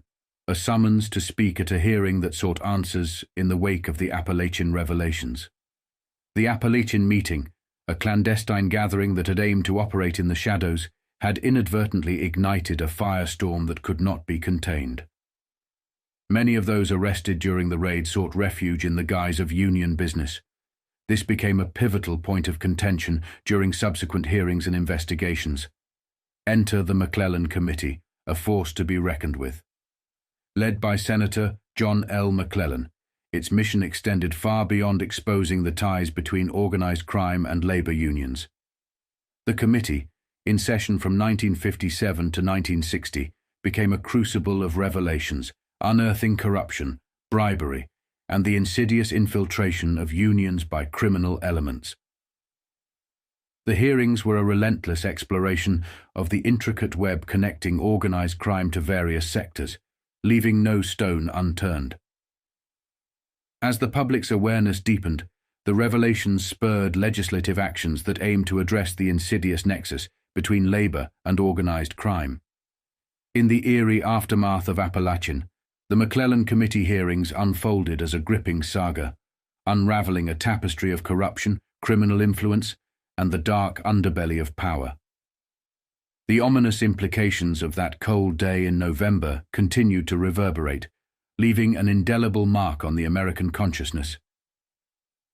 Joseph Barbera found himself unwittingly thrust into the center of a chaotic escape plan as the mob bosses, like characters in a surreal drama, sprinted out of the building, clearing their path of any obstacles, be it law enforcement or mere bystanders. The absurdity of the situation became a comedic footnote in the annals of organized crime history. Amid the frenzy, the seasoned veterans of the underworld, the real old-timers, chose a different strategy. Unable or perhaps unwilling to partake in the sprint, they opted for a theatrical charade. Inside the building, where chaos reigned just moments ago, they instructed Barbera to feign illness, using it as a cover. A bizarre ruse unfolded, with the mob bosses hoping to convince any lingering law enforcement that their gathering was a result of concern for the ailing Barbera. The irony of the situation lies in the fact that, in the retelling of events, the stress induced by the 1957 meeting is believed to have played a role in Joseph Barbera's demise in 1959. The same gathering that prompted a comedic escape became a harbinger of darker consequences for Barbera. The powerful figures arrested and present at the meeting, including individuals like Vito Genovese, Carlo Gambino, Russell Bufalino, Joe Bonanno, John Scalise, the Cleveland leader, Joe Zerilli, Frankie Zito, Joe Ida of Philadelphia, Colorado's James Coletti, Carmine Galante, John Bonventri, James DeLuca, John C. Montana, Joe Profaci, Anthony Guarnieri, Patsy Torrigiano, Bartolo Guccia, Hon DeMarco, John Scalish, Tommy L., and a whole lot more. In one audacious move, these agents unraveled the intricate web of one of the most powerful criminal syndicates. The raid not only exposed the existence of organized crime, but also laid bare the interconnected threads that spanned the criminal underworld. The New York mobsters tied to the Anastasia murder were revealed to have links stretching to Detroit's infamous Purple Gang, reaching back to the era of Al Capone in Chicago, extending to the activities in Cleveland, California, Florida, and even New Orleans.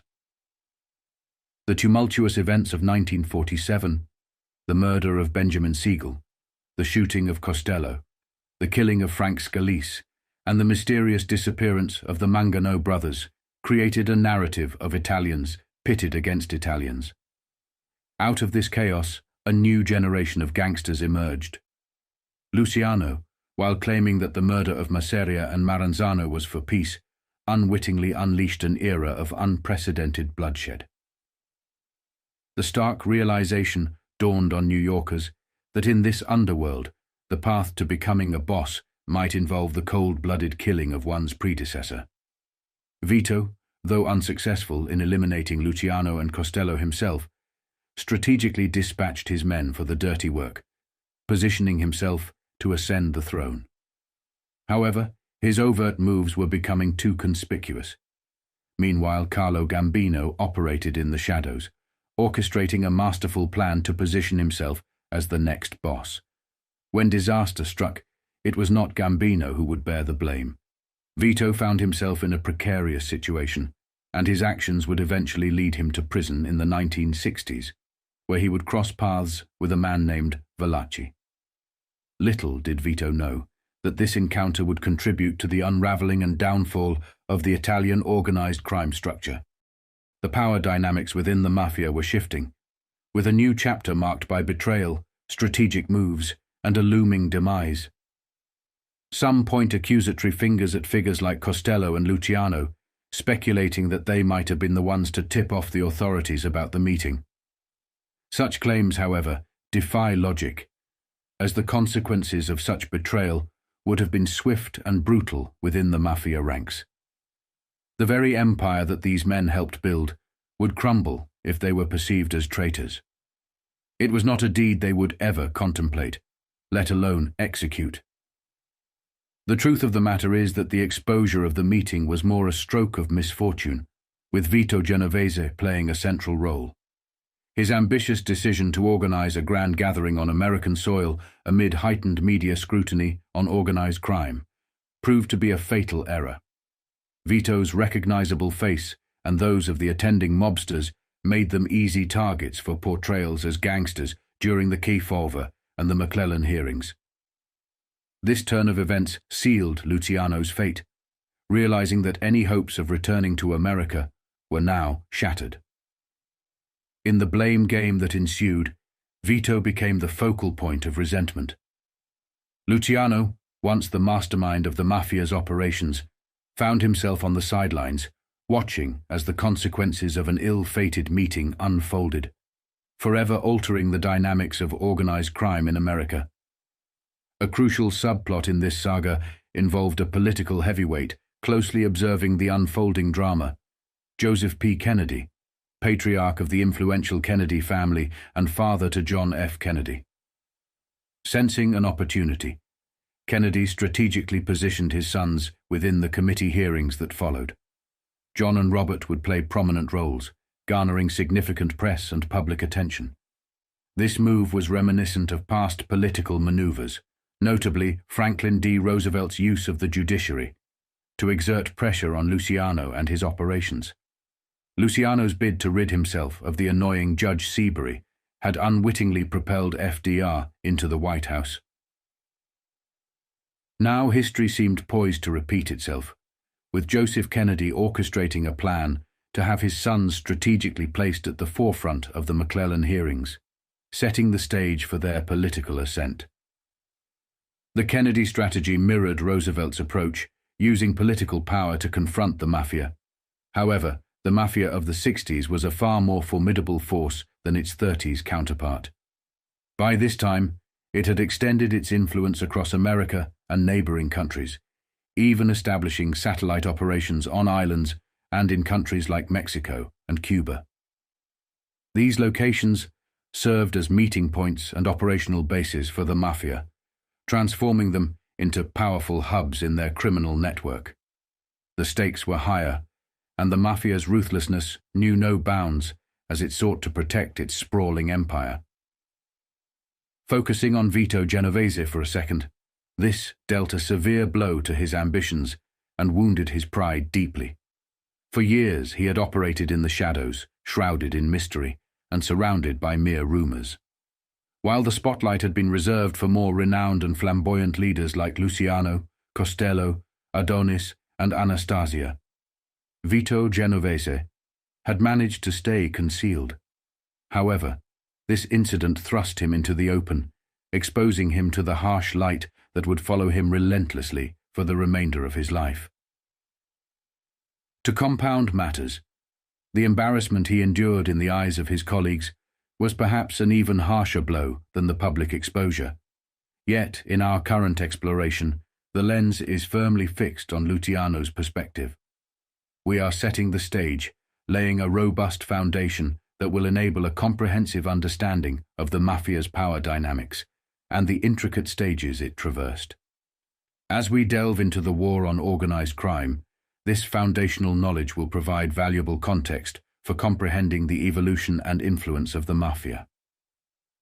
In November 1957, when Luciano heard about the Appalachian disaster, he was furious. The way Vito organized the Appalachian thing only proves the worst part about him, that he was stupid. He never learned. He always put his greed in front of his common sense. The last thing you want to do is call attention to yourself. What did Vito think would happen when a bunch of guys from all over the country, dressed in fancy city clothes, come driving up some country road in their big Cadillacs like it was a fucking parade? I was sitting in Naples waiting to hear the results of the meeting that day. Mostly, I was wondering how Vito will take it when most of them guys told him to go fuck himself. I wanted to celebrate in advance, so I took Igea and Joe DiGiorgio out to dinner at the Transatlantico on the bay. I just finished a plate of good spaghetti with butter and cheese, just the way I like it when Cockeye comes rushing in. He takes me aside and says, all excited, "Charlie, did you hear what happened?"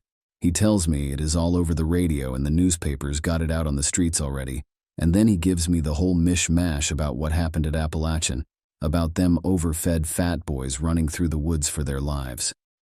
I will bet none of them had been off the city streets before, and I could just picture them, being lost for days in the woods, maybe even starving to death, and possibly freezing their balls off. Joe drove Igea and me home, and all the way up the hill I can only think about the outfit I designed and made, and built up from nothing, and in less than an hour, that dirty fucking pig Genovese threw it down the shithouse. When I got home to the apartment, I went into the bathroom and vomited. Everything I had to eat, all the bile I had been swallowing all through the years in Italy, come up at the same time. In this period of Luciano's life, a series of unfortunate events unfolded, leaving a lasting impact on his soul. The deaths of Anastasia, Benjamin Siegel, Dutch Schultz, and others weighed heavily on him. Luciano recognized that he had set the course for his own destiny, and now had to face the consequences head-on. Despite no longer being directly involved in the affairs back home, a shift was underway. As he moved forward, Luciano encountered a new facet of challenges that extended beyond business troubles. Simultaneously, his personal life took a downturn. The love of his life was grappling with health issues, regularly visiting the doctor due to persistent pain and soreness around small lumps in her left breast. Despite attempts to address the problem through aspiration, the lumps and soreness persisted. The doctor suggested an immediate exploratory operation, marking a critical juncture in Luciano's personal struggles. The doc assured me there is no reason to believe their little bumps had to be malignant. He said maybe they were just little tumors that could be taken out, and that would be that. But the big problem, and the doctor knew this as well as me, was how we could get our Igea to agree to an operation. Igea had tried to be everything to me, all kinds of women, for more than 10 years. She was so proud of her body, and she gave herself to me with such openness that it was like glue for us, and it held us together closer than I could ever dream of being with anybody. I knew the first thing she would think about was having an operation might give her some kind of physical defect and turn me away. The doctor tried to explain to me that this is a thing medical people call preoperative trauma. I did not understand the fucking words, but I got the idea, and in Igea's case, he was 200% right. If it only could have been me. I had enough scars on me that another one would have been drinking a cup of coffee. Dr. Mattioli told me to think about how we ought to go about it, but not to wait too long. As Luciano navigated the challenges of his personal life, the world of organized crime continued to evolve around him. In 1957, the traditional structures of organized crime were undergoing significant shifts, and Luciano found himself at a crossroads. Rather than actively shaping these changes, he allowed the chips to fall where they may, realizing that the old world of organized crime was grappling with its own set of challenges and transformations. Luciano's focus on personal matters hinted at a shift in priorities, emphasizing a new phase in both his life and the broader landscape of organized crime. As Luciano anxiously awaited Igea's return after the doctor's visit, he could not anticipate the transformation that awaited him. When she entered the room, laden with packages from a pre-Christmas shopping trip, a radiant glow replaced the previous pallor and listlessness.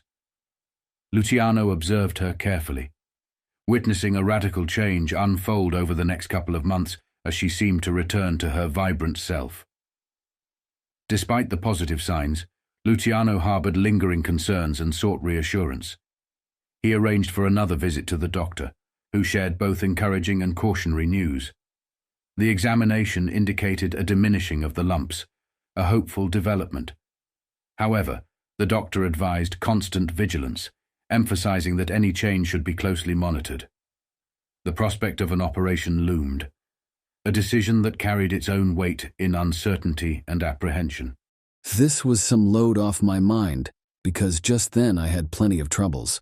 Father Scarpato was working like an animal up at his clinic, and he needed help every day, and on top of everything else, that was when we started trying to collect some of the bills for the furniture.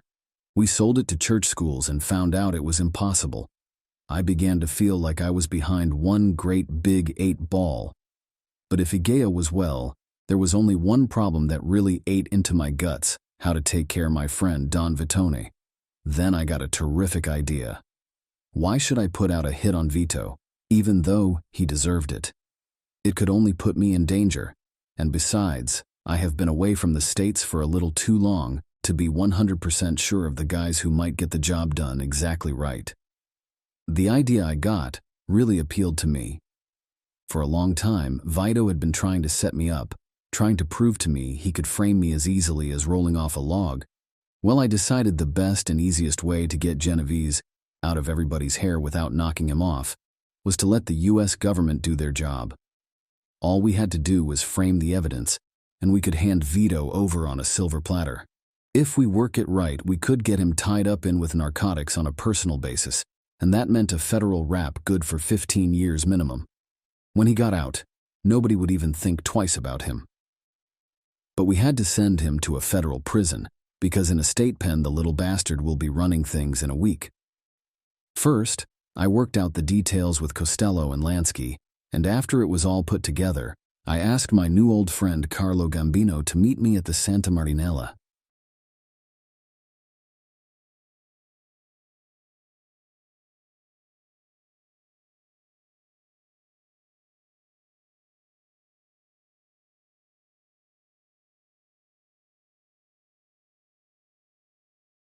For Gambino to realize his ambition of becoming the boss of bosses, he recognized the need to eliminate a few key figures, including Vito Genovese.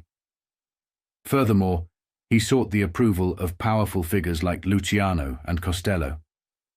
Gambino understood that acquiring power required finesse, not force, and he aimed to secure it through the execution of a well-thought-out plan.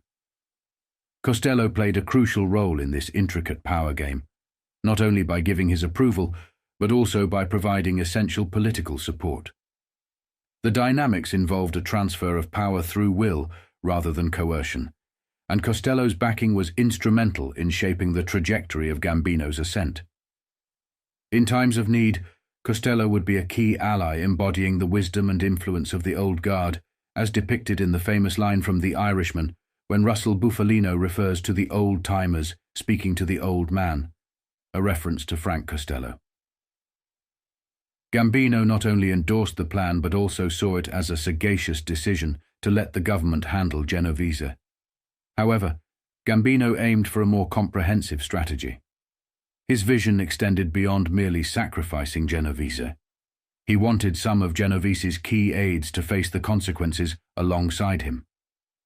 In this revelation, Luciano recognized the shrewdness and long-term planning that Gambino had employed to position himself strategically. It became evident to Luciano that Gambino was on the path to becoming the boss of bosses, foreseeing him as one of the most successful leaders to achieve this esteemed position. The intricate web of alliances and maneuvers was now unfolding, and Gambino's calculated moves were propelling him toward the pinnacle of power in the world of organized crime. Gambino initiated the plan, proposing the involvement of Longhi Zwilman's services. Luciano, however, was taken aback by the mention of Tony Bender. Gambino, in his characteristic manner, patiently clarified that he had a private meeting with Bender, during which Bender, convinced of Gambino's future leadership, pledged allegiance to him. As for Longhi Zwilman, he harbored no affection for Genovese. Zwilman faced legal troubles, with the authorities claiming he owed over $700,000 in back taxes. Seeking financial assistance, Zwilman turned to Genovese, whose substantial fortune of around $30 million in bonds, mortgages, negotiated securities, and cash was significantly accrued through their joint operations alongside Luciano in the 30s and 20s. When Longhi Zwilman sought Vito's assistance, Vito, notorious for doting on his wife Anna, declined. His deep love for Anna was unwavering, and he was unwilling to put her at any risk. However, Vito did take drastic measures to maintain discretion around his wife's activities. He took the life of her escort, Steve France, to keep certain aspects of Anna's private life from becoming public. Anna, Vito's wife, lived a complex life. She was bisexual and engaged in numerous affairs behind Vito's back. Unfortunately, she began divulging details about Vito's business affairs and the extent of his wealth. This breach of trust and the potential threat to Vito's criminal empire led to drastic actions to protect his interests. But he never killed her for being a stool pigeon. These intricate financial ties and alliances within the organized crime network were now entwined with the impending downfall of Genovese. Carlo had been clever. He had all the actors ready to play their parts, and it looked like it could not be missed. The deal was this. Vito knows that Longhi did not have nothing to do with junk, so Longhi tells him that he has a guy who come to him looking for a way to get rid of some pure heroin. For $100,000 that's worth $1 million on the street. The pusher is just as hard up as Vilman, so he is willing to sell it too. Longhi, he or any guy Longhi puts him in touch with for 60 or 70 grand. Longhi tells Vito all he wants for himself is a commission 10 or 15,000 to tide him over for a while. The plan unfolded with Genovese's arrogance becoming a significant factor in his downfall. Despite the aftermath of the Appalachian disaster and the growing suspicions, he continued to assert his supremacy in the underworld. To bring him down, Luciano orchestrated a risky move, setting up a clandestine meeting spot along a desolate back road in New Jersey. In Gambino's scheme, Bender was the key player. He supplied a package of narcotics, dispatching Bender to rendezvous with Genovese at the designated time and place. The objective? Collect a hefty sum of $100,000 on the spot. Little did Genovese know that federal narcotic agents had been tipped off and were strategically positioned, waiting to pounce on him the moment the illicit transfer unfolded. The stage was set for a perilous confrontation that would change the dynamics of the criminal underworld. Certainly, there are differing perspectives on whether Genovese would have attended such a supposedly low-level drug meeting. Luciano's allegations and the orchestrated setup add layers of intrigue to the situation. The dynamics of power, mistrust, and internal machinations within the criminal underworld often led to speculation and debate. In the end, whether the plan failed or succeeded, the complex web of organized crime continues to be a subject of fascination and mystery. Would you believe it? The federal idiots blew it. They were supposed to be waiting down the road, only nobody was there, and that little prick Vito got away with it. I heard he made over 700 grand out of that buy net. When I heard about it 2 days after, I damn nearly went through the ceiling. I sent word to Carlo he was responsible for the fuck-up. It was his play and he muffed it. So no matter what it cost him, he had to make good. And I told him I still did not trust Bender, that he was always for sale to the highest bidder, so I wanted Bender and ice until Carlo put Vito away. Gambino's foresight and strategic thinking are highlighted in his quick transition to a secondary plan involving Nelson Cantalopes, a Puerto Rican with a history entangled with notable figures like Sam Giancana in Chicago and Meyer Lansky. The intricacies of these connections add an additional layer of mystery and complexity to the unfolding events, showcasing the calculated and strategic nature of organized crime maneuvers. Gambino's ability to adapt and switch plans emphasizes the dynamic and unpredictable nature of the criminal underworld. Of course, we had to grease him pretty good.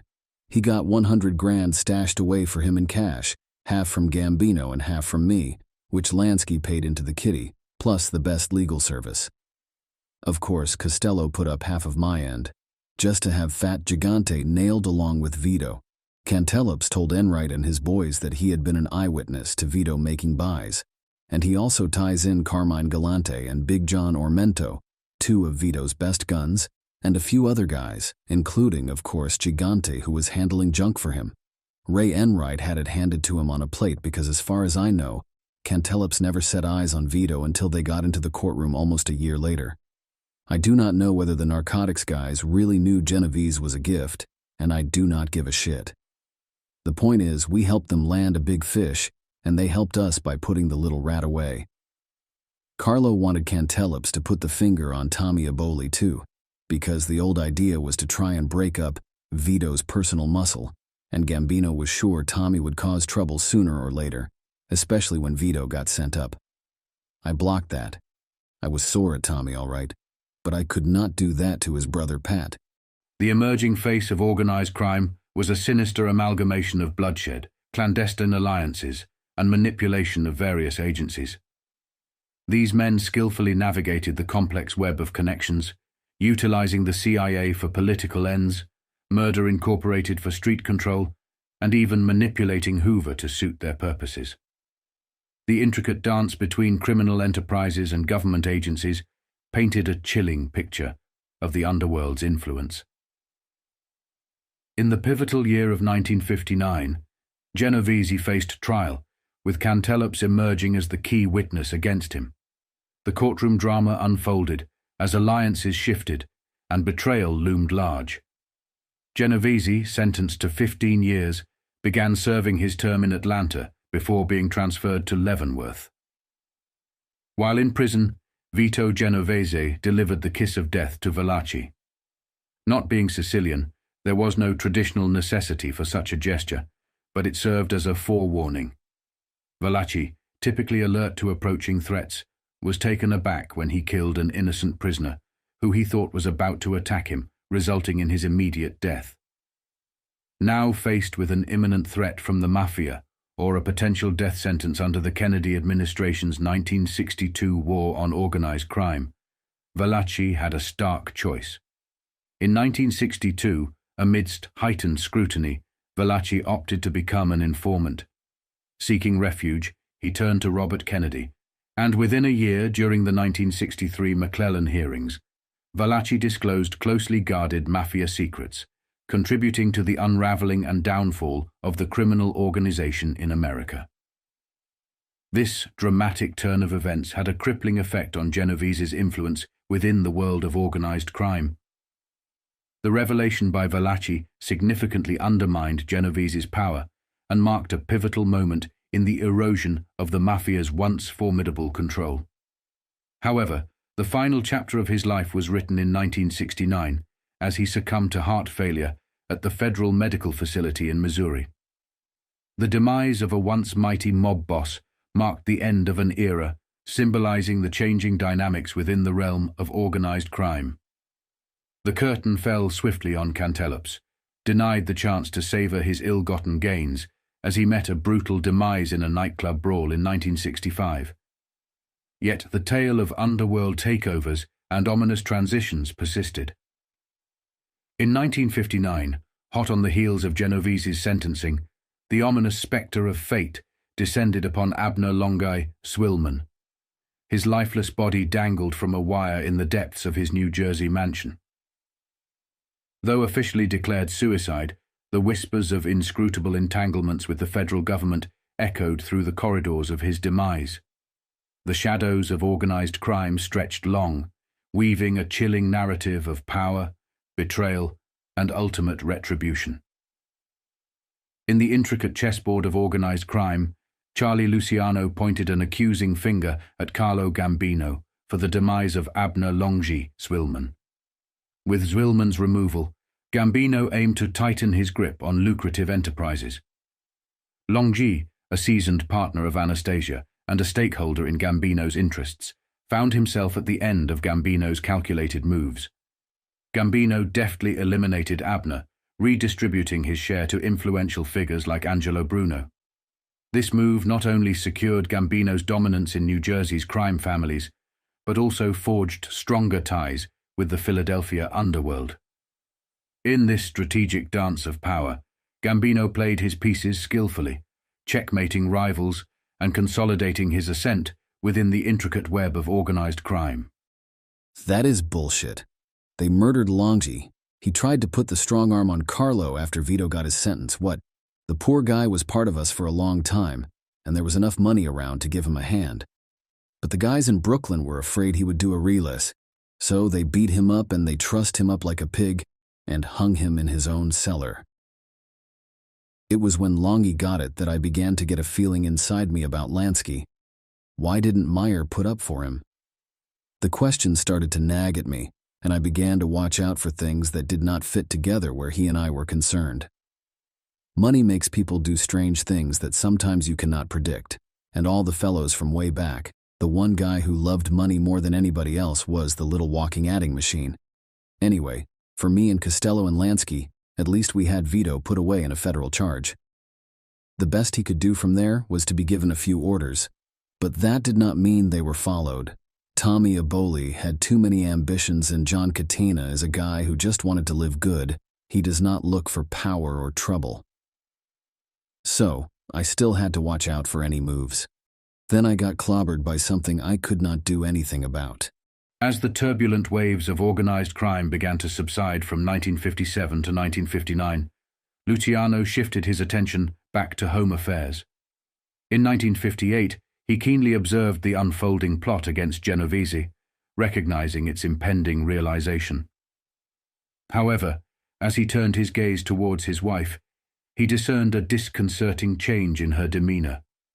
The sparkle of her good humor had waned, replaced by the weight of pain and the reappearance of suspicious lumps in her left breast. The delicate balance between the intrigues of the underworld and the struggles within his personal life continued to unfold for Luciano. This time I took her to see Dr. Mattioli myself, and I went right into his office while he examined her. There is no question about it, she was really in pain. But he would not let on nothing to her. He just said, "Well, young lady, I think we should put you into the hospital and take out those little bumps." He was very cheerful and said she had nothing to worry about. He just called them tumors, and she was not to be frightened. Then he turned to me and said, "Listen, Charlie, why don't you stay and let me give you an examination?" So I stayed behind. As soon as Igea left the office, I said to the doctor, "All right, tell me, what's wrong with her?" He said, "She has cancer. It looks bad, and I am sorry we waited so long. I almost got sick right there in the office." I said to him, "Are you sure?" He said, No, I cannot be sure. But she has too many symptoms, and we must do an exploratory operation." I said to him, "But if she's got cancer, does that mean she's going to die?" He said, "Not necessarily. If we reach it in time, she lives a long life. But if the tumors are cancer, you must remove her breast." I said to him, "I don't care what you got to do, just save her life." As the operation stretched on for several agonizing hours, Luciano found himself pacing the sterile waiting room, his heart pounding with unbearable anxiety. Close friends who sought to offer support were waved away, the weight of uncertainty pressing heavily on his shoulders. The juxtaposition of his clandestine dealings in the criminal underworld with the very tangible concern for his wife's well-being created a tense and poignant moment in Luciano's life. I just could not stand to have nobody even near me. I smoked one cigarette after another and prayed. I promised God anything, if only he would make her better. Then Dr. Mattioli came out, and he told me the operation was a success. They had to remove her breast, but he was hopeful that they got all the cancer. One thing was sure. We had the best surgeons we could get in this part of Italy. They let me go into the recovery room, and I sat down by Igea's bed. She was still out, and her face looked so little and pale I wanted to break my hand against the wall. As I looked at her, I just could not help but feel that maybe it was my fault. My fault for meeting her 10 years before, for getting her tied up with me.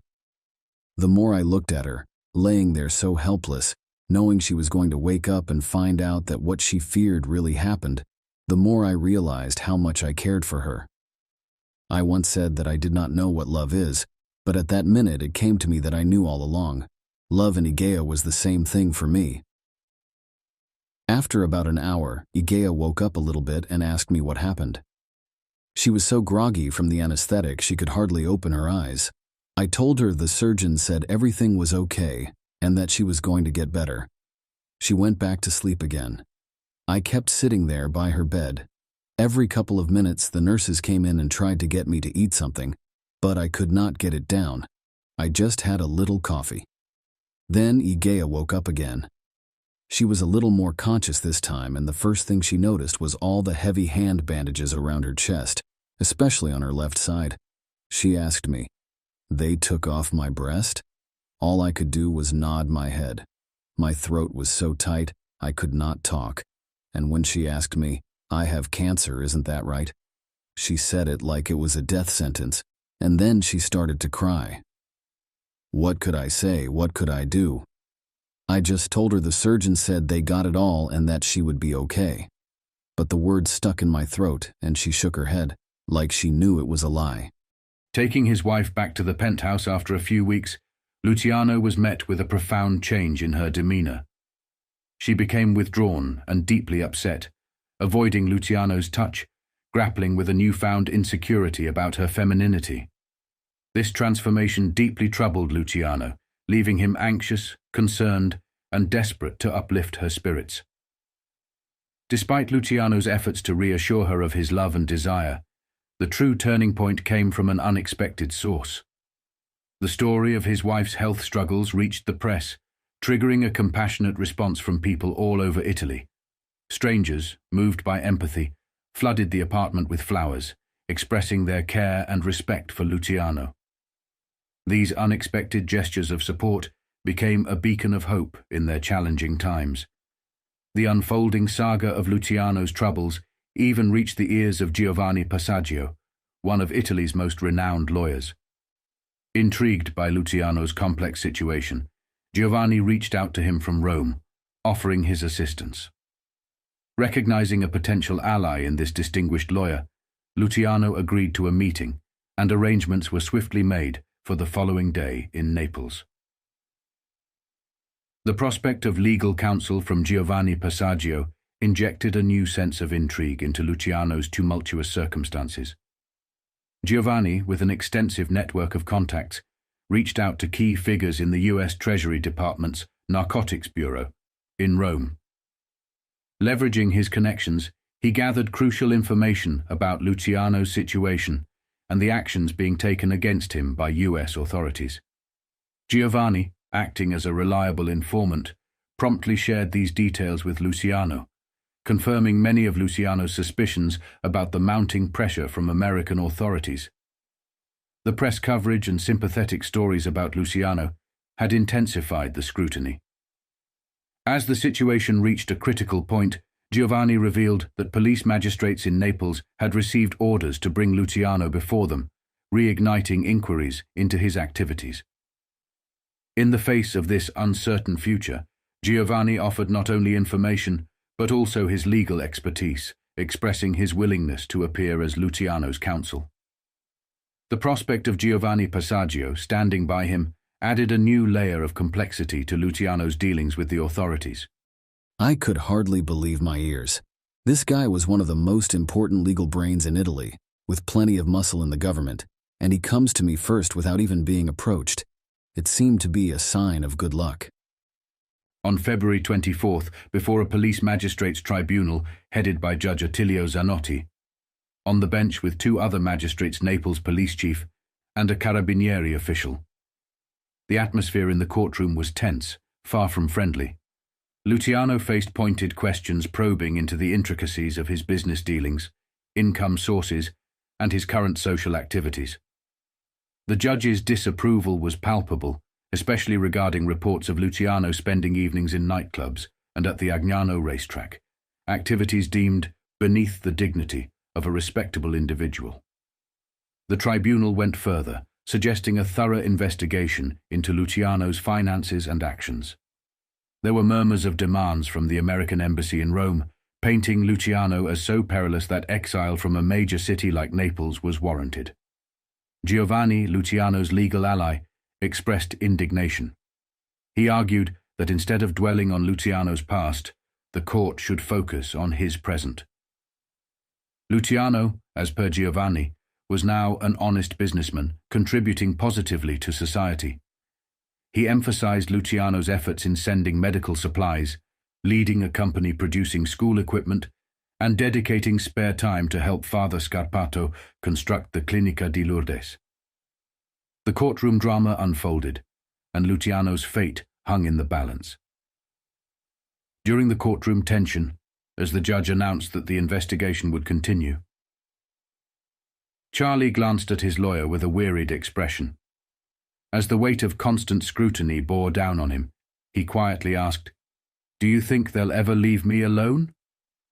The question hung in the air, reflecting not only Luciano's frustration, but also the relentless pursuit that seemed to define his existence, The legal battle raged on, with uncertainty casting a long shadow over Luciano's future.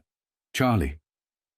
Luciano's lawyer, displaying a shrewd understanding of the situation, advised Luciano to be patient, adopting an American expression to convey his message. He then wore a confident smile as he told Luciano, "We have only now begun to fight," referencing a famous expression from American history. Luciano, though unfamiliar with the origin of the phrase, appreciated the sentiment, replying, "I wouldn't know who said it, but I sure like the sound of it coming from you, about me." The exchange hinted at the resilience and determination they would bring to the legal battle ahead. The tribunal's investigation, spanning nearly a month, culminated on March 23rd. The results highlighted Luciano's activities since his deportation in 1946, focusing on his friendships in America, knowledge of events like the Anastasia murder, business interests in Italy, and financial support from friends in the United States. Luciano's modest living conditions were acknowledged, with his friends providing just enough to sustain him. The court found no evidence warranting further prosecution, though permission to continue investigating Luciano's income sources was granted.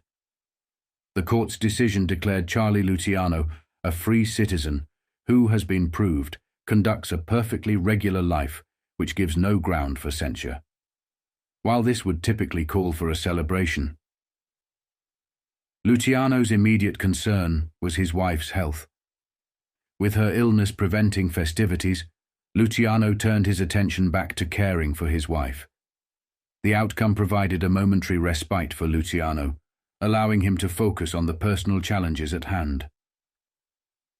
Despite her ongoing illness, Charlie Luciano's wife summoned enough strength for him to take her to Capri, back to their small house by the sea. In this idyllic setting, a brief respite from their troubles seemed possible. However, one morning in the middle of April shattered this semblance of happiness. Luciano awoke to find his wife sobbing bitterly. Initially fearing it was related to her health or recent operation, he soon realized the source of her distress. She pointed to her right breast, revealing several small, ominous bumps. The discovery cast a shadow over their moment of peace, bringing new challenges for the couple to confront. One of our dogs was named Bambi. Igea loved that Walt Disney picture of Bambi, so she named the dog after it. He was never out of her sight. Bambi even slept on our bed no matter where we were. Well, Igea started hugging that dog and crying. Of course, I realized why she was so upset. It was a fear of another operation and that maybe they would have to remove her right breast, too. I put my arms around here, and I said all that mattered was for her to be well. That was all that counted to me. Charlie Luciano felt his world unravel as a part of him seemed to die in that moment in time. Despite the heart-wrenching situation, he did not hesitate. He swiftly picked up his wife and hurried back to Naples, returning to the hospital. The fear that had loomed in their minds became a devastating reality. The removal of her right breast was inevitable. The doctor emerged from the operation room, his expression grave. Words seemed to fail him for a moment, intensifying the unbearable tension. Finally he spoke, delivering the grim news. Cancer had insidiously spread to 4 areas, defying their attempts to eradicate it completely. Charlie, his voice tinged with desperation, asked the question that hung heavily in the air. "Are you telling me that Igea is going to die?" He replies with, "Yes, Charlie, there is nothing more we can do. There is cobalt, but I do not think it will have much effect. The disease is spreading all the time." I asked him how long she had, and he said he did not know. She could die in a couple of weeks, or maybe she could last a few months, but no longer than that. At the minute, I had the feeling that he was the most thoughtful man I ever knew. He never stopped trying to help. After I took Igea back to the apartment, there was not a day he did not come there and spend some time with her, or do everything he could to keep her from having pain, like she was part of his own family, and not just another patient. Finally, though, the pain got so bad that even the big shot of morphine did not help. Don Cheech came all the time and prayed. Sometimes there would be a dozen friends in our living room, all the hoodlums, deportees. The roughest kind of guys you could think of, according to the police, and they would get down on their knees and cry as they prayed along with Father Scarpto. Everybody loved Igea. I thought Johnny Cockeye would go out his mind. Every time he saw me, he would look deep into my eyes and then run away. He told me later he could not stand to look into my eyes. They were always so full of tears. In those fleeting moments when pain temporarily relented and allowed her to speak with a hint of a smile, she would insist that Luciano leave the confines of the hospital and engage with the world. Though he reluctantly ventured to the California, the pull of concern swiftly drew him back to her bedside. In the depths of Charlie Lucky Luciano's heart, a profound transformation unfolded when he tragically lost his wife. Her departure shattered him, marking the first time he encountered a love worth forsaking his criminal empire. From the moment he met her, Luciano made a solemn vow to relinquish the sinister grip of organized crime, dedicating himself tirelessly from 1952 to 1958 to rebuild his life and prove his worth as a good man. He ardently worked to extricate himself from the treacherous world of rackets, all for the sake of the woman who captured his heart. Luciano gave up everything, driven by a genuine love that transcended the illicit ventures he once thrived in. However, fate dealt him another cruel blow, as he was forced to witness his beloved wife's slow and agonizing demise, plunging him into a profound abyss of despair. Reflecting on the broader consequences of his past actions, Luciano confronted the haunting toll of his criminal empire. The countless lives lost, the mothers, sisters, brothers, aunts, uncles, and fathers who faced the grim reality of identifying the lifeless bodies of their loved ones, innocent casualties ensnared in the violence orchestrated by organized crime. It mattered not whether one was guilty or innocent. If perceived as a threat, they became a target. As he grappled with his wife's impending death, Luciano couldn't escape the bitter irony of his own suffering. The same anguish and darkness that he had indirectly inflicted upon others had now come full circle to claim him. The weight of the curses from families torn apart by the brutality of his criminal pursuits bore down on him, casting a shadow over his own existence. The very enterprise he once envisioned as superior and morally justified crumbled in his absence. More ruthless figures, like Carlos Marcello, the Chicago outfit, and New York, assumed control. Some of these were men devoid of mercy, evolving into true psychopaths and serial killers who, in their quest to protect the billion-dollar empire, callously snuffed out thousands of lives. Luciano found himself in a tragic juxtaposition, grappling with the consequences of his own creation. The punishment he now faced, a dark mirror reflecting the suffering of countless families, laid bare the bitter reality of the life he had led. As he faced the inevitable loss of the one he loved, it became Luciano's turn to endure the anguish that had plagued so many before him, a poignant and sorrowful reckoning for a man who once wielded power without considering the cost. In September of 1958, Luciano's wife, Igea Lissoni, slipped into a coma. She lingered for several days, and on the advice of the doctors, Luciano called her father, Giovanni Lissoni, who promptly flew to Naples. In those final days, Luciano rarely left Igea's bedside, sitting next to her, watching intently for hours, the weight of concern etched deep on his face. In the morning of September 27th, Igea briefly emerged from the coma. Recognizing Luciano, she moved her hand slowly toward her father, attempting to form words. She distinctly uttered, "Caro mio," meaning "my dear" in Italian. Those were her last words to Luciano.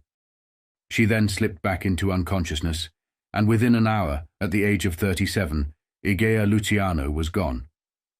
Her body was transported to Milan for burial. In the obituary section of the Corriere della Sera of Milan on September 30th, a somber notice appeared. Solaced by religious comfort, after a trying illness, her soul given to God, Igea Lissoni, 37.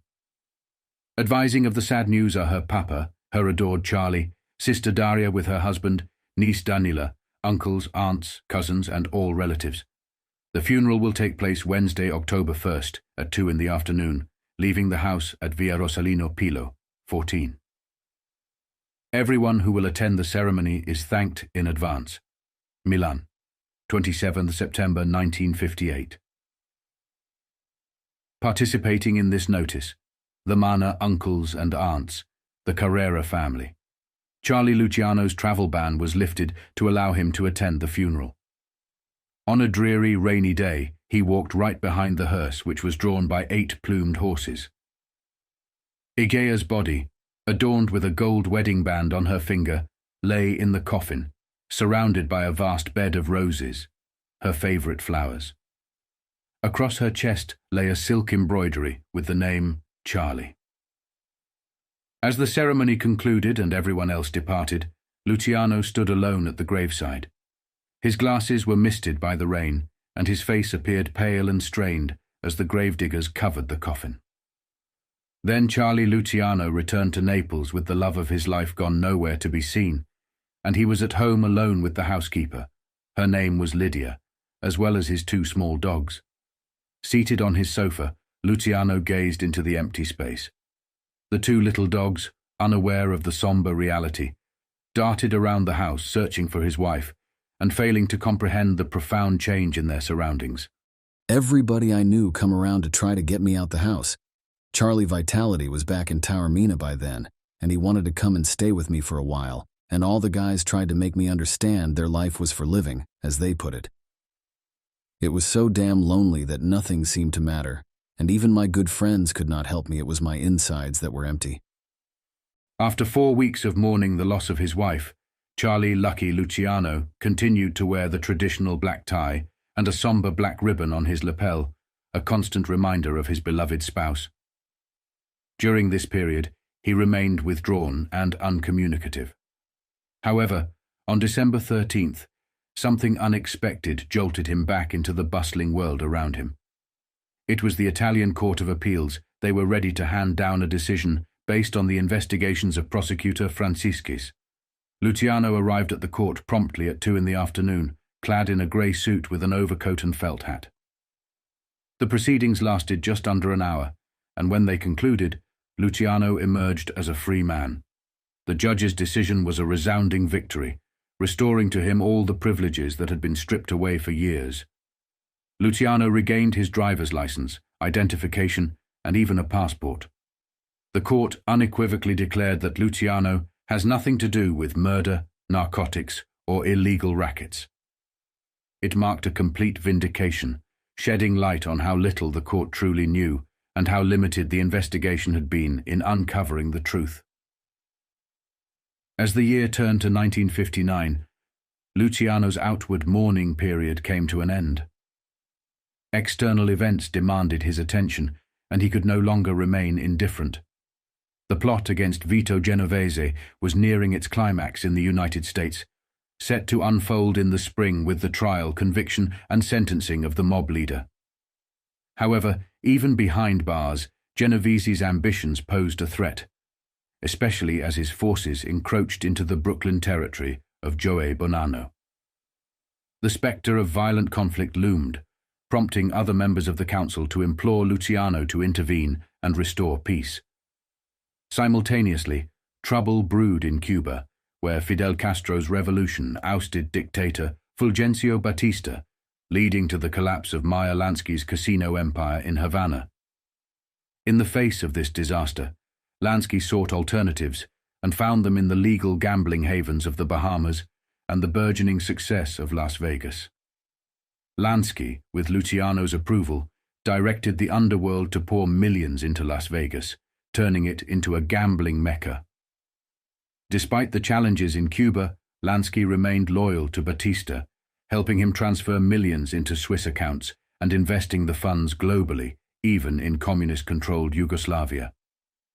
These developments demanded Luciano's personal attention, pulling him from his seclusion. His routine began to echo familiar patterns. He dined at old haunts like the California and Z Teresa, spent time with friends, and ventured into the company of women. Amid these external concerns, Luciano faced a personal challenge: a worsening sacroiliac condition.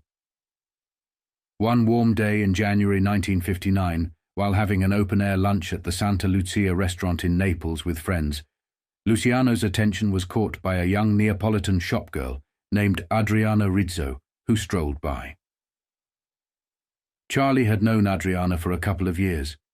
She worked at a store that specialized in trusses and medical belts, and their paths crossed when he had trouble with his back. On a day when his back was bothering him again, Adriana greeted him with her lively walk as she passed at his table.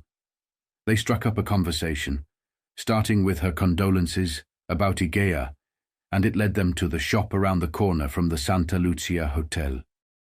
As they searched for a new belt support for Charlie's back, the connection deepened. Adriana, with some nursing training, caught Charlie's attention. After a few dinners and outings, he proposed the idea of her moving into his apartment to take care of him. Despite being halfway engaged to someone else, Charlie managed to convince her, and she became the new lady in his life. Adriana, understanding Charlie's feelings about Igea, seemed genuine, and their companionship was comfortable. Surprisingly, her family didn't object this time. Her father, a taxi driver, and the rest of her Neapolitan family were pragmatic. They saw no point in discussing marriage. As long as Adriana was happy, they didn't interfere, and Charlie occasionally lent them a helping hand. With Adriana and Lydia getting along well, everything settled into a peaceful and quiet rhythm in Charlie's life. While Luciano sought peace and quiet at home, the United States was far from tranquil. Internal strife brewed in New Jersey, Manhattan and Brooklyn, sparking warfare. Meyer Lansky, on the other hand, navigated the turbulent landscape, shuttling between locations in the Caribbean. His focus was on supervising the burgeoning gambling operations, a task overshadowed by intense concern over the repercussions of Fidel Castro's takeover in Cuba. The Underworld's operations were in flux, and uncertainty loomed on various fronts. Charlie would state, "It seemed like all over the world we were making a fortune in spite of the fact that everything was getting fucked up."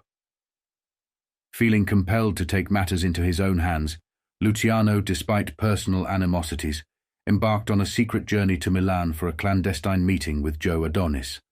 When I tried to discuss the New York situation with Adonis, it was like talking to the wall.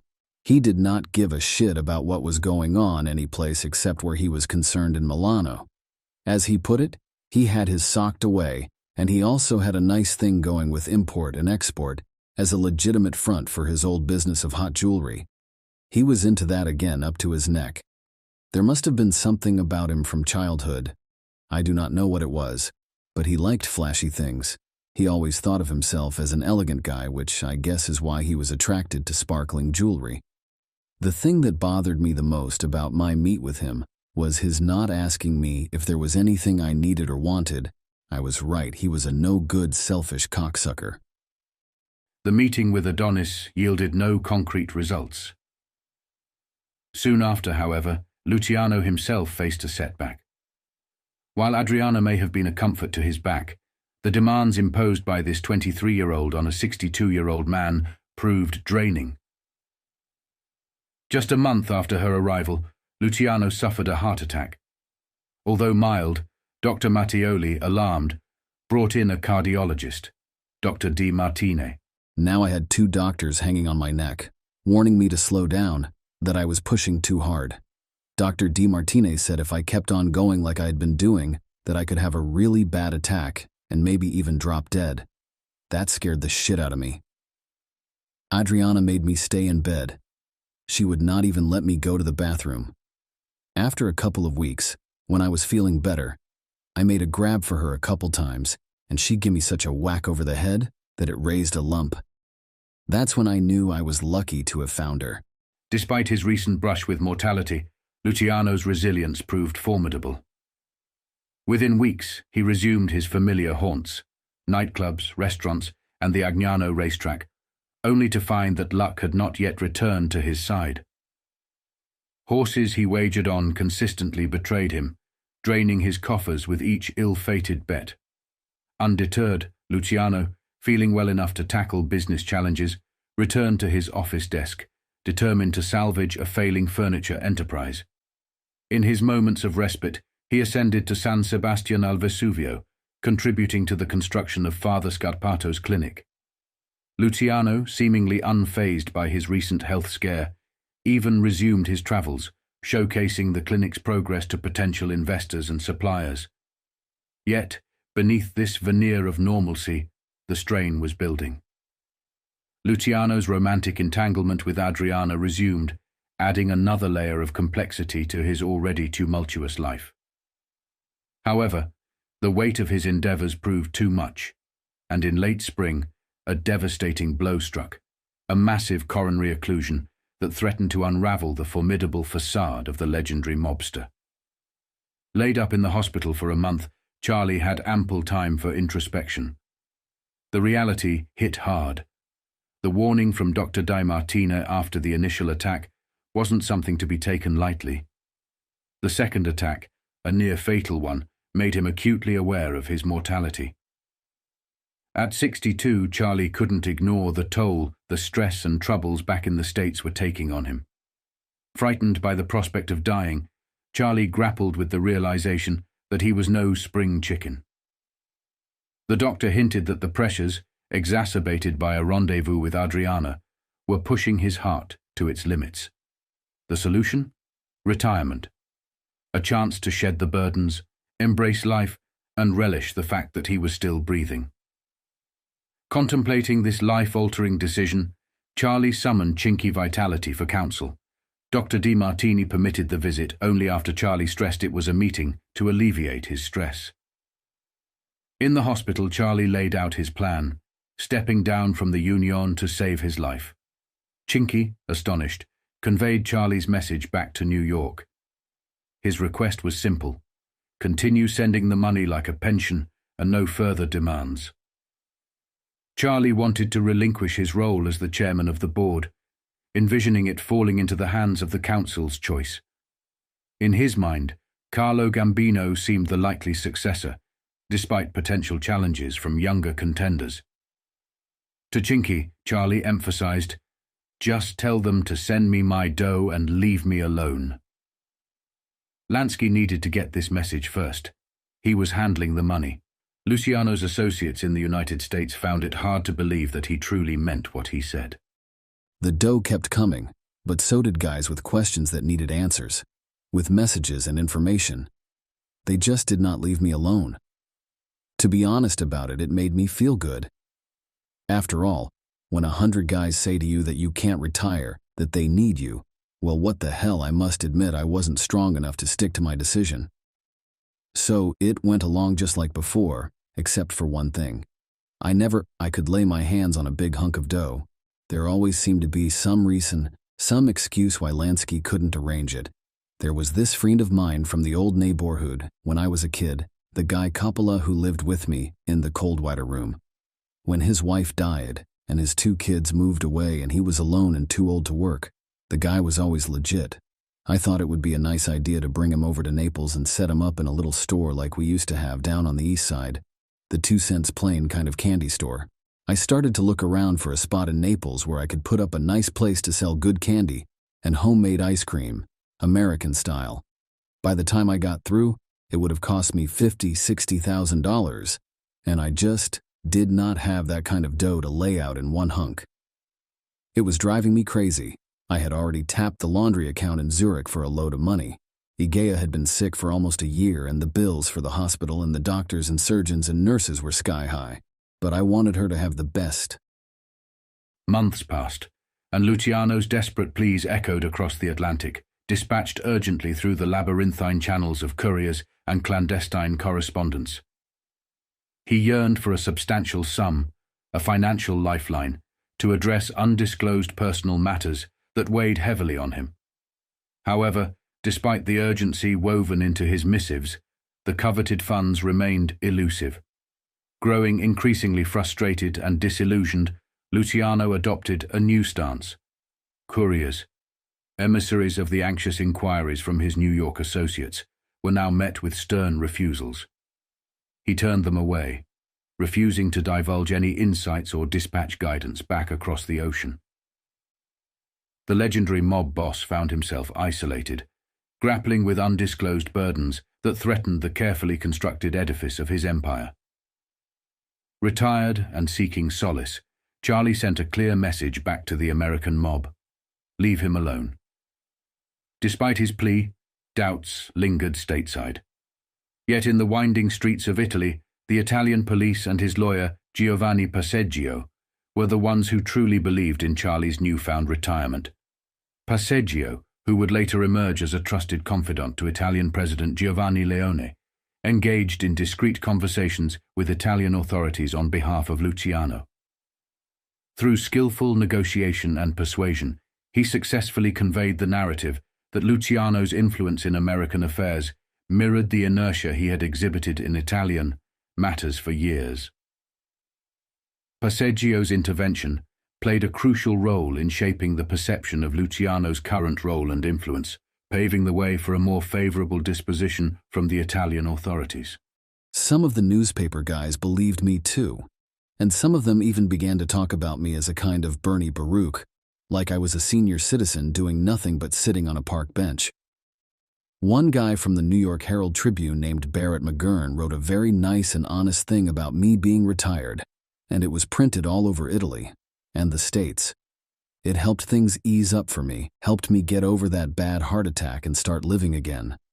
But I was always burning up about the 60 grand I wanted to open a store for Coppola in Naples. That's how the whole thing about a movie of my life got started. Throughout his years in Italy, Luciano had consistently rebuffed a relentless stream of offers from European and American movie producers eager to secure his collaboration for a film depicting his life.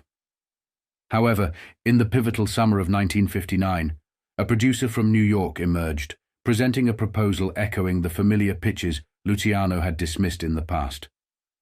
While initially dismissive, Luciano found himself compelled to reconsider, sensing that this offer might hold a unique allure.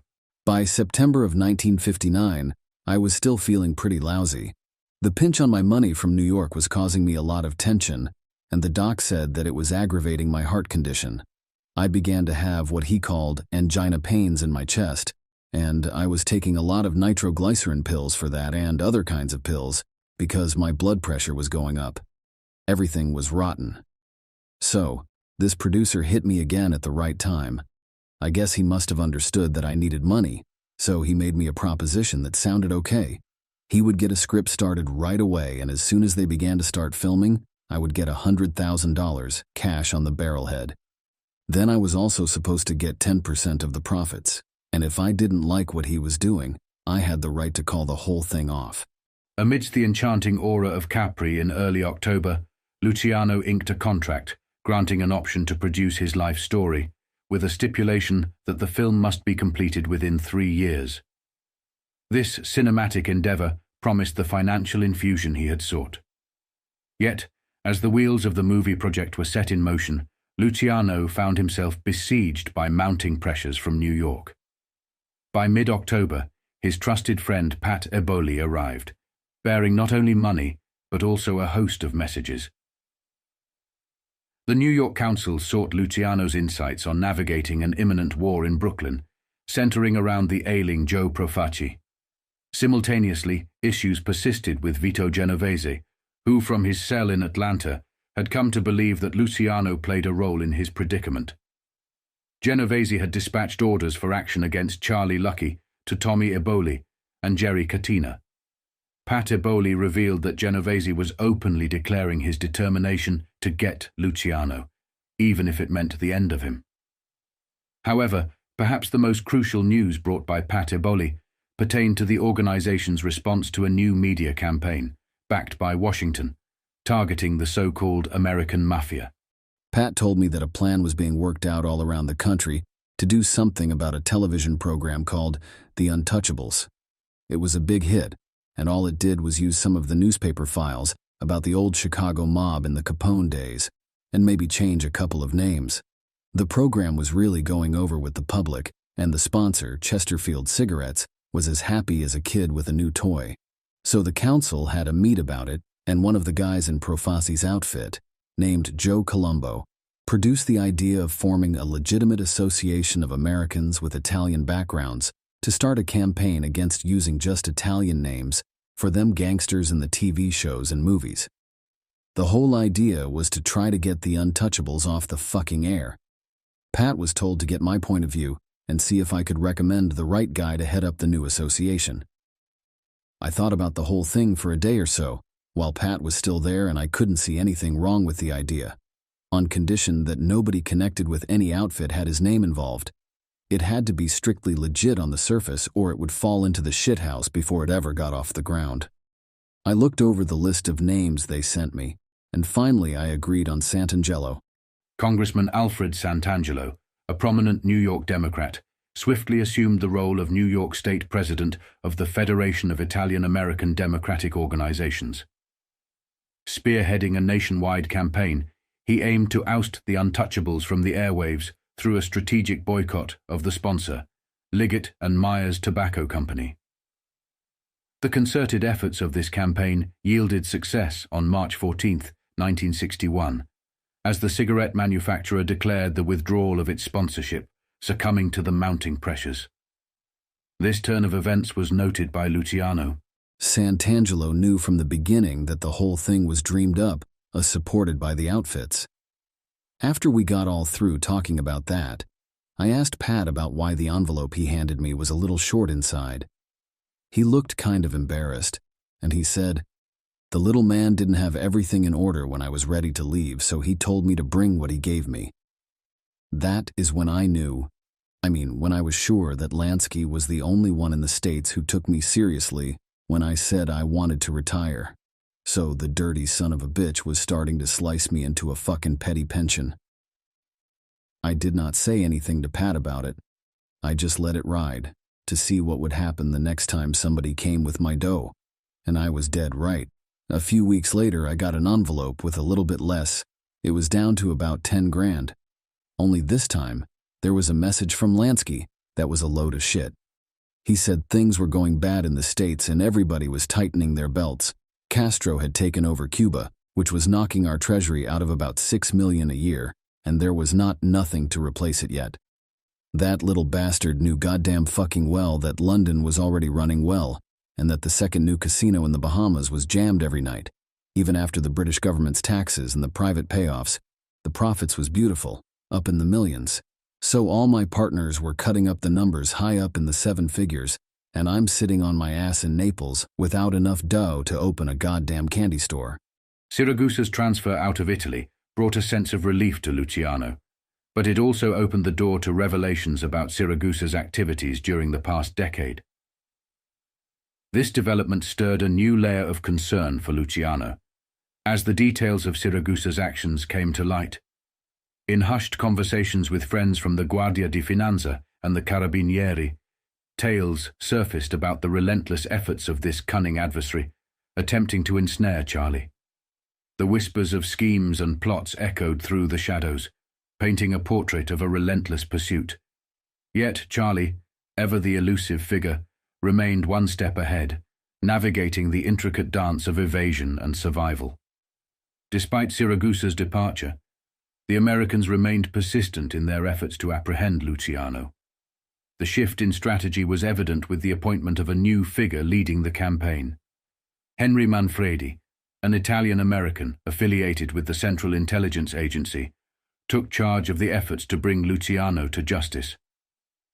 In the intricate web of espionage and deception, Henry Manfredi emerged as a suave operator, distinct from the brash Siragusa. Armed with sharp intellect and street smarts, he devised a plan involving a mysterious figure named Mike Serra, purportedly a U.S. Air Force major. Charlie, tipped off about Serra's arrival in Naples, decided to play along, stringing him along to gather valuable intel. Despite the game of deception, a strange camaraderie blossomed between Charlie and Serra, with shared conversations and even invitations to Charlie's farm. However, beneath the veneer of friendship, Charlie knew the dance with deceit could only go so far before the truth unraveled.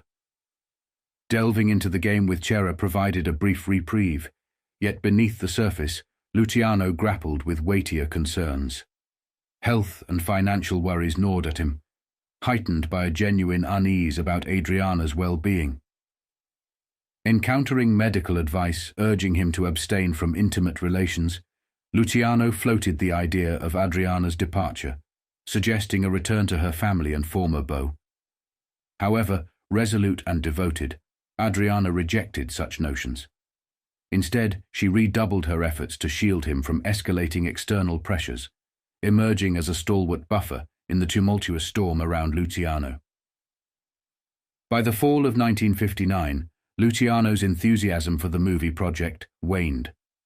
The producer struggled to craft a script to Luciano's liking, with proposed ideas mirroring outdated gangster movie tropes from the 1930s. Charlie stated, "It looked like I made a bum decision. I told him if he could not do better right away, we might as well forget the whole thing. I needed the money, and I did not want to fool around no more." While in Madrid to undertake another film project, the producer crossed paths with Martin Gosch, a former Hollywood producer and screenwriter who now helmed his own production company in Spain. Intrigued by the prospect, Gosch agreed to tackle a fresh screenplay and assume the role of co-producer for the film, contingent upon securing Luciano's approval and cooperation.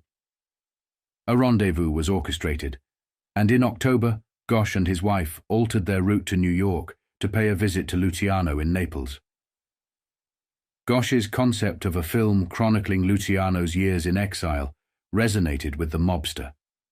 Moreover, Gosch's past involvement in producing and writing for the Abbott and Costello radio program during the early 1940s intrigued Luciano. During their meeting, Luciano expressed his sentiments. When I was in the can up at Great Meadow in 1943, I used to love to listen to that program every Thursday night, even though I knew that fat bastard Costello was a no-good prick. He came from over in Jersey, and all the guys in the outfits over there knew him. The minute he made it big, he started to act like his shit was gold. I figure anybody who could make a nice guy out of a shit like Lou Costello should certainly be able to handle me and tell my story fairly and decently. Lou Costello, born Louis Francis Cristillo on March 6, 1906, was an American comedian and actor, best known as one half of the popular comedy duo Abbott and Costello.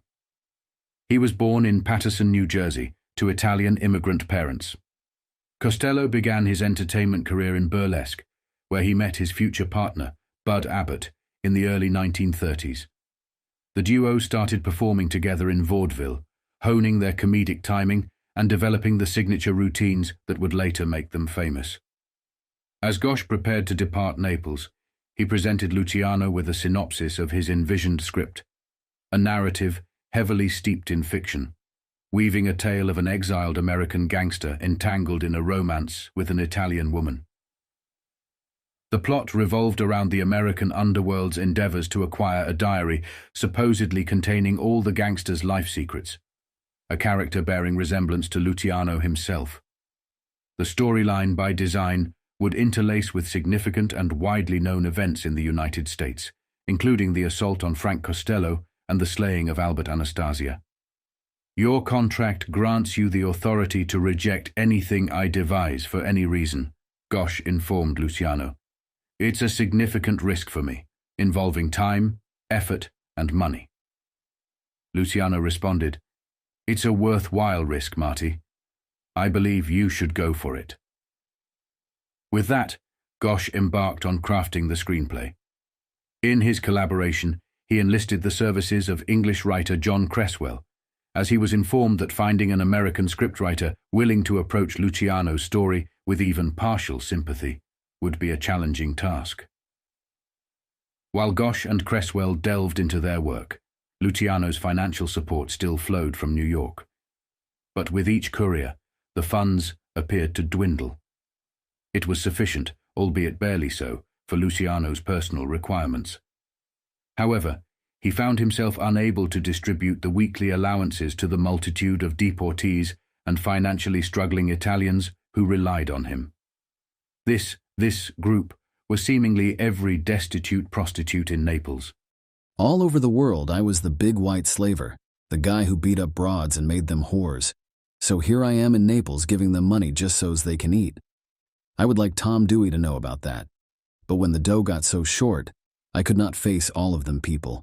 I began to spend more and more time up on the farm in Santa Marinella so I wouldn't have to see them and tell them there was no money this week or next week. I really felt lousy that I had to go and hide. One day, Pat Aboli came up with another one of them short envelopes. I told Patsy that when he got back to New York, he was to tell Lansky and the rest of the guys that I was getting into the picture business, that I signed a deal to have a picture made that was supposed to be about my life. But I had the last word, and I was going to make sure it didn't hurt nobody. In a little while, I got word back to go ahead, that they didn't have no objections. In December, Gosh returned to Naples, accompanied by Cresswell, to provide a more detailed outline of the script. Luciano was captivated, and became even more enthusiastic when Gosh hinted at a plan to facilitate Luciano's return, if only briefly, to New York. However, Gosh withheld the details until the script was completed and approved. By February, the screenplay was finished. On February 18, 1961, Gosh sat in Luciano's Naples penthouse and spent 3 hours reading the script aloud.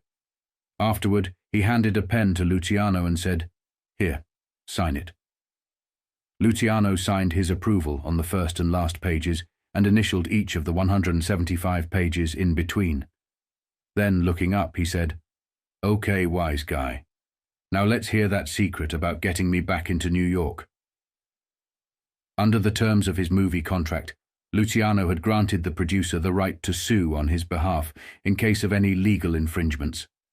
However, under New York state law, in cases of defamation and invasion of privacy, a lawsuit could only be initiated by the injured party. At that time, Columbia Broadcasting was involved in mock trials of underworld figures in the show Your Witness. The initial episode of the weekly series in 1960 had focused on Luciano. The dialogue spoken by the actor portraying the gangster had never been shown to Luciano for his approval. According to a legal opinion secured by Gosh, Luciano could sue for invasion of privacy, and such a suit would be impregnable against dismissal, ensuring Luciano would be entitled to his day in court. This meant that permission would have to be granted for Luciano to appear personally at the hearings in New York. Luciano's stay in Manhattan would be brief, closely guarded, and his movements tightly restricted. Despite the likelihood that the suit would be thrown out of court, the opportunity for Luciano to assert his presence seemed certain. Nevertheless, he would get his chance. Luciano embraced the idea with enthusiasm, discussing it animatedly as he drove Gosh back to the airport. They also delved into the plans for the movie, and Gosh inquired about Luciano's thoughts on casting the title role. After a moment of contemplation, Luciano surprised Gosh by suggesting Cary Grant. Stunned by the unconventional choice, Gosh asked for alternative ideas. Luciano, undeterred, proposed the singer Dean Martin, citing his interest in Martin's emerging acting career. However, Gosh acknowledged that he did not have a connection to Martin, making it challenging to approach him for the script. "Don't worry about that," Luciano assured us. "I'll take care of it right away." Luciano took 2 copies of the script, one for himself and another to be air-mailed immediately to Hollywood. Later, he informed Gosh that he had also sent a copy directly to Frank Sinatra, who had delivered it to Martin. With Gosh departing for Madrid, then London and Paris, to secure financing and arrange a newspaper syndication of Luciano's life story, the wait for word from Gosh began. On February 20th, as Luciano anticipated updates, he received an unexpected visitor, not a courier with the expected funds, nor his friend Pat Eboli.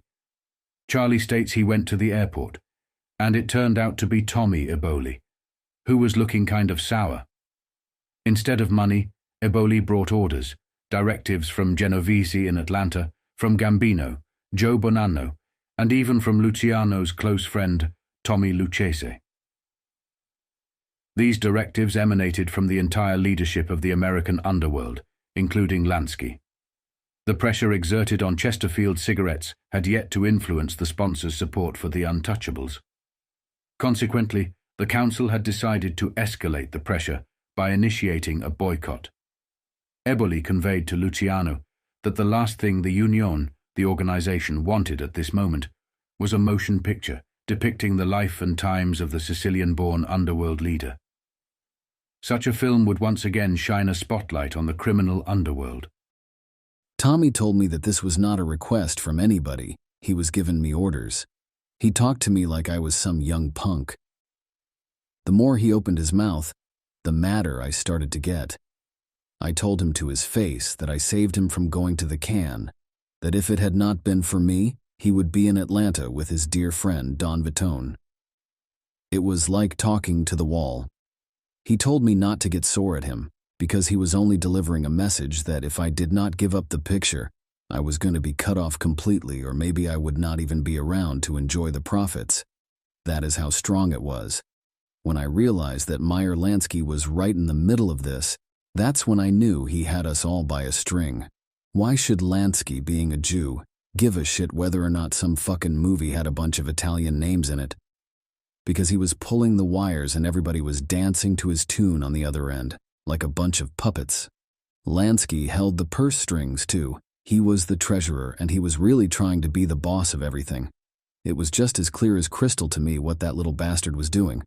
He was so hungry for power behind the scenes, he'd kiss anybody's ass and do anything he had to do, so that in the end, Meyer Lansky, my old partner, and a Jew, would wind up the real boss of bosses of all the Italians and the Jews, and without a single fucking vote on the council. I never really knew what it meant when we were kids, and I used to call him the genius. But at the age of 64, I finally got wise. During his fury, Luciano found himself compelled to yield to the demands. He dispatched Eboli back to New York, conceding that he would abandon the film. However, the following day in Naples, Luciano arrived at two pivotal decisions. First, he summoned Martin Gosch back from London, informed him of the film's cancellation, and presented an alternative proposal to become the custodian of the life and secrets of Charles Lucky Luciano, a life story Luciano believed might be nearing its conclusion due to the second decision.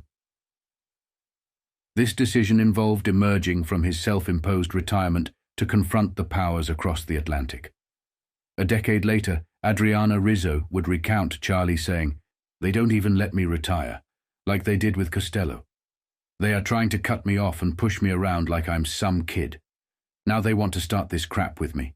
Well, screw them. I'm going to teach them a lesson." At Rome Airport on February 26, 1961, Luciano and Gosch reached their agreement. Then Luciano revealed his plans for the months ahead. All these years I've been accused of being the king of narcotics for the whole fucking world. It was all bullshit. It has been almost 40 years since I got a quarter out of junk.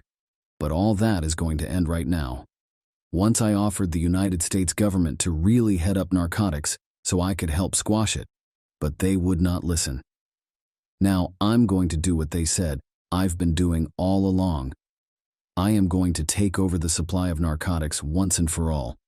It is the only way I know to teach my friends in the United States that they cannot order me around, that I will not sit still for it. But you are not going to know anything about it, Marty.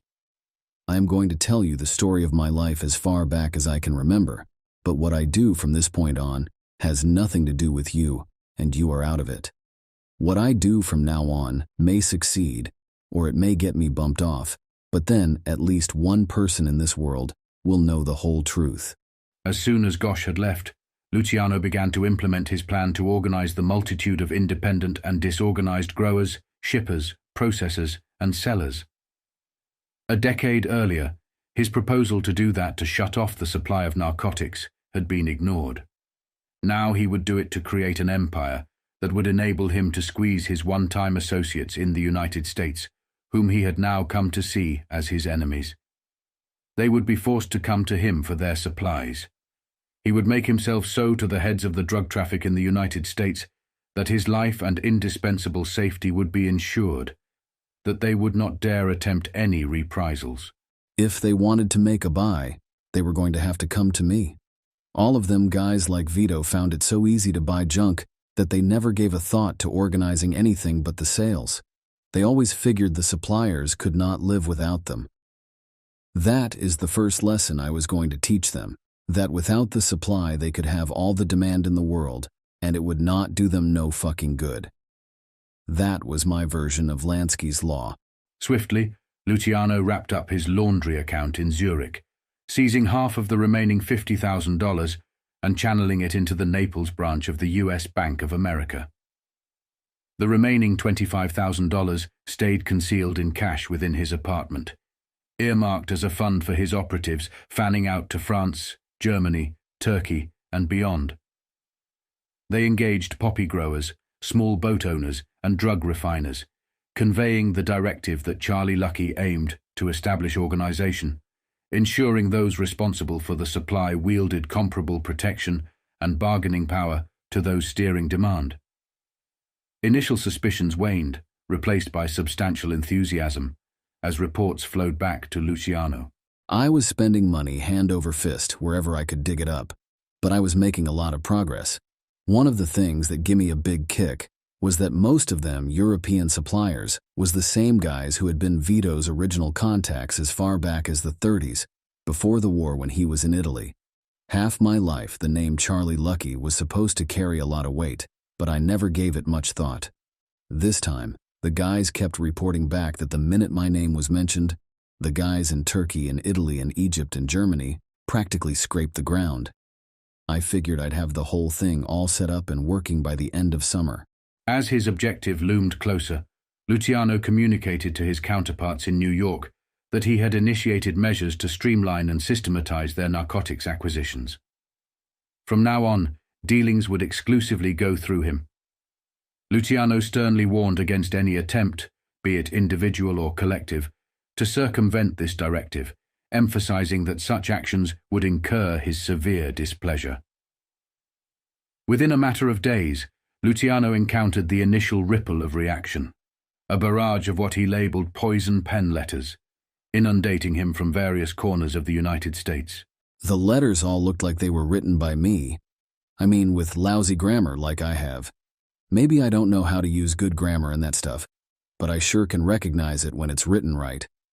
All the letters said the same thing, that I was making a big mistake, and that if I knew what was good for me, I would just keep my nose clean.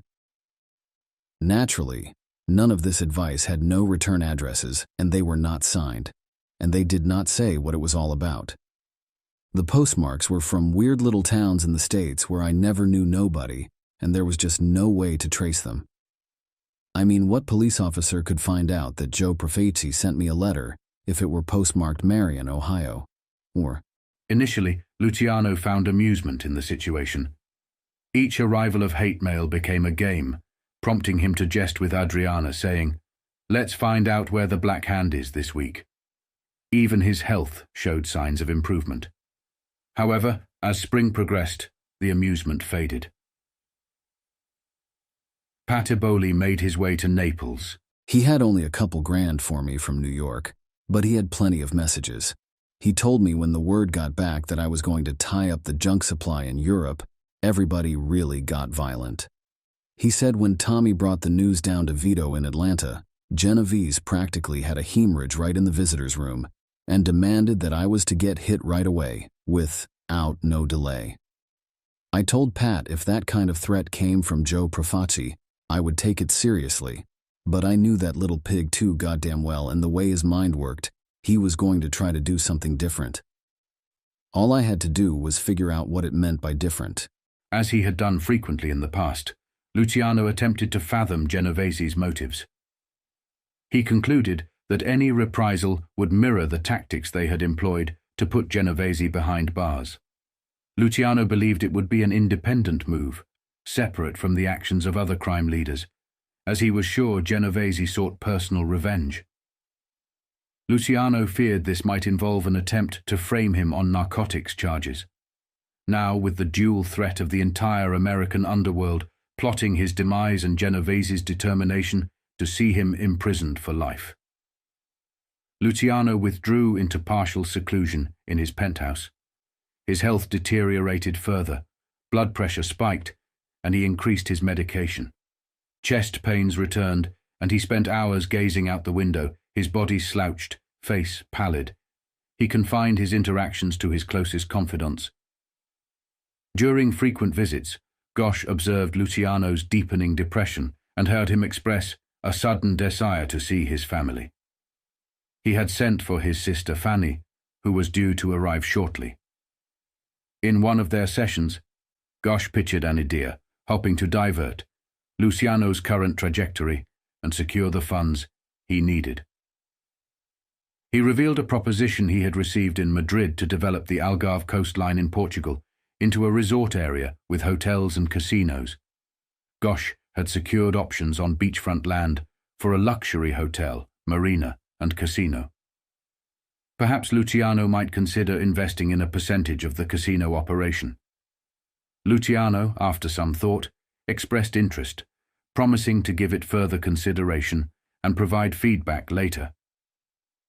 In the following days, as Luciano attempted to maintain an optimistic facade during his sister's visit, he realized the mounting pressures and anxieties were taking a toll on his health. After Fanny and her family returned to the United States, Luciano summoned his friend and advisor, Chinky Vitality, who had been kept abreast of all Luciano's recent moves. Luciano confessed that while his plans to organize the narcotics trade in Europe seemed on the brink of success, he was equally convinced that these endeavors would backfire, and his health could not endure the mounting pressures. "Charlie," Vitality advised, "let go of the narcotics. It is not what you ever wanted, and you must put an end to it now, today. Inform them immediately. As for Vito, your caution is justified, and we must be vigilant." Once again, Luciano dispatched a message to his contacts in New York, declaring his abandonment of the narcotics venture and a return to a retired life.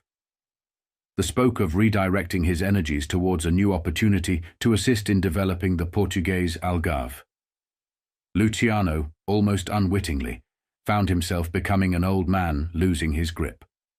A few years earlier, he would have met the demands and challenges from his old associates in the States without hesitation, formulating devious plans to overcome them and achieving his goals.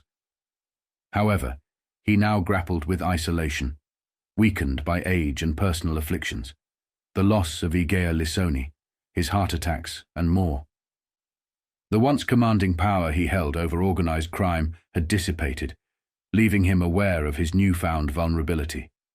The self-confidence that once radiated from him, the conviction that he was invincible, had faded.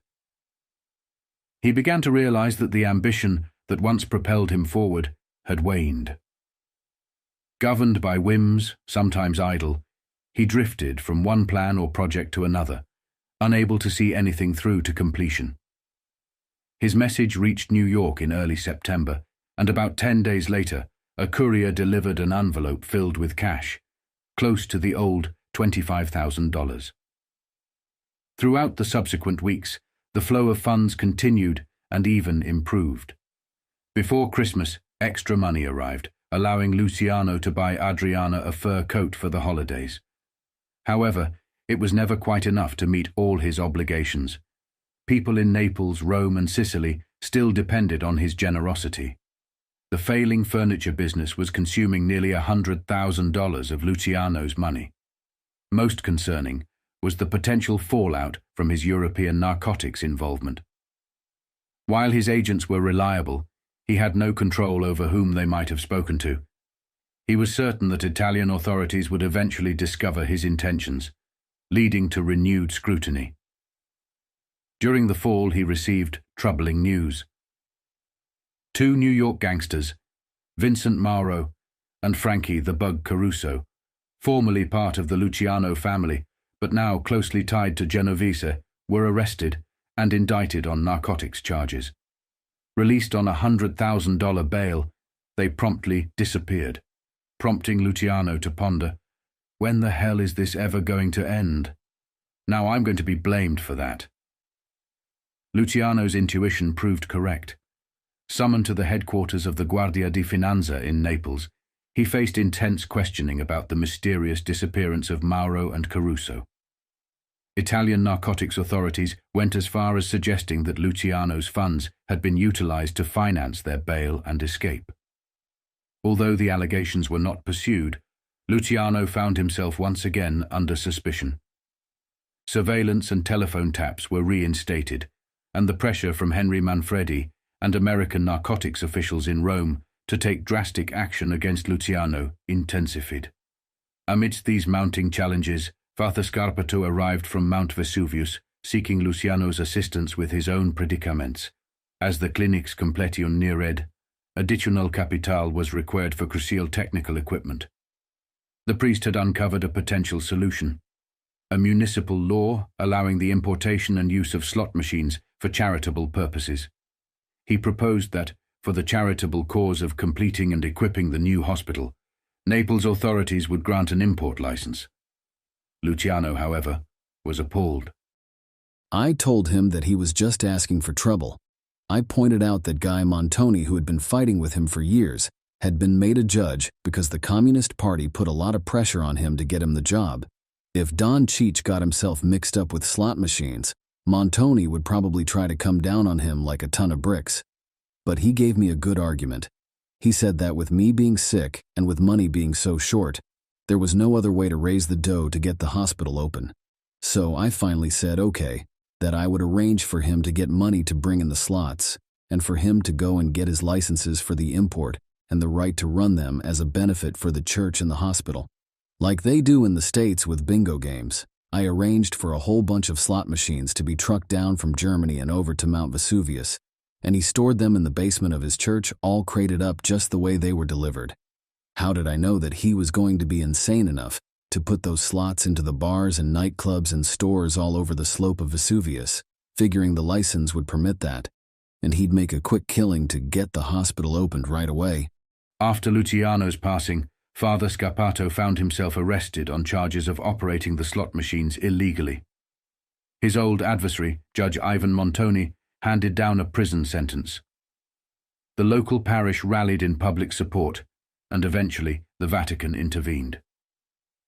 6 months later, Father Scarpato was released and allowed to return to his parish. However, during his imprisonment, his clinic faced bankruptcy and was seized by creditors who operated it without his involvement. Upon his return, Don Cheech discovered that vandals had ravaged his home and desecrated his church. In early December, Luciano endured a severe heart failure, a moment where he felt the spectre of death looming. Rushed to the hospital, it was revealed that the attack, while almost fatal, had not been a coronary and had caused no further damage to his heart. Within a week he returned home, but the toll on his appearance was apparent. His once dark hair had turned mostly grey, and he now carried the marks of aging, stooped posture, deep lines on his face, and a sense of benign weariness. At 64, he looked like a retired clerk or schoolteacher. Shortly after his return, Luciano received visitors from New York, Henry and Teresa Rubino. Henry, known to Luciano from his ties to the Genovese outfit and occasional courier duties, had previously approached Luciano with a narcotics proposal in 1957, only to be rebuffed. However, he maintained contact during his visits to Italy. In late 1961, the Rubinos requested to visit Luciano during their European vacation. Luciano, initially hesitant, eventually invited them to join him and Adriana in Taormina for the approaching Christmas and New Year. On New Year's Eve, a small party unfolded at La Giara nightclub, with Luciano, Adriana, the Rubinos, trusted friend Cinque Vitaliti, and club owner Francesco Simone and his wife. Amid the celebration, Adriana overheard Rubino urging Luciano not to retire, emphasizing his desire for Luciano to persist with his plans. Luciano, however, expressed his weariness and reluctance to engage in further battles. Tensions rose briefly, with Adriana intervening and Cinque instructing Rubino to keep quiet.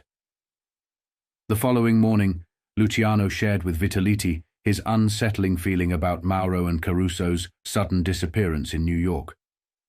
He suspected it was not a mere attempt to evade jail, but rather part of Genovese's ongoing vendetta. Luciano had confronted Rubino about Mauro and Caruso, and despite Rubino's immediate denial, Luciano found the situation suspicious. "It doesn't add up," Luciano remarked, emphasizing the need for caution. After the holidays, Luciano and Adriana returned to Naples, while the Rubinos continued their journey to Rome. On January 17th, Pat Eboli arrived in a somber mood, presenting himself not as a courier, but as a friend. He carried messages from New York and delivered disheartening news. Luciano had become a perceived threat to the organization he had founded, and the council believed that as long as he lived, nobody was safe. According to Eboli, Luciano's execution was imminent, leaving a chilling finality to his words. However, amidst the grim discussion, Eboli introduced another topic, the motion picture depicting Luciano's life. He proposed that obtaining the original script, signed and approved by Luciano, might act as a gesture of goodwill. Returning it to New York could potentially influence the council and serve as a bargaining chip for Luciano's life. The council believed that if the signed script existed, the threat of the movie's production lingered, and this could be leveraged to secure Luciano's safety. In a strange twist of fate, Luciano, who had recently reconsidered his decision to back out of the film, found himself entangled in a complex web of circumstances. A few days before, Gosh had written to Luciano, urging him to reconsider and expressing the potential revival of the movie project. Actor Cameron Mitchell's recent visit had injected new life into the idea of portraying Luciano on screen. When Gosh did not receive a response, he called Luciano to discuss the situation. Unbeknownst to them, both ends of their conversation were being monitored by the authorities in Naples and Madrid. Luciano, perhaps sensing the gravity of the situation, insisted that Gosh bring the original script to Naples immediately. Their conversation, marked by shouting and urgency, caught the attention of the authorities.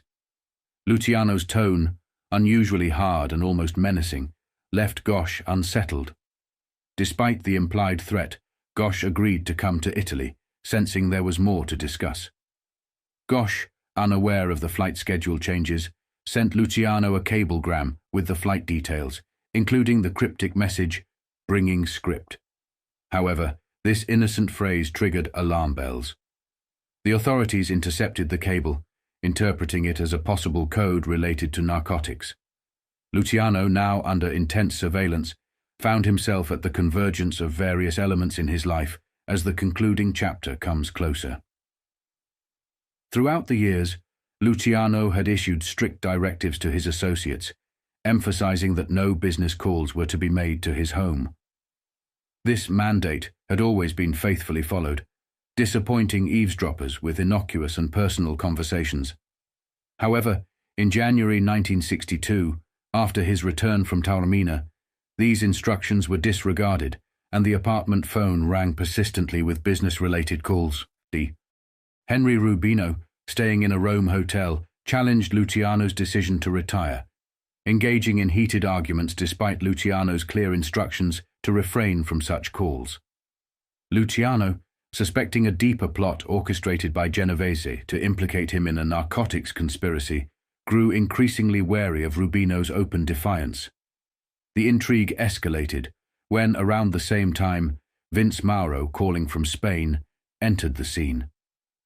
Mauro, accompanied by Caruso and Maneri, had jumped bail in New York, embarking on a lavish tour across the globe with a substantial amount of cash. Their journey took them from Nassau to Canada, then to Europe, openly enjoying a hedonistic lifestyle.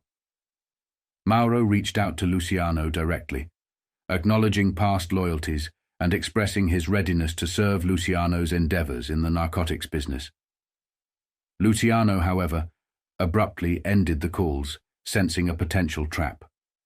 The intertwining threads of loyalty, betrayal, and the shadowy world of organized crime set the stage for the concluding chapter in Luciano's tumultuous life. As Luciano slammed down the phone after the ominous call from Mauro, his face flushed with rage. He confided in Adriana, expressing his certainty that this was a deliberate move by Genovese to entangle him in a narcotics conspiracy.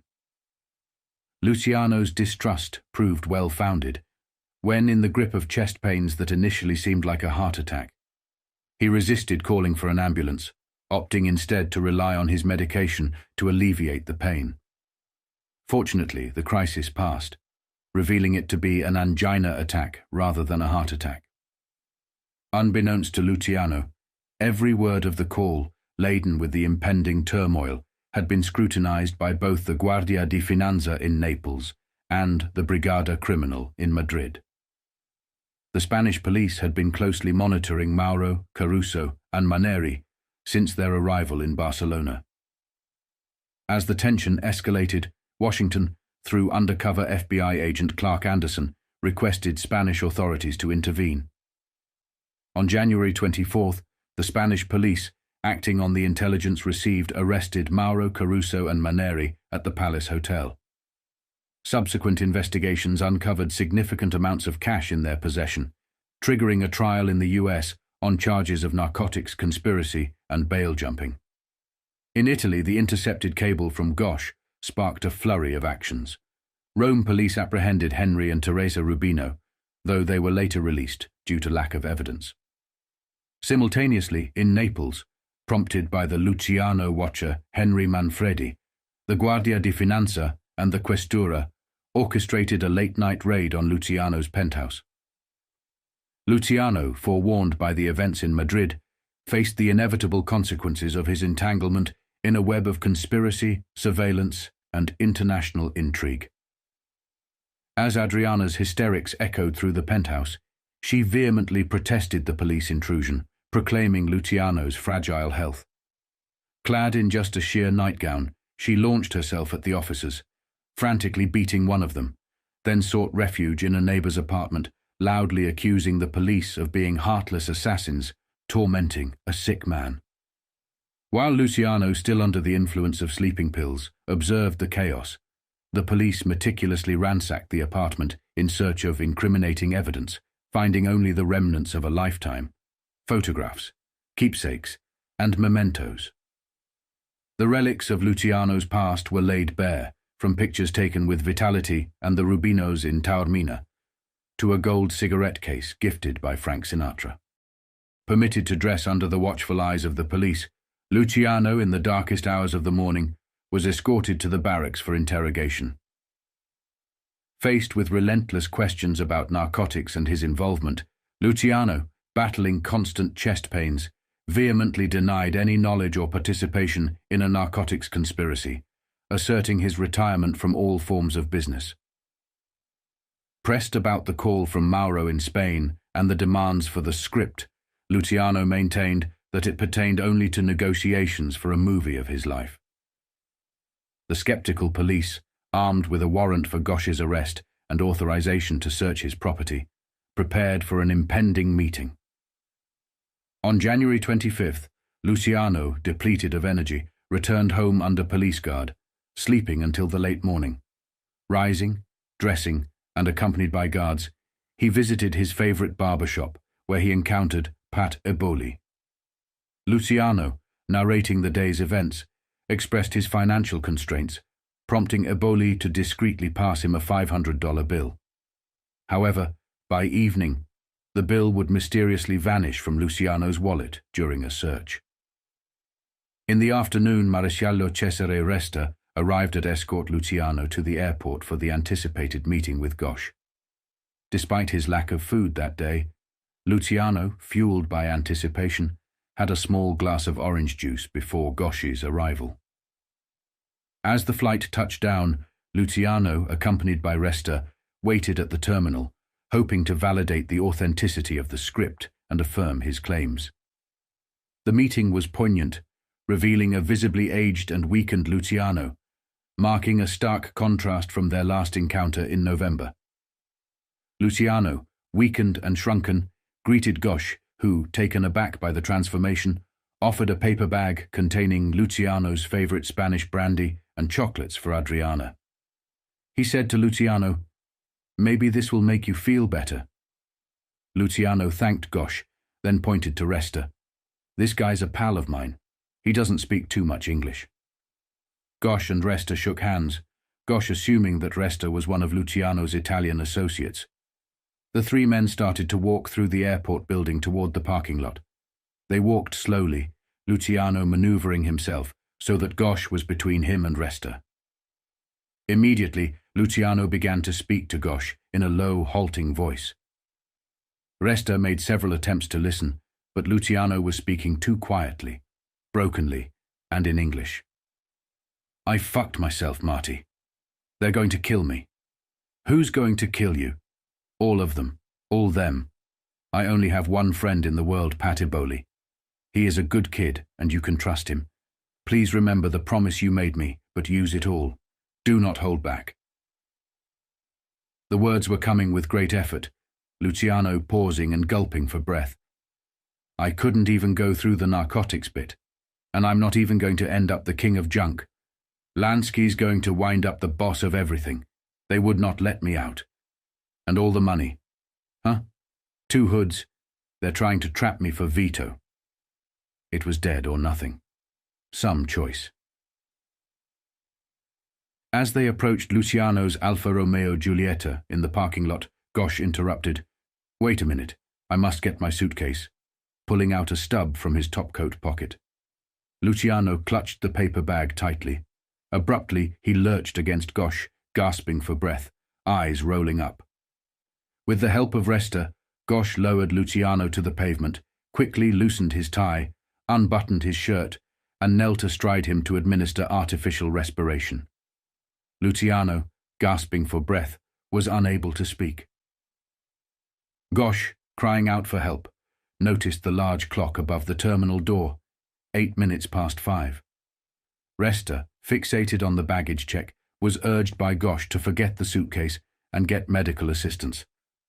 Resta, now at Luciano's side, signaled urgently for a gold pillbox in Luciano's trouser pocket.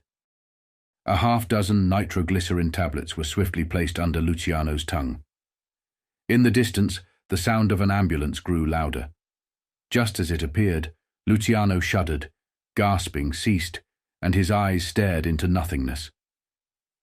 Gosh checked the terminal clock. 5:26 in the afternoon, on January 26, 1962. The ambulance, a battered American Jeep with a red cross, arrived moments later. 2 attendants injected adrenaline, but it was too late. Gosh, turning to Resta, pronounced, "He's dead." Resta staggered, struggling to maintain composure. Gosh informed the bewildered attendant, "This man is Charlie Lucky Luciano." In an unexpected turn, Luciano, once prophesying to end up on a cement slab, lay on the parking lot pavement, clad in tailor-made navy blue blazer and grey flannel slacks, collar open, tie pulled down. The bilious green-yellow slicker thrown across his body failed to conceal the lifeless gaze fixed upon the night sky. For hours, until authorization for release to the Naples morgue, Lucky Luciano's remains rested in the parking lot, an unforeseen and sudden conclusion. When Pat Eboli heard the news in his Naples hotel room, he rushed to the morgue, unable to believe the reality, clinging to the hope of a mistake. Following the news of Luciano's death, Pat Eboli rushed to the morgue in disbelief, bribing his way in to verify the truth.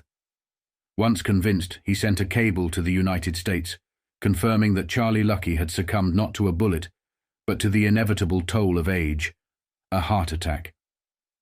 3 days later, a gathering of those who either could or cared convened at Holy Trinity Church in Naples for the Requiem Mass.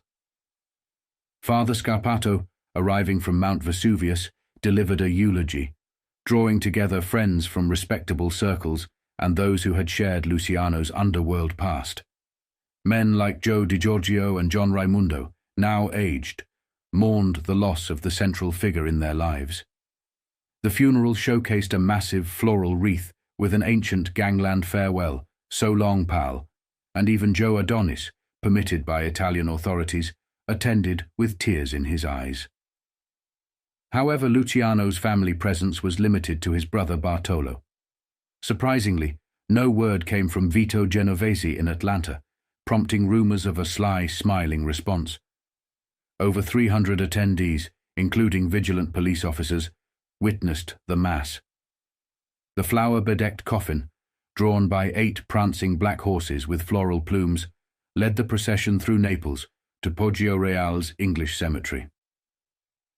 There, the body rested in the chapel as a decision loomed over the place of interment. Luciano's unfulfilled wish to return to the United States for burial was debated, but during this period, the Estati settlement unfolded. Bartolo, who now owned the Naples penthouse, sold it hastily, evicting Adriana after a reluctant intervention by Pateboli. Luciano's farm at Santa Marinella was also sold below market value. A thorough search yielded no loss of money, only records of a single bank account with $16,000. In early February, U.S. authorities deemed it safe to permit Luciano's remains to return to New York. On February 7th, the body arrived amid a swarm of reporters, FBI agents, narcotics officers, and police. Luciano's brothers, Bartolo and Joseph, were the sole mourners. The coffin, with a modest silver plate reading Salvatore Lucania, was swiftly taken to St. John's Cemetery. There, within 7 years, it was interred in a vault beside another, bearing the name Genovese. The bronze doors closed without a graveside ceremony, leaving behind a stained glass window depicting a bearded saint with a shepherd's staff. Bartolo Lucania, when asked, admitted unfamiliarity with saints. And so, in that pivotal moment, one of the most powerful men, destined to carve his own chapter in history, passed away. He arrived in America with nothing but ambition, and by 1920 he was deeply entangled in bootlegging, prohibition, gambling, and unions. As the mid-20s unfolded, he assembled a fiercely loyal crew that included Vito Genovese, Benjamin Siegel, Meyer Lansky, and Frank Costello. These men, each destined to leave their mark, shared a common thread: their allegiance to the legendary Charlie "Lucky" Luciano, the maestro of organized crime. The foundation he laid in the 20s saw a young crew coalesce, embarking on a journey into uncharted criminal territory. By the 30s, their power had grown to unite families across the United States. They first ensnared local police officers, then entire state police forces, such as the New York Police Force, transforming them into extensions of the mafia's reach. By the close of the 30s, they wielded control over the entire state, manipulating politicians at will and earning the dubious title of political kingmakers. As the 50s dawned, these men, now formidable enough to partner with the Central Intelligence Agency, had already corrupted J. Edgar Hoover by the 40s. Despite vehement denials from Hoover himself about the existence of organized crime on American soil, his strong relationship with Frank Costello hinted at a different truth. The 60s unfolded as the platinum years of the mafia, as these men who had survived family wars now went to war with Washington.